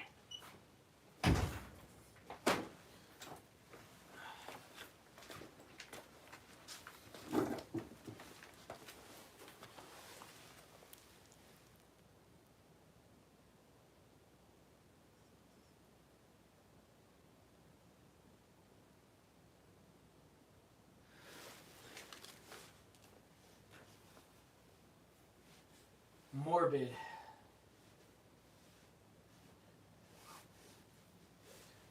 Have no clue. You mean disturbing? I'll be honest, I can relate to that. But I think that was probably just you. I could be wrong. getting out how you felt at that time. Maybe something in your life was, you know, rubbing you the wrong way, and that's how you took it out. That was like your art.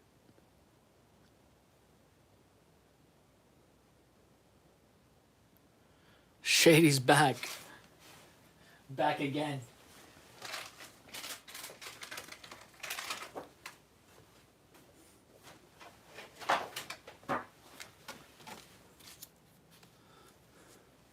Just cause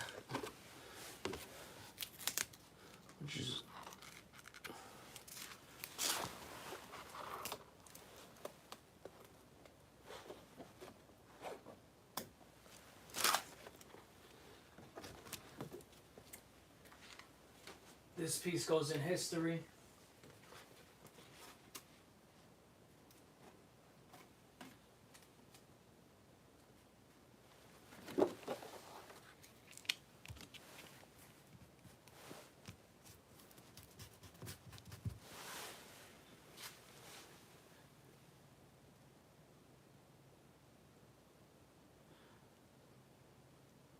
You've always been a writer and bullied. Interesting. I've never had any bullies. I always got along with people. Nah, see, I feel like back in the day for me, it was more verbal based. Like people just didn't know how to control their words. Like, but I guess maybe I allowed it.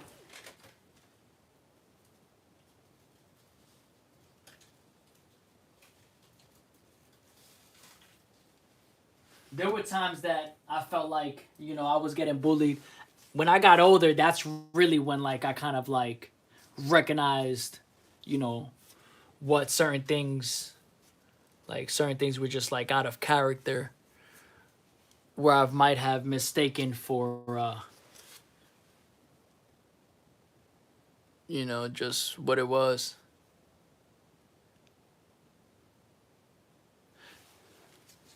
I feel like when you're unconscious about that, like I was, you bring that to you kind of bring that little energy into your adulthood somehow to fit into certain scenarios, and that's when you start to realize like, oh, that's because I used to let this happen, and I used to like. It's just interesting going through life and realizing that bullying is not the way though.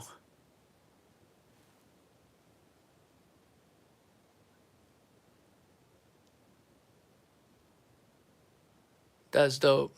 Yeah, people always liked me. The thing is that I just feel like when people joke with people or say unhinged things, in a joking manner, like, and it's not funny, and it's to hurt you, even when you're playing around, it's like at the end of the day, a lot of times it's not funny to the other person, and they're not taking it like that. But I had a what's it called? I had a big heart though, and a strong, I had a strong personality. So like, I think those were just like things as I got older. I saw those little things and just I think it's good to recognize that you were oblivious of certain actions of other people, so you don't allow it to happen in your adult life as well. 'Cause adults can get bullied as well. Like bullying really is just a word to explain verbal abuse, really.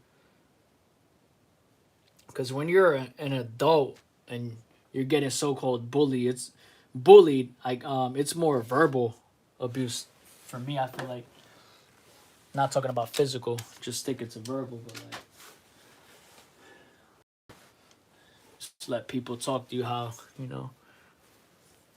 bully you into situations.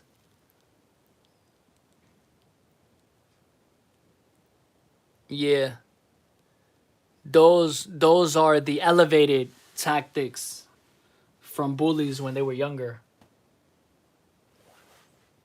Now, I haven't analyzed it that far, but I think we could say in an overall stance that sometimes those traits come out from people who were bullies or did bully things when they were younger out of the need for control. And when they get older, they learn what manipulation is and everything else, and they just become a form of all that, and they become everything else that is elevated from bullying.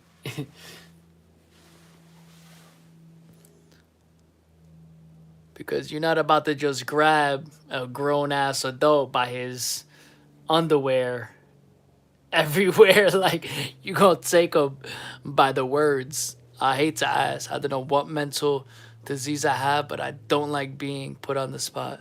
So that's why I'm asking. Do you know what?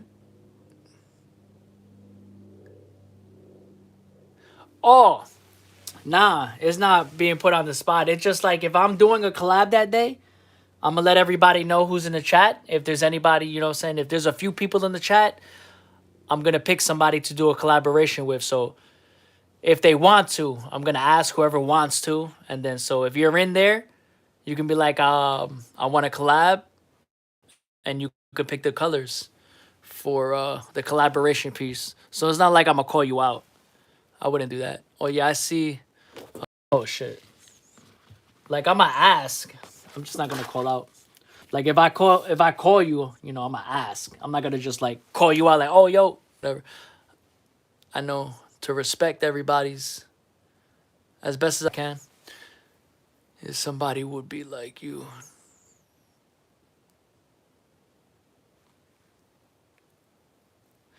Yeah, somebody would be like you know, well, if you are jealous, so you know you shouldn't be jealous, well, you shouldn't be put in a situation to where it makes you jealous. Oh, yeah, if I see a pattern that I recognize, I am away from somebody.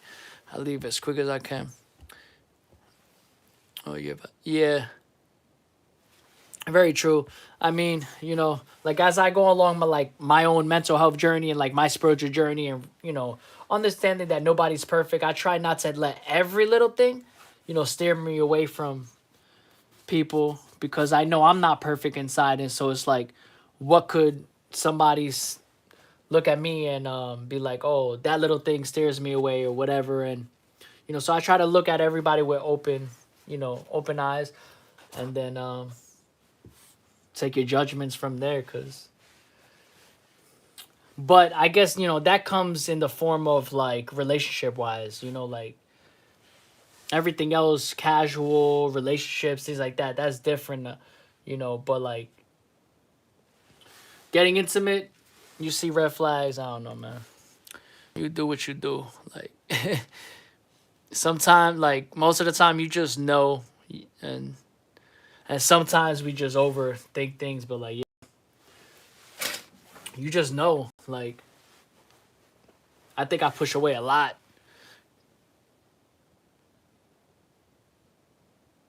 Nobody wants to what's it called? Go through other people's situations in life. I think that's it's not easy. You gotta respect everybody who's in relationships. I feel like that's hard. That's not easy. That's not easy at all. Respect all parents who's in the same relationship.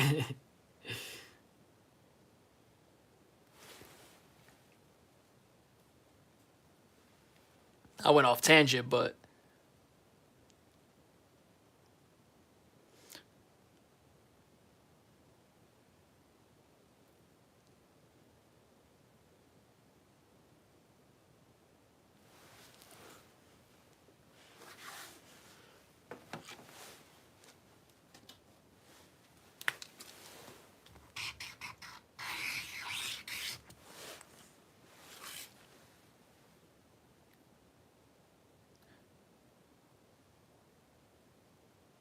explain that again. It's so crazy though, cause I really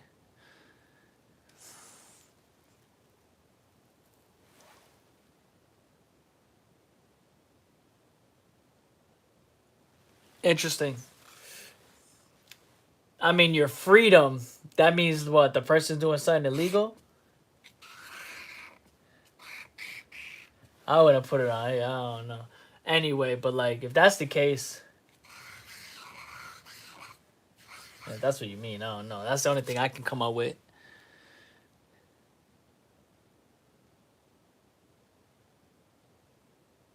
Respect is a big thing. Yeah, respect. That's really what it comes down to. With any type of, I mean, understanding and respect. But I don't think, I mean, everybody connects with what they connect with. I think it's good to show empathy where it needs to be shown, and that's it. It doesn't need to be overthought.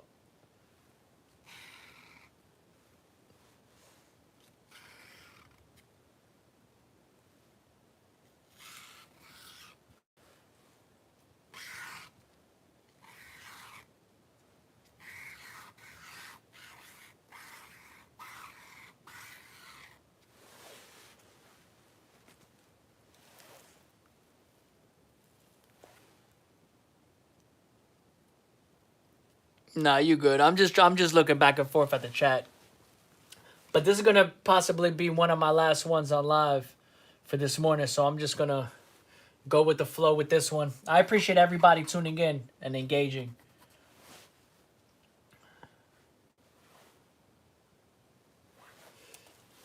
and just having conversation.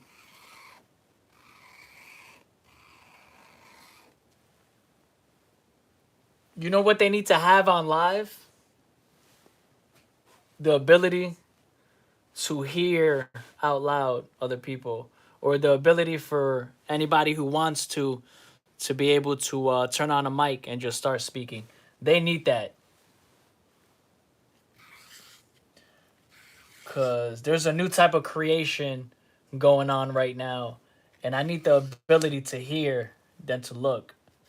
It will be a better vibe, because sometimes I just want to there's gonna come a time where, a lot of times, this is just the beginning stages where I'm gonna just be in a flow, going back and forth. It's gonna be a reality. This is already a reality TV.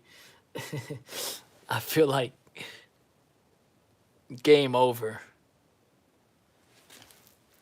Yo, what's going on, Eve? Nice to see you back. No problem. No problem, Amina.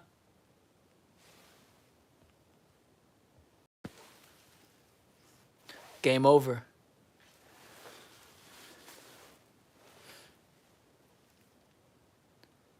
Shout out to Eve. Wait, what do you mean game over? Are you saying game over because of what I said? I think I get it. You just, yeah. Alright.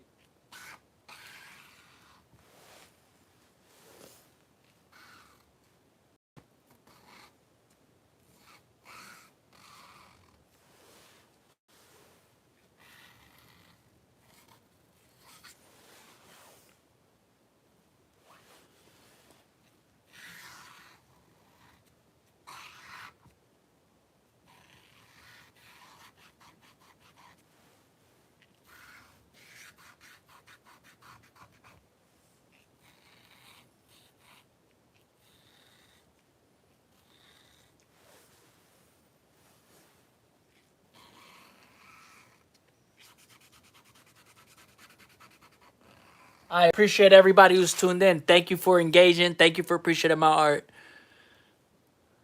I meant you was right about what you asked me. Oh, okay. Oh, never mind.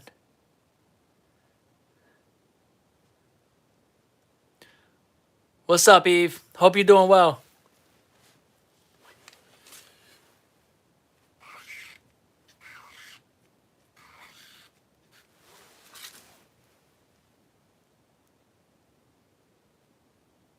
Yo, what's up, Nick?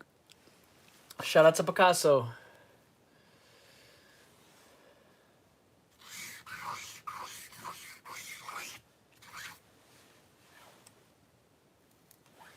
But we're creating them so.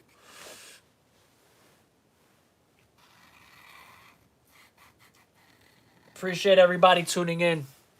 If you want to see my larger works being created behind the scenes, make sure you subscribe, because this is the time to experience a living artist. If you appreciate art, I appreciate you. Yo, the tip fell out.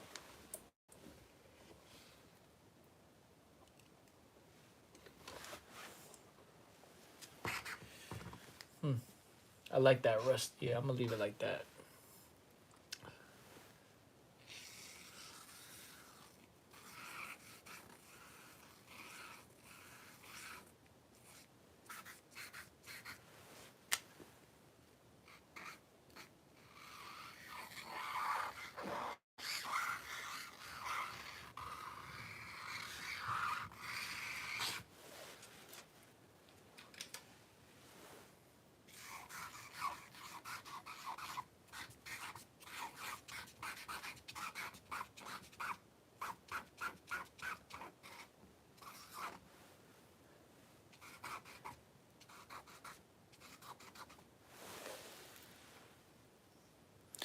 Do people call you Picasso a lot? Honestly, people are starting. I'm just starting to hear that now, like a lot more. I do hear that throughout my. So Picasso and Basquiat is what I hear throughout what I've heard throughout my lifetime. Um, but I've heard more originality than comparison. But on YouTube, thus far, I've been seeing Picasso, which I can understand. But people are coming in with they see Picasso, but they see a different style of Picasso. Like they see something else. But you're gonna see Picasso in anybody who's doing cubism within whatever work they're doing. But you know what I'm saying. Cubism wasn't owned by Picasso, and in reality, now, and I'm forgetting off the top of my head, but Picasso was one of the um, drivers of Cubism, but there was an artist before him who was doing Cubism. Both of them were like, one of both of them were doing Cubism at the same time. He just got a little bit more, that worldwide uh, recognition for that Cubism movement. There was a lot of artists. But I like to tell people too, like, it's obvious that you know, growing up around Picasso's work and seeing his work unconsciously, it had an effect within my mind. So when I started creating, it wasn't like this at first, but there was a lot of elements that had, I guess, that cubist like feel on top of my abstract and everything else that I put into the works. And then along my journey, everything that I put into here is my intention to be original to myself, to be able to express myself how I see within my flow state. You did any of these pieces on different canvases? Yes. Yes, I have. I have a couple of jean jackets inside. I'll pull those out for the studio one of these days.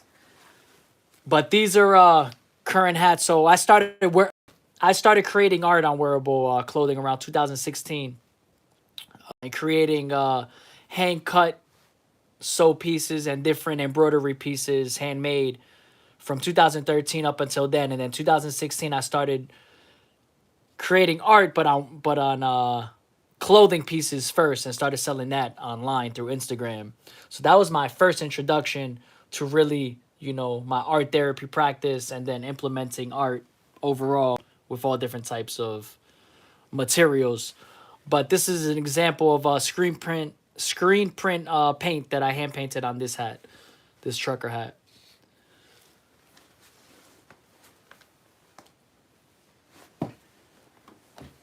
I made like 6 of those, but I gave one out to all of my family members. But I'm gonna be having those. Those are available for commission as well. That I'm gonna have ready to made on my website relaunch as well. And then I have these that I was just working on for personal. That I'm planning on cutting and sewing that into a bag, into a personal bag, and then I'm gonna go from there. If I like the vibe, which I know I'm gonna like the vibe, But you know what I'm saying, once I make that official and like, you know, make it how I want it to be made, then I'm gonna offer commissions based off of that. But I'm gonna offer ready to ready to buy first, along with commissions along, you know what I'm saying, with that as well, like being made. So it's gonna be two different ways to be able to get wearable clothing again for myself. That's the way I started. That's the way people really started connected with me on Instagram when I first started creating art. The first day I created my first wearable piece in my room in 2016, I sold it in 4 hours on Instagram to somebody in Newark. And it was titled Yay, based off of Yeezy and the Bear. And it has some abstract in there. And then I hand distressed the crew neck. That was the moment where I was like, oh, okay, I like this. Like, that was just a moment it sparked. Like, this is more than an art therapy for me. Like, I think I can connect, you know, with other people who really connect with my vision. And then later on, I started finding my art therapy practice shifting into taking this more serious, into painting on canvases, paper, and all the mediums that you'll see out of me as time goes by and you get to learn more about my art overall. So I've been working under the brand thecreatehouse.com. I was selling pieces under that. So my progression with wearable art and fashion has progressed over the years. Like, I started with some names back in the day and I sold it under those names, or at least under that structure. So it started, let me just give you a little behind history. It started like with handmade accessories I used to call Rebel Class. That was like a name I used to go by. But then it started shifting into handmade clothing around 2016. I called them Reconstructed at Night. Hence, working at night, where you see me working at night right now into the morning, that's when I was creating all of my works and getting out my thoughts and things like that. So then it shifted along the way. 2020 came and I shifted everything to thecreatehouse.com. And I was selling clothing through that during the pandemic. And now everything's just elevated and I'm ready to, you know, put certain things out in a way where I see fit now. But that's basically where my overall journey has been throughout my wearable art and fashion designing along with my art. Like, my fashion really is one of one with me and creating like on canvas and everything else, because that was my first love, you know, say with my sewing machines and things like that. Eventually you guys are gonna see canvases like with my clothing sewed onto the canvas. Like, there's a lot of things in the future that I'm gonna elevate to show that part of my journey within my canvases that you'll be able to experience in a new light later on in the future. That's gonna be something that's gonna be happening later on that I want to elevate into.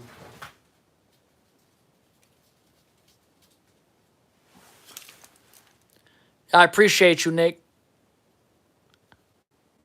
So basically, yeah, for the longest, I just take commissions and sell ready to wear pieces that I make. But like the stuff that I just showed you now, that's elevated work. Like that's growth right there. Like, now everything is different. You know, I approach art and design intertwined, but also differently, in the sense of like why I created the Create House. When I was working on that during the pandemic, I had my wearable art clothing that I hand painted. Then I was making separate art collections within digital painting based off of just a theme. And I would put out different graphic design t-shirts that were just based off of like a digital painting or artwork that just based off of a design theme that I thought about, that was consciously made for that clothing piece. And then I had my wearable art clothing, which everything is a representation of my overall art. But now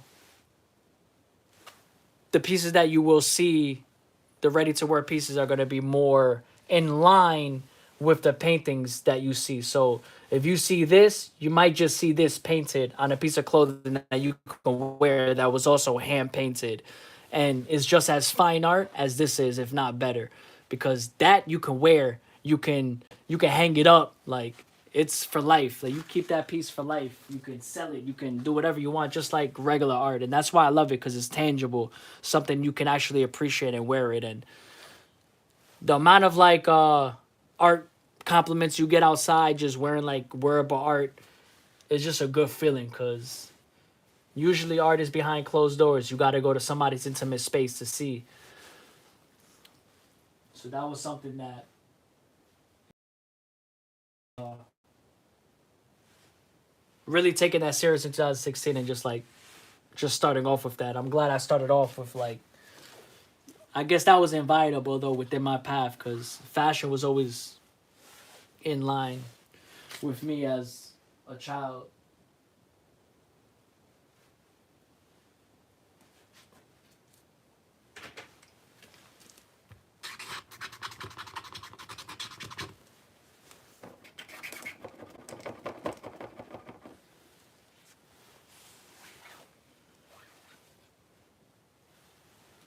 You guys just met me in my flow state. I appreciate everybody tuning in. Um, Branching out, expanding, leveling up. Exactly, Nick. So to be honest, like, and I don't like to talk about it like, I don't like to talk about it consistently publicly, right? Because it's not, for everybody to digest. The main thing to digest for everybody is my art and what they appreciate and don't appreciate. But for me, in my journey now, I'm looking at that business aspect, that part, because at the end of the day, the only person who could take me to different goals of mine, or just different achievements, I have to do it myself. I can't depend on somebody jumping out the sky to be a secretary. I have to implement and continue to learn as I go on, and be everything at once, and create. My main goal is to create my story through me, like not wait for somebody else to create that for me. So this year as well is the year that I plan to open up my full LLC, Della Soul Child Enterprises, and hopefully turn that into my own art enterprise, and just taking my journey into my own hands, and allowing the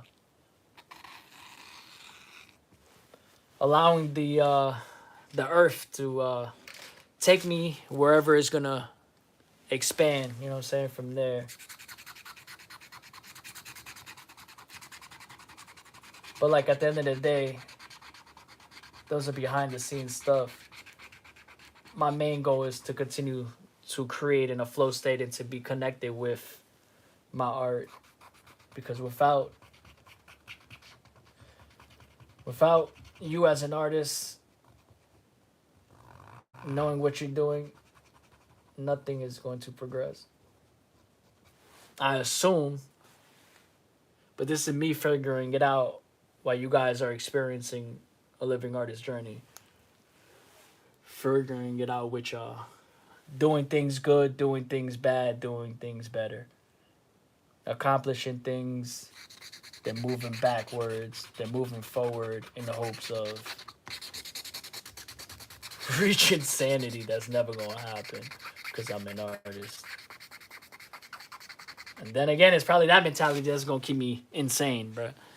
Nah, we just well said. I'm going to subscribe. Appreciate you. Now, what you got to worry about if somebody trying to steal your ideas? Now, I already had that in the past. I've had people create. I remember creating a hat. Instead of him buying it like he wanted to, right? I guess I don't know. I don't know if they wanted a handout, but they had a lot of money or something. I'm quoting quote or whatever. Like they ended up sending me a picture. I've never had this happen ever since after that, But since then, I've seen, you know, things or whatever. But like, I've never had actual somebody send me a picture of the same hat that I created to be malicious. Now that one was like, yo, this guy, he never kept creating art. He just really wanted the hat. So I guess he thought him painting the hat would justify having the art. I guess like I don't know where that. I've never heard such a thing, but I would never call them out like, you know, whatever. But that's my story, and that's what happened. uh, it's funny. That's like going to Walmart and buying a print of Picasso or something. And nah, that's not like going to Walmart. That's like printing your own Picasso print and then justifying that that's a real print of Picasso. Printing out your own print. Yeah, everything is De La Soul Child. You're gonna see me active on Instagram as per usual. Like I said, this 2025, I needed a step back from social. I needed to expand mentally in a different place. We're in a different time zone, just looking into the future rather than the present, because that's what matters. And creating my story. Because when you guys see the full depiction in my eyes now, everything, my body of work, there's nothing to question. Just continuing a journey that I've been doing for such a long time. In the sense of throughout this year, you're going to see hundreds, probably into the thousands, all together on my website as I'm putting everything together as a full body of work that you'll be able to experience and like be able to get to know me more as an artist and just where I'm coming from. De La Soul Child. So all social medias are De La Soul Child, just in case like if you was trying to connect. Instagram is De La Soul Child. Facebook is De La Soul Child. Twitter is De La Soul Child as well, but with an underscore. I don't know who has my original Twitter one. It's not even possible. I don't even know. I got everything else, but I don't know how Twitter, somebody back in time, was able to get it. That made no sense. But no other, I don't know, bro. I would have never been.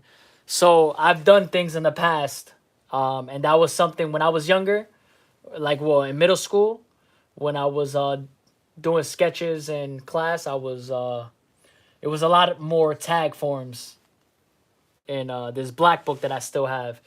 Those are things I'm going to show as part of my journey before like I even consider myself an artist. Like I didn't consider myself an artist at all. I guess that at that point it was just me in class bored and doing things or whatever. But that's where it ended really. And then, you know, gradual things until I really started creating every day and becoming one like with art in general. So like, you know, there's elements sometimes, you know, where like I'll start doing my lettering or whatever, like whatever, you know. Uh, but it's not a main factor. So basically, a lot of graffiti, when I first started making a lot of my work, a lot of it looks like graffiti, like grunge type wearable art. So it has that graffiti vibe, and everybody's always told me that. Stipple artwork? Was that stipple artwork? I feel like I know what you're talking about, but I don't say that word a lot. I've never, yeah, stipple. I've definitely heard about it, but I have no clue what you're talking about. Explain.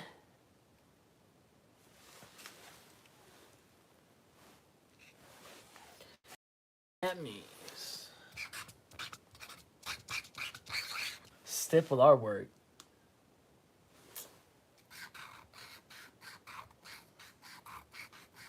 I don't know why. Why do I feel like that's something I should know? Like a bunch of dots that form a picture. Oh, that's why. Okay, yeah, yeah. No, not exactly. I think I've experimented like with digital paintings, not based off of like a whole digital based off of that form. Um, but probably like, doing things, abstractly, but nah, never truly in a stipple form though, no.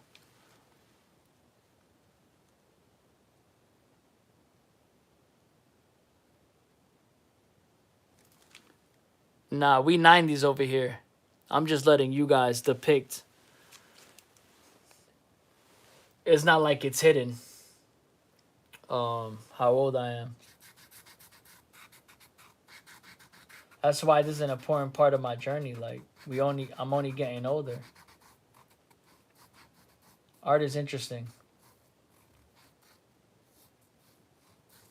I always love hearing the stories of the doctor quitting being a doctor and becoming an artist. Although it's a different journey for them as an artist at that point because it was a doctor, but the point is that it's amazing different, type of journeys you can have.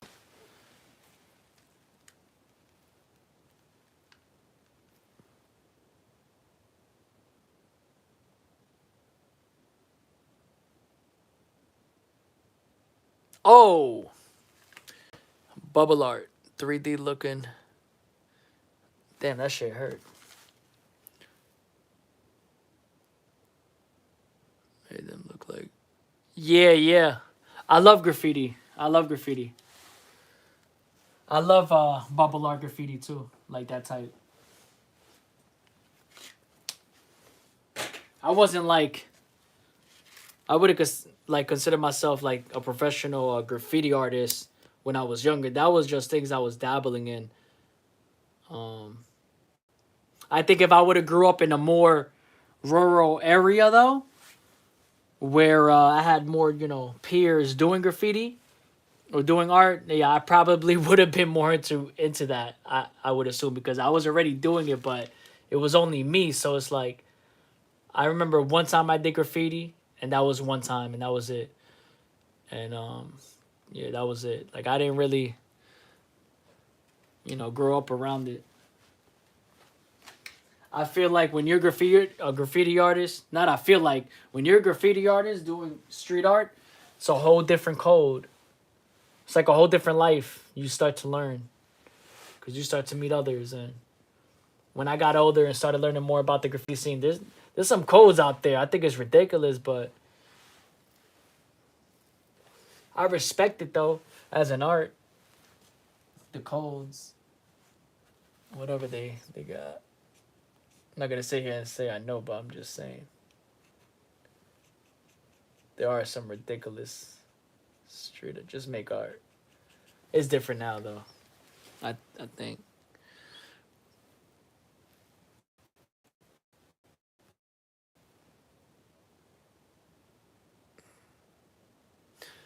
Trying to tell myself that. You want to know something? I don't know. I noticed today, but there's so many. I feel like a lot of the people. I wonder if they should do a research study. Matter of fact, on this, I feel like there's a lot of artists, a lot of late artists, their industry, who are known, who have lived a very long life, due to them creating art and just keeping their vibe young. And there's an artist now. He's like 99 and he's known in the art world, and he's just one of many artists just like him at that age living such a long beautiful life like that. And somebody correlated it to being an artist and just staying in that creative zone, that freedom state. Yeah, good night and a good shower. Get my day started for sure. Have a good day. Appreciate you tuning in for real.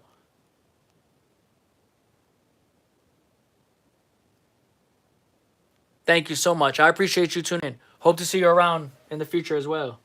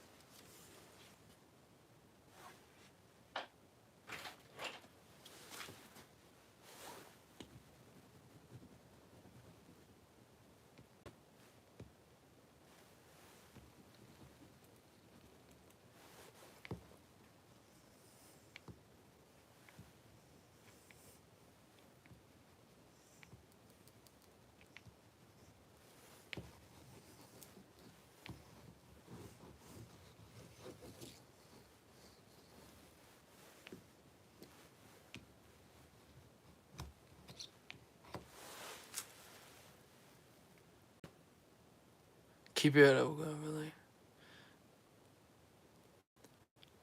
Keep your head up, okay? I feel like you're a real one. I appreciate that. Thank you a lot.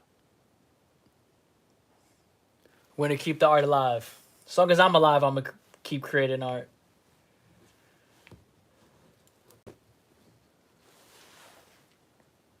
I'm not dead yet. So if you haven't subscribed, make sure you subscribe to continue to experience a living artist. Because I'm not dead.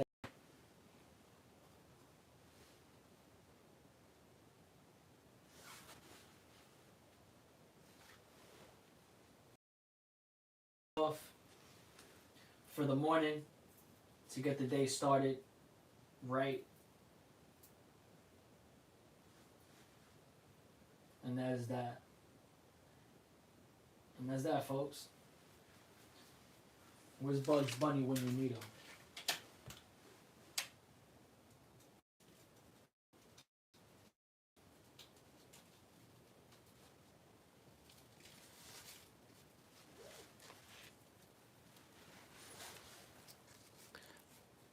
Keep building your passion, and from that business, I wish you many blessings upon your path. Thank you, Nick. I appreciate you. Hopefully, I continue to see you along my path, along my artist journey, to be able to just connect more through my art. Keep engaging as well, brother. Keep engaging as well, family, because in the future I will be doing a giveaway for everybody who's showing love and just interacting with my art as well. That's going to be in the future, so something to look forward to.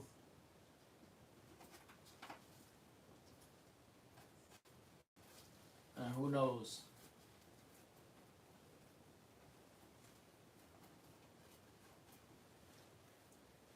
We'll try to make it fun.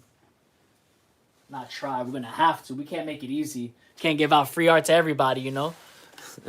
But we could do our best to get out to as many people as we can. In all ways. You want it for $10? I got something for $10. It might not be this, but you know what I'm saying? Just in case you didn't know, I was a comedian in my past lifetime, so if I'm a little satire. But I appreciate the love, though. I appreciate everybody tuning in, appreciating art, and just vibing out.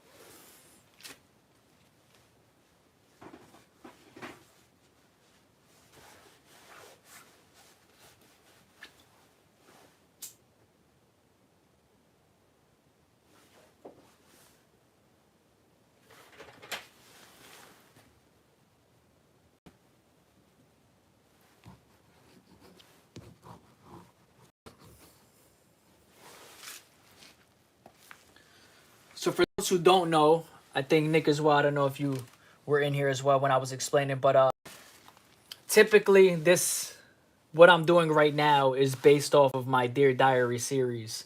That is based off of my immediate thoughts at the present moment as I'm creating. So whatever thoughts I'm feeling at that present moment, I'm just going with my intuitive, conscious thoughts.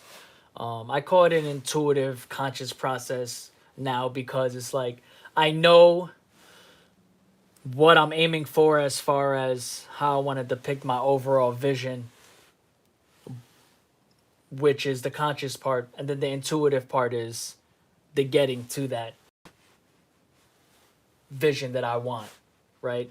And this process allows me to just sketch quickly, allows me to get out a lot of different figurative work, to be able to tackle my larger scale works with a fresh mind, and to be able to study my works that I've been creating, to be able to create other works based off of these works that are based off of my immediate thoughts, to give everybody who's looking at this specific series a journal like experience of my immediate thoughts. So even when I'm making these type of pieces in the past without you guys on live, you know, there's so many of these that are more intimate by myself, that I'm creating these in the moments that I need them.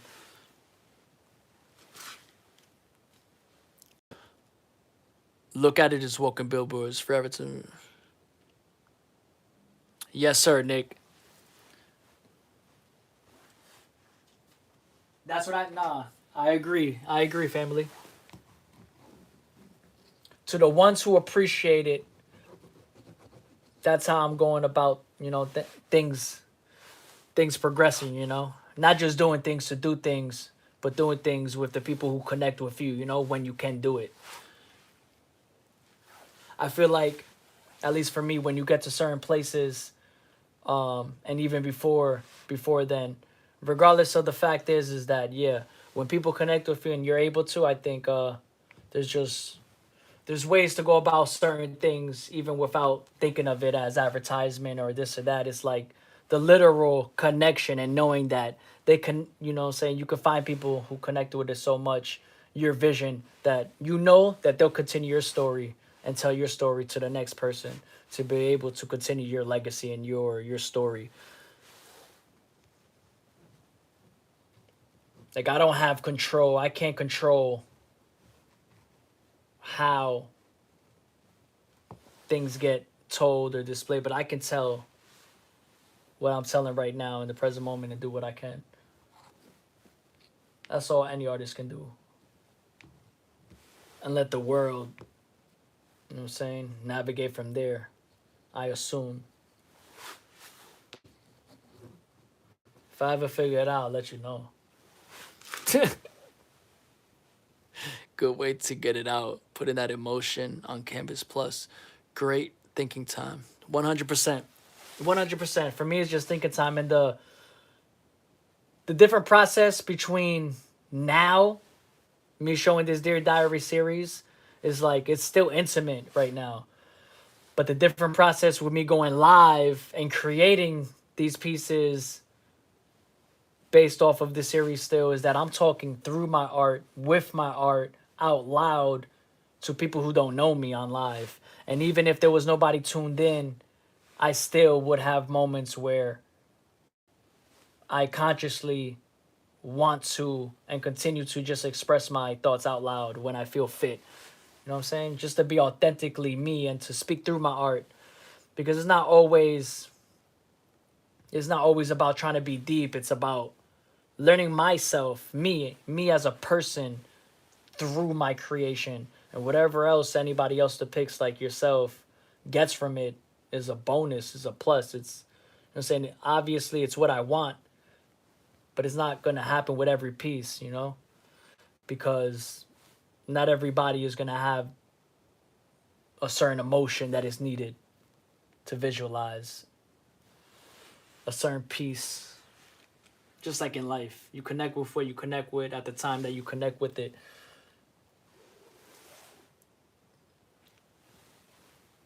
And they always say sometimes you can receive the same message from hundreds of people, but then it's that one time that one person can relay that message that changes that whole perspective. So, like, for me, this is a way for me to tell my story instead of somebody else butchering it or somebody fabricating a story.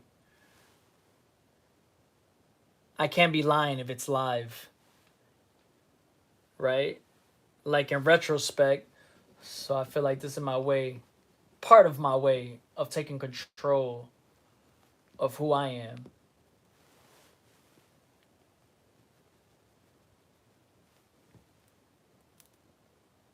it's nice to have mystery, but it's also beautiful to take control of your own story, even knowing that other people are going to depict how they depict no matter what, because that's life.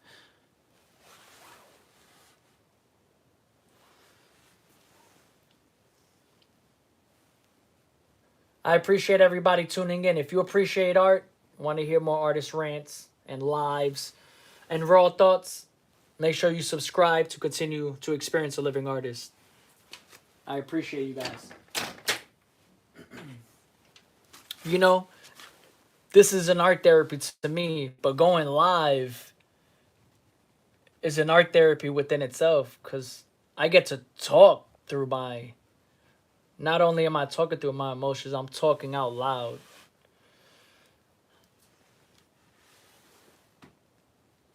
While others experience a therapy session. And some chime in. And some chime in. Some get that experience too. There's gonna be somebody out there who's getting a therapy experience just from this. And it might just be the one time they needed it. I might never know. That's fine with me. But I feel like that's inevitable. For the many times that I get inspiration from people who don't even know it, at the times you need it, just kind of written on the wall. Like, everything else is for the person to do, the artist to do, the artist to experience.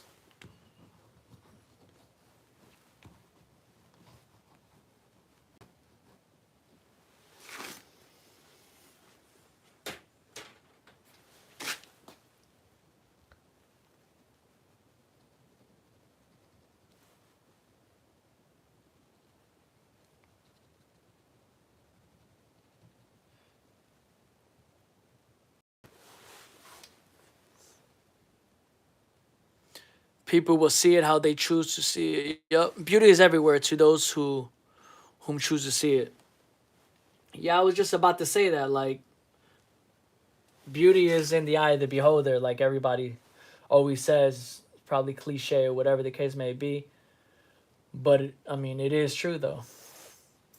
Like in life, there's ugly in life, and you take that ugly into beauty, and you formulate your own beauty. This is me creating my light through my dark experiences in life, through my trauma experiences in life. And because I've been at this so long as an art therapy, even me saying trauma sometimes is laughable. It's like, it's almost laughable to think that experiences can dictate how we feel when you start to learn more about like yourself and how they shouldn't affect you the way they do, because you are still you at the end of the day, and you can't control how the outside wants to treat you or whatever the case may be.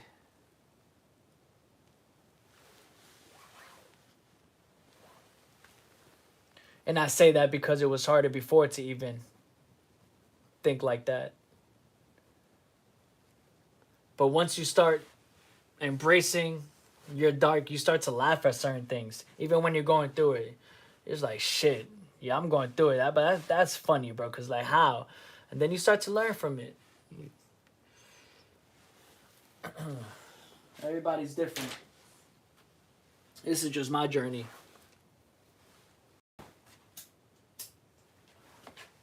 That's why I call my work a poetic expressionism. Because it's a living poem to me. My work is a living diary within itself, even if this is a series I call Dear Diary. In general, everything is a depiction of every moment of my life, trying to just express myself authentically while learning more about myself throughout that process.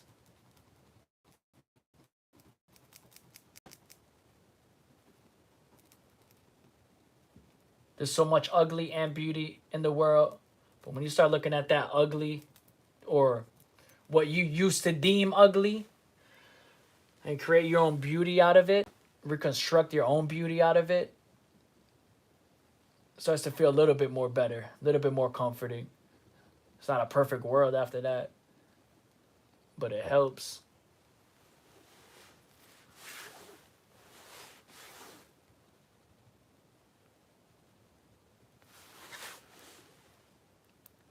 Put in color, light into dark. Yeah, like this is the light to dark. This is the dark to light. It's the yin and yang. Like you can never have light to get to dark. Like you need light to get to dark, and you need dark to get to light. We always have nighttime. We always have the morning time. It's just mentally, a lot of times we get stuck in the dark times instead of appreciating the good times. And I'm at fault for that too. It's like we tend to remember more of the trauma in our life and outweigh that with the goods that actually happen in our life. We want more good than bad to happen. And when one bad but more good happen, we just tend to put all the weight on the bad. And we forget that that holds no purpose in our today's life.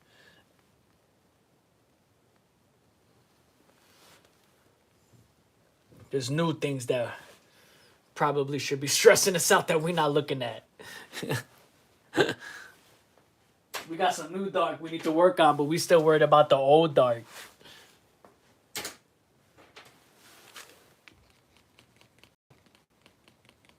I think there was a time in my life where I started to forget, like, hold on.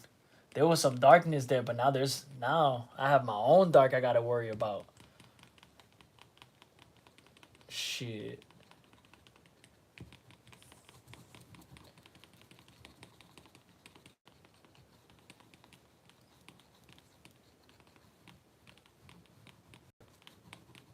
Questioning why. Where does it come from? Learned experiences.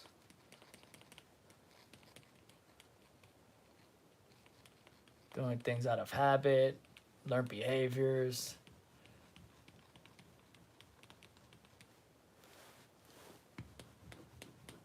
Doing things to please others that don't please us or do us any pleasure anymore.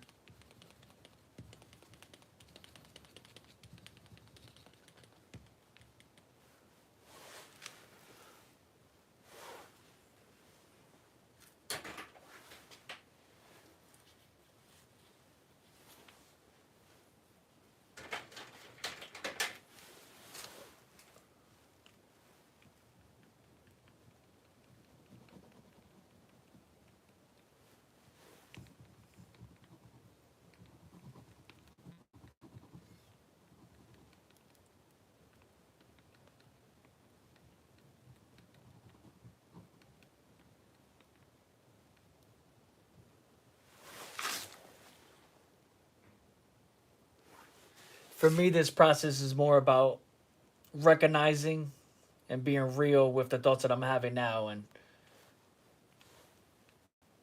not ignoring them, but just taking them in for what they are and then process what I need to process along that way instead of dwelling in the thoughts wholeheartedly.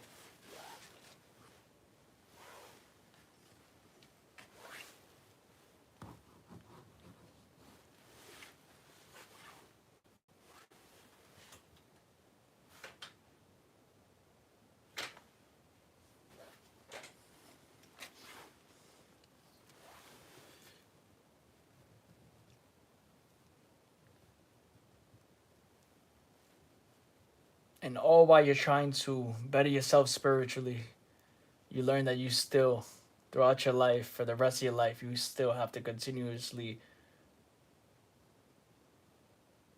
do that journey for yourself and nobody else. You start to realize you could try to better yourself as much as you want. There's always going to be somebody who's going to judge the way of you getting there.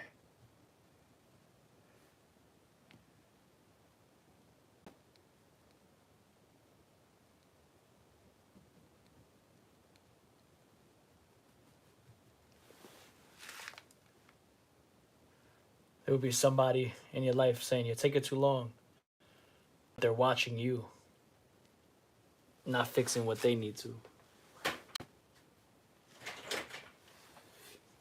That's the spiritual essence of life, I feel like. Life teaches you that. I don't think spirituality does. Just life.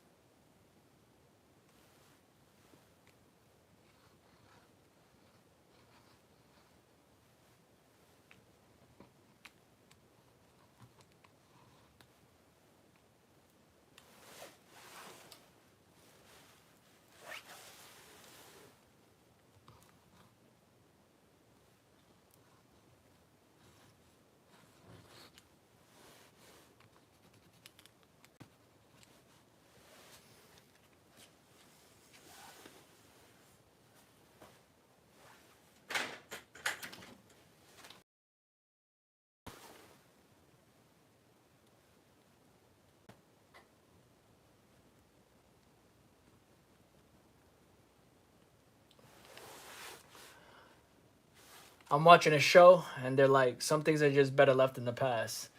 And to end that thought that I was having, some things are just better left in the past. So when we rekindle these trauma thoughts from the past, it's better to just leave it there. When you do, try to say, fuck it. That shit is in the past, bro.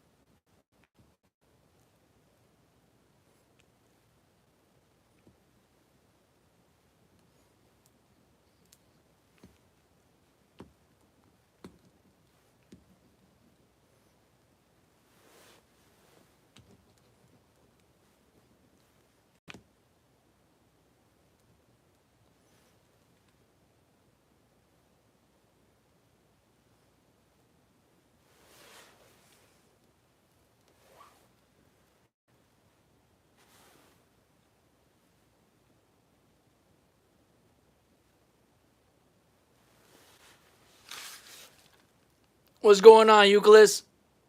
I appreciate it. Thank you. I'm glad you enjoy the art. If you haven't yet, make sure you subscribe so you continue to experience a living artist journey. I have so much other material behind the works that you're going to be able to experience in the future as well on canvas and larger scale works. Like this one you see here on about a 60, 70-inch canvas as an example.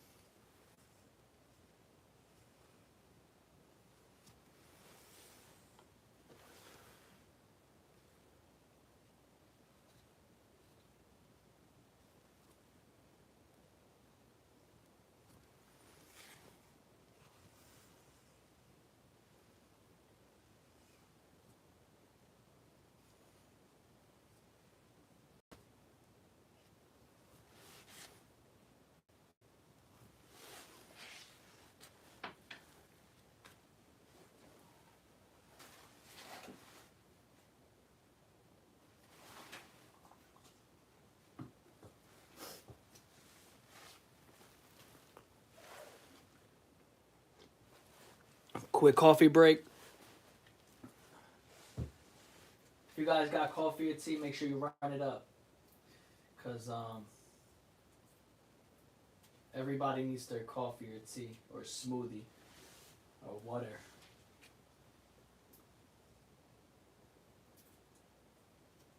What they say? Everybody needs a water reminder. A water break reminder.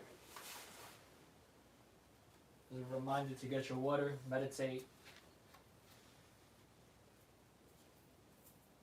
Let me know how you appreciate art, how you appreciate this art piece. If you saw any of my other artworks, how do you vibe out with them? Do they evoke any emotions?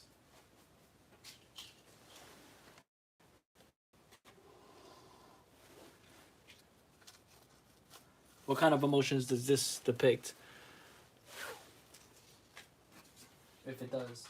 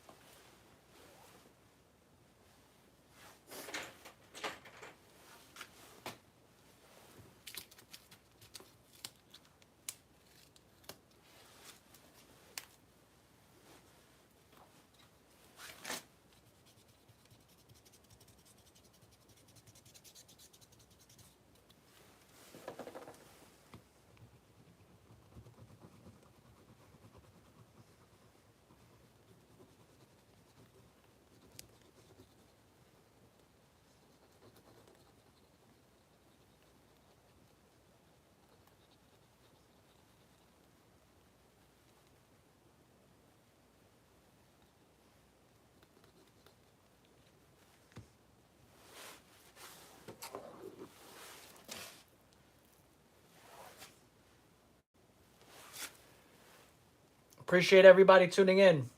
If you connect with this piece, let me know. I'd love to hear your opinions. If it evokes any emotions, or if you saw any of my other work, if it evokes any emotions. If not, make sure you subscribe to continue to experience a living artist, so you can continue to see my body of work. This is just a small part of my process.